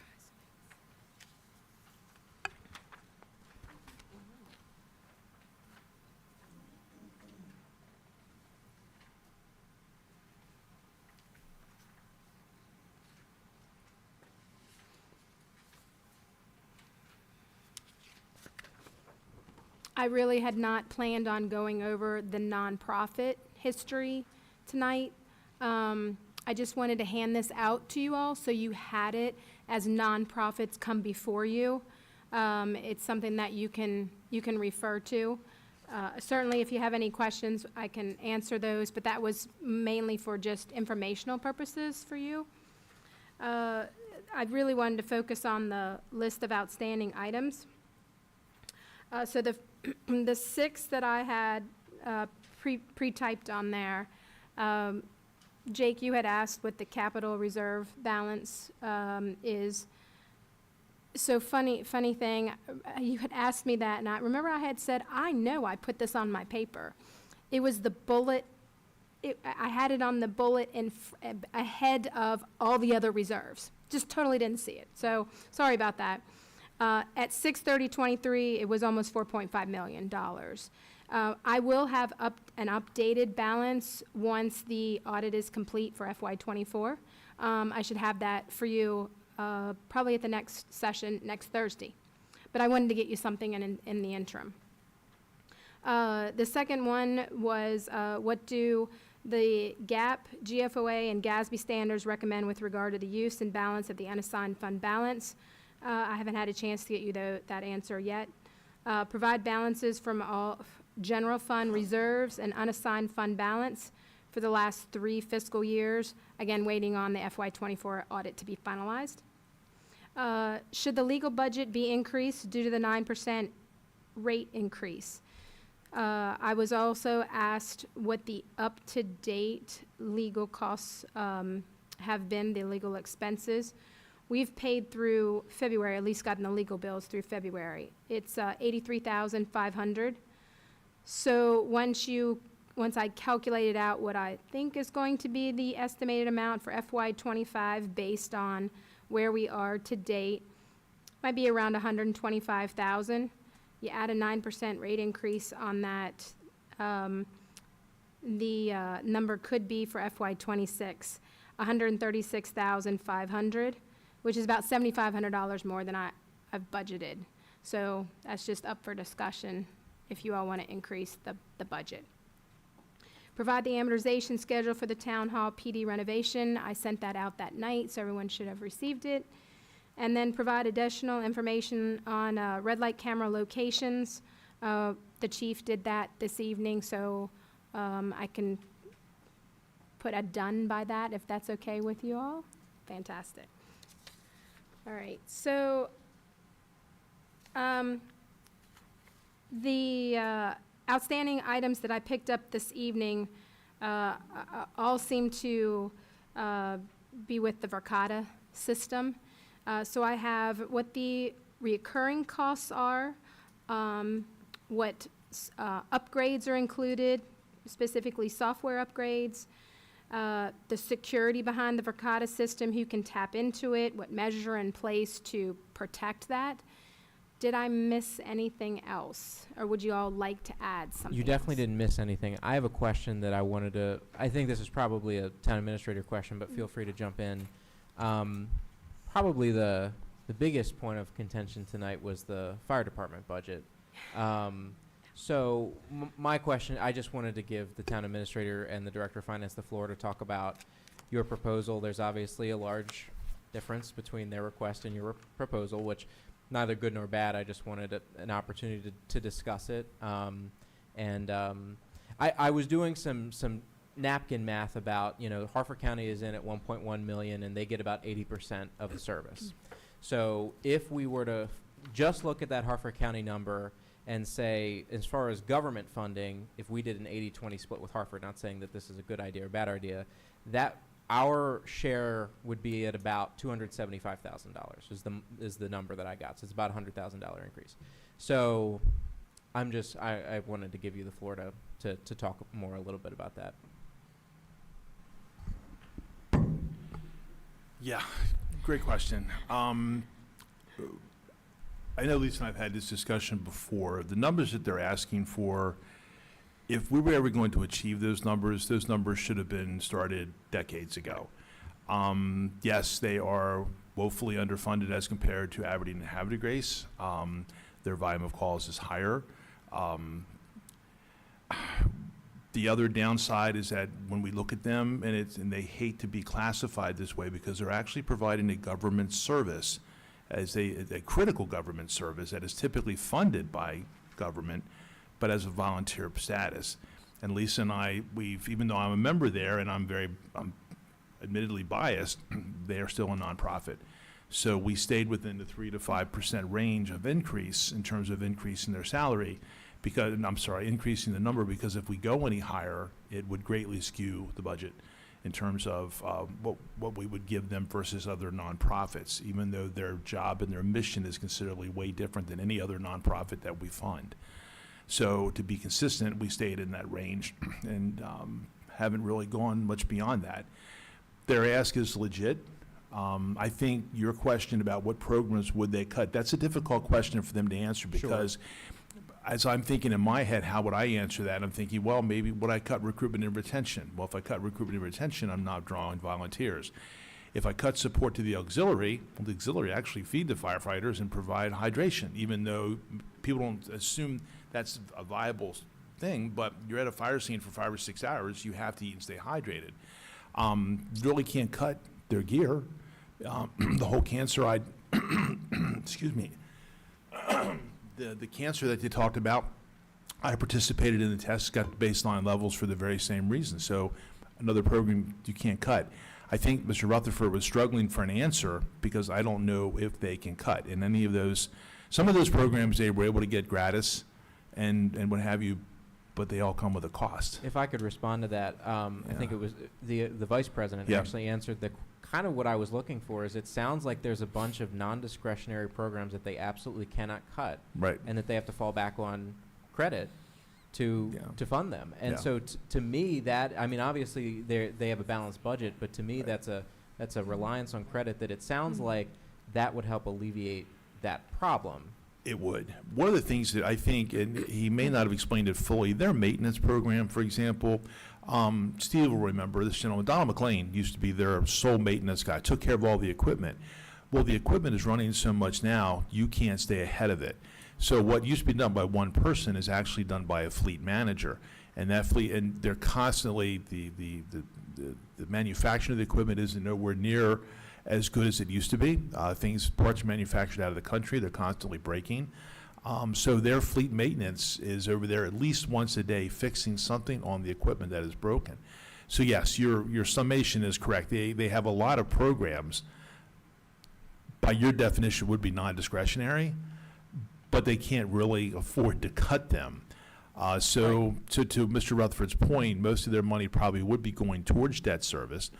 In the 1970s, they created the Equipment Replacement Fund, which was the idea is as they got donated money, they set money aside.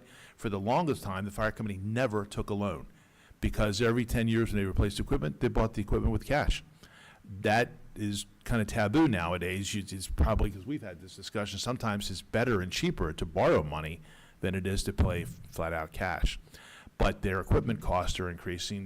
The tower they're talking about is easily well over $2 million, and no doubt the 2 engines they buy will be in the park of $500 million for 2. And the turnaround time for those engines will be 3 to 4 years before we get them. The tower was ordered 2.5 years ago, and we're just now going to get it at the end of the month. So I'm not sure if that answered your question, but No, it actually does. And I'm going to be honest, I'm in favor of treating them differently.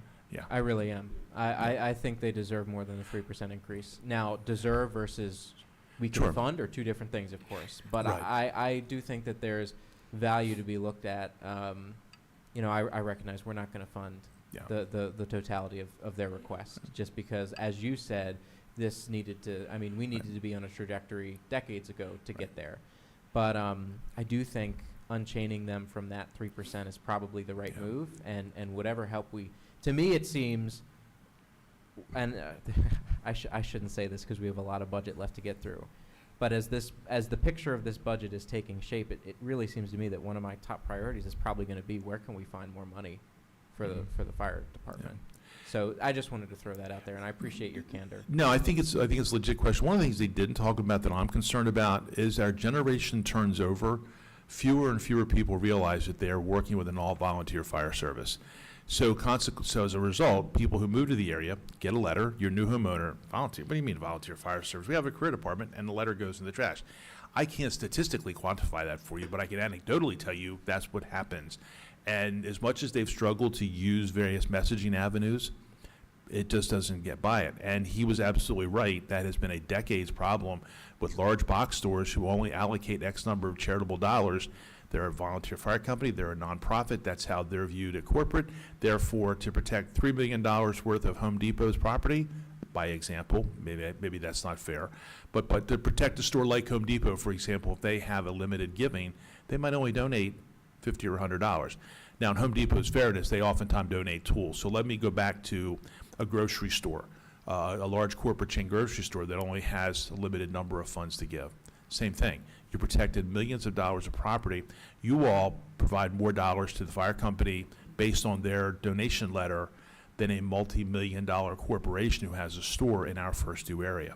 And that's kind of sad because you are carrying the lion's share of donated dollars for a corporation who we respond to 5 times more than we ever respond to your house because of alarms that go off at their stores. So Lisa and I've had this conversation with Lisa. We've taken the attitude that we've just we've lumped all nonprofits together. It's not fair, and we've acknowledged that.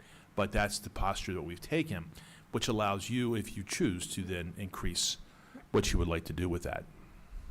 Yeah, it's just, as a starting point. You have to start somewhere, Yeah. right? And a couple other things that I'd like to add. I know he mentioned that, we weren't meeting the cost of living for many of those years. He's correct. There were many years where it was flat funded, but that was during the recession. So we weren't even funding ourselves, right? Nothing for employees. Street construction was cut. I mean, we were doing everything we possibly could to survive. And the Volunteer Fire Company was not the only nonprofit that was flat funded. So I just wanted to put that in the back of your minds. I didn't want you all to think, because none of you all were here then, to think, oh, well, why didn't we do that? Why didn't we fund them at least by the cost of living? Well, that's why. You have to remember the state had cut our highway user money, our police protection money was cut.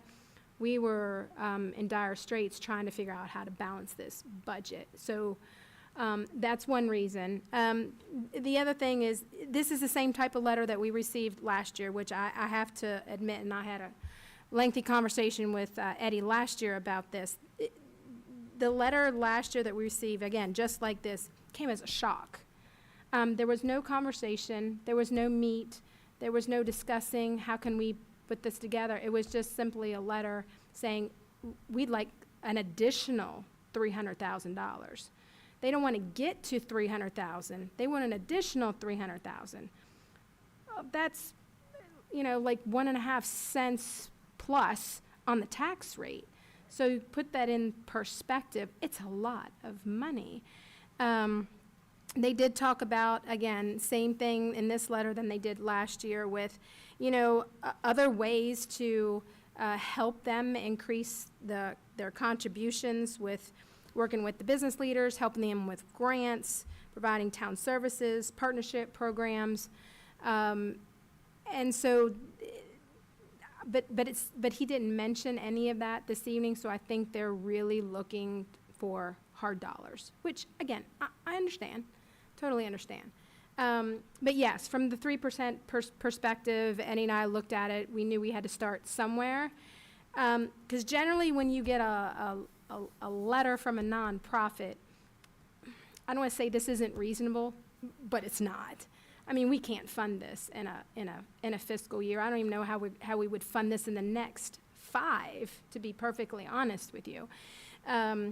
So we had to start somewhere, knowing that would be a topic of conversation with you all. So certainly let us know your thoughts, where you'd like to try to get to, and that'll help me with finding money. Well, I would say, in response to that, yeah, I completely recognize that that's essentially a 200% increase, a little bit less than a 200% increase. So that is not something that the town is going to be able to afford. But as I was doing my calculation, this isn't necessarily the right way to do the calculation. It just seemed to be fair, whatever that means to me, that if Harford County's getting 80%, we're getting 20%, well then maybe we should add those two numbers together and we should be 20% and Harford County should be 80%. Again, very rudimentary. Sure. And I got to 275, which is a much more reasonable number than 475, but it's still a lot of money. Yes. So that's sort of where I am, and I would certainly be interested in my colleagues' thoughts. I did the same napkin math that you did, using my calculator, and it's, it reminds me why algebra was an important subject to take in school. But I'm also with you on, we can't really treat them like other nonprofits. They're providing an essential service, just as essential as the police department is. We can't really have a town without some kind of fire service. And we're struggling with a lot of things. I know we don't have the money to give them, that's for sure. The 3%, I think they shouldn't be locked into that. The other thing is that, while they should have given us a glide path of decades ago, I think a lot of things have happened that have taken away some of their funding from the EMS side that they used to depend on. So that was something that they didn't really anticipate. They could have anticipated that decades ago. So, here we are. This is the problem. What are we going to do with it? I would hope that they would have some kind of real campaign with businesses in town to ask them to pay their fair share when the residents are. I hadn't thought of it that way, Eddie, but you're right. The residents are carrying them. And I'm not sure how we could help them, or somebody needs to shine the light on Home Depot or whatever the large corporate entities here. We don't belong, like we shouldn't treat it with the 3% nonprofits. They don't belong in the charitable contribution like somebody's Eagle Scout project or something like that. It's totally a necessary service. What happens to your insurance rate for your property if you don't have a operating fire service? So I'm not sure how they do that or how we could help them. The other thing that I swear I thought last year too was they need the fireman's ball that is as successful as the wine festival is. That thing makes buku bucks. And it's sold out every year. If they could figure out some kind of an event like that, they could make, the library has a gala, there's all sorts of, events around town. I don't know, I think it might be worth at least thinking about, because they need more money, that everything's expensive. I don't know how they're gonna. My thought process, not to put your idea down, but if they have a fireman's ball. Are you gonna pour water on my idea? Yeah, that's true. If you have a fireman's ball, then who's protecting the town while they're off at the fireman's ball? And well, not all of them, you would have somebody working. Years ago, when they did the chicken suppers and dinners, they stopped them because they couldn't keep up the chicken suppers and the amount of volume of calls that they were having at the same time. It really does become a challenge. The other night when they had their awards banquet, we got other companies to cover for us, but just for the night, so everybody go out and they get that one night free.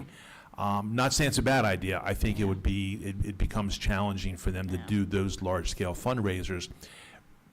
If you had like a foundation supporting the fire company that could do that for you, like the sheriff's office does, like unions do, it works. But again, not trying to rain on your parade. I'm not sure how they could pull that together. Something else we need to be thinking of. I have no idea how long the volunteer fire service is going to be alive in Hartford County. Like every other organization, fraternal and sororital, they are losing members left and right. It's no longer what it was when I grew up. And I know Mr. Castley is several years away from pulling the trigger on a career department, but whatever that looks like will have an impact on what we do, and whether or not the town has its own fire department or whether the town becomes part of the county fire system, and then what associated fees might go with that if we're charged for the county providing those services on our behalf. Right now, we're not charged for EMS service provided in the town of Bel Air. The county underwrites all of that, which is tremendously a benefit for us. But I think we have to think about that in terms of planning ahead, what our budgets will look like in the next couple of years. Maybe vastly different because of that. And I think the longer we can support them to stay volunteer, the more, I hate to say kick the can down the road, but the more we can put the can down the road. I think you're right. I think it's becoming more and more difficult to have a volunteer. It really is. Just like it was with the EMS. Yeah, Right. for sure. The number of calls that we have. And is getting EMS was a harder. domino. As soon as the foundation folded, Yep. which it was teetering for years, as soon as it faltered, the dominoes fell. the dominoes were fairly structurally sound till the foundation fell. And that just knocked them all over. No, I agree. We shouldn't just put a 3% number on the fire department. They're just a different beast totally. So even though they are a nonprofit. The other thing, I mean, Paula hit on it, and several of you hit on it, is can we help them identify the business entities from the tax records? In other words, So I did want to speak up about that. I met with the president of their board and the chief, I think it's been about 18 months ago, and we talked about how that might be possible, and every single month, Elise from my department sends them a list of the new businesses and their contact information.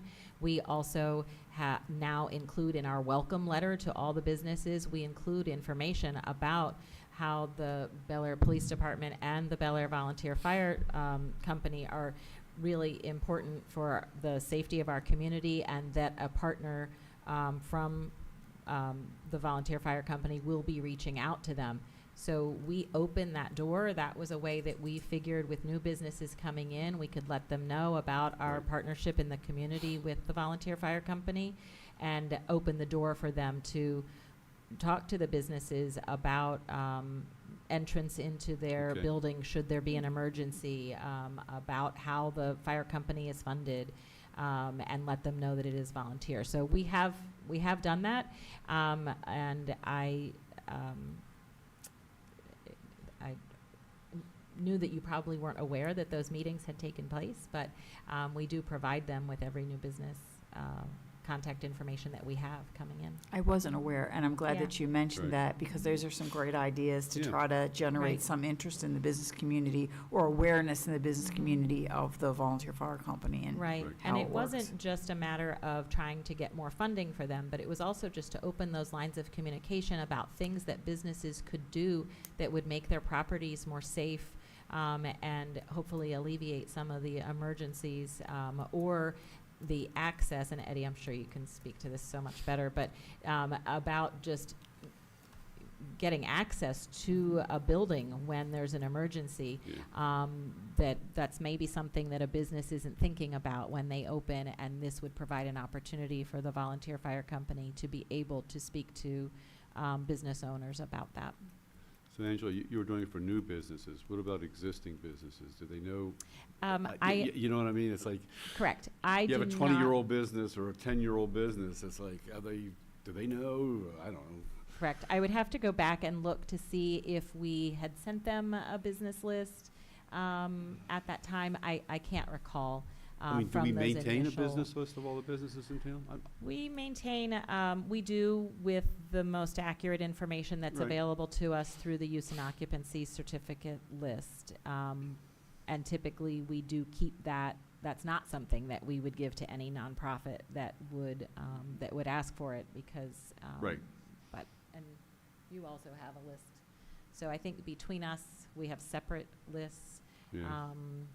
But again, a lot of businesses that have been operating since Elise joined our department, she has been terrific about keeping that list up to date. Right. But as you mentioned, there's businesses that have been around forever and ever that maybe we don't have contact for, or anniversary years for, that sort of thing. And grant writing. Somebody said something about grants. The fire department can get grants. Can we help in any way? How many cycles does Stephanie have left in her workday? I maybe hope she's not watching. What's that? Because Okay. I think we have Stephanie at capacity with the needs Okay. of the town, and trying to capitalize on the grant opportunities that are available for you make good community use of it. development and the police department. She's a wonderful asset to the Yes, she town.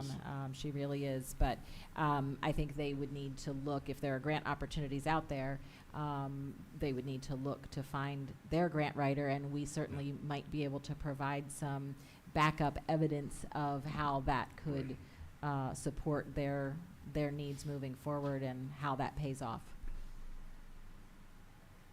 Okay. All right. Anything else? Okay, so I'll add that to the outstanding list, no worry. Maybe at the next meeting, or just send me an email. I just kind of need to know what your thoughts are with regard to a percentage or a dollar amount, just so I can start to look at things on my end. Again, not trying to pressure you all. You still have a lot of budget to go, but just, if you can just give me a ballpark, that would also be good. But I'll add that to the outstanding list. Was there anything else, guys, that you wanted added to the outstanding list? Okay, All right. all right. Well, thank you. All right. May I have a motion to move us into closed session? Because it hasn't been quite long enough. It has with my not. favorite friends. I now move that this portion of the meeting will be closed under the provisions of the Maryland Open Meetings Act, General Provisions, Article 3, Section 305B1. The topic of discussion will be to discuss the appointment of officials to the town boards, commissions, and committees. The reason for closed session discussion of the above topics will be because public discussion of candidates' names, qualifications, experience, and background could discourage people from volunteering for public service or compromise their privacy rights. Thank you, Commissioner Taylor. Do I have a second? Second. Thank you, Commissioner Rutledge. All right. We will be in closed session, and we do need to take a vote. Thank you. It's very late. It is. It's been 4.5 hours. Mr. Krantz? All those in favor? Aye. We are in closed session. All right.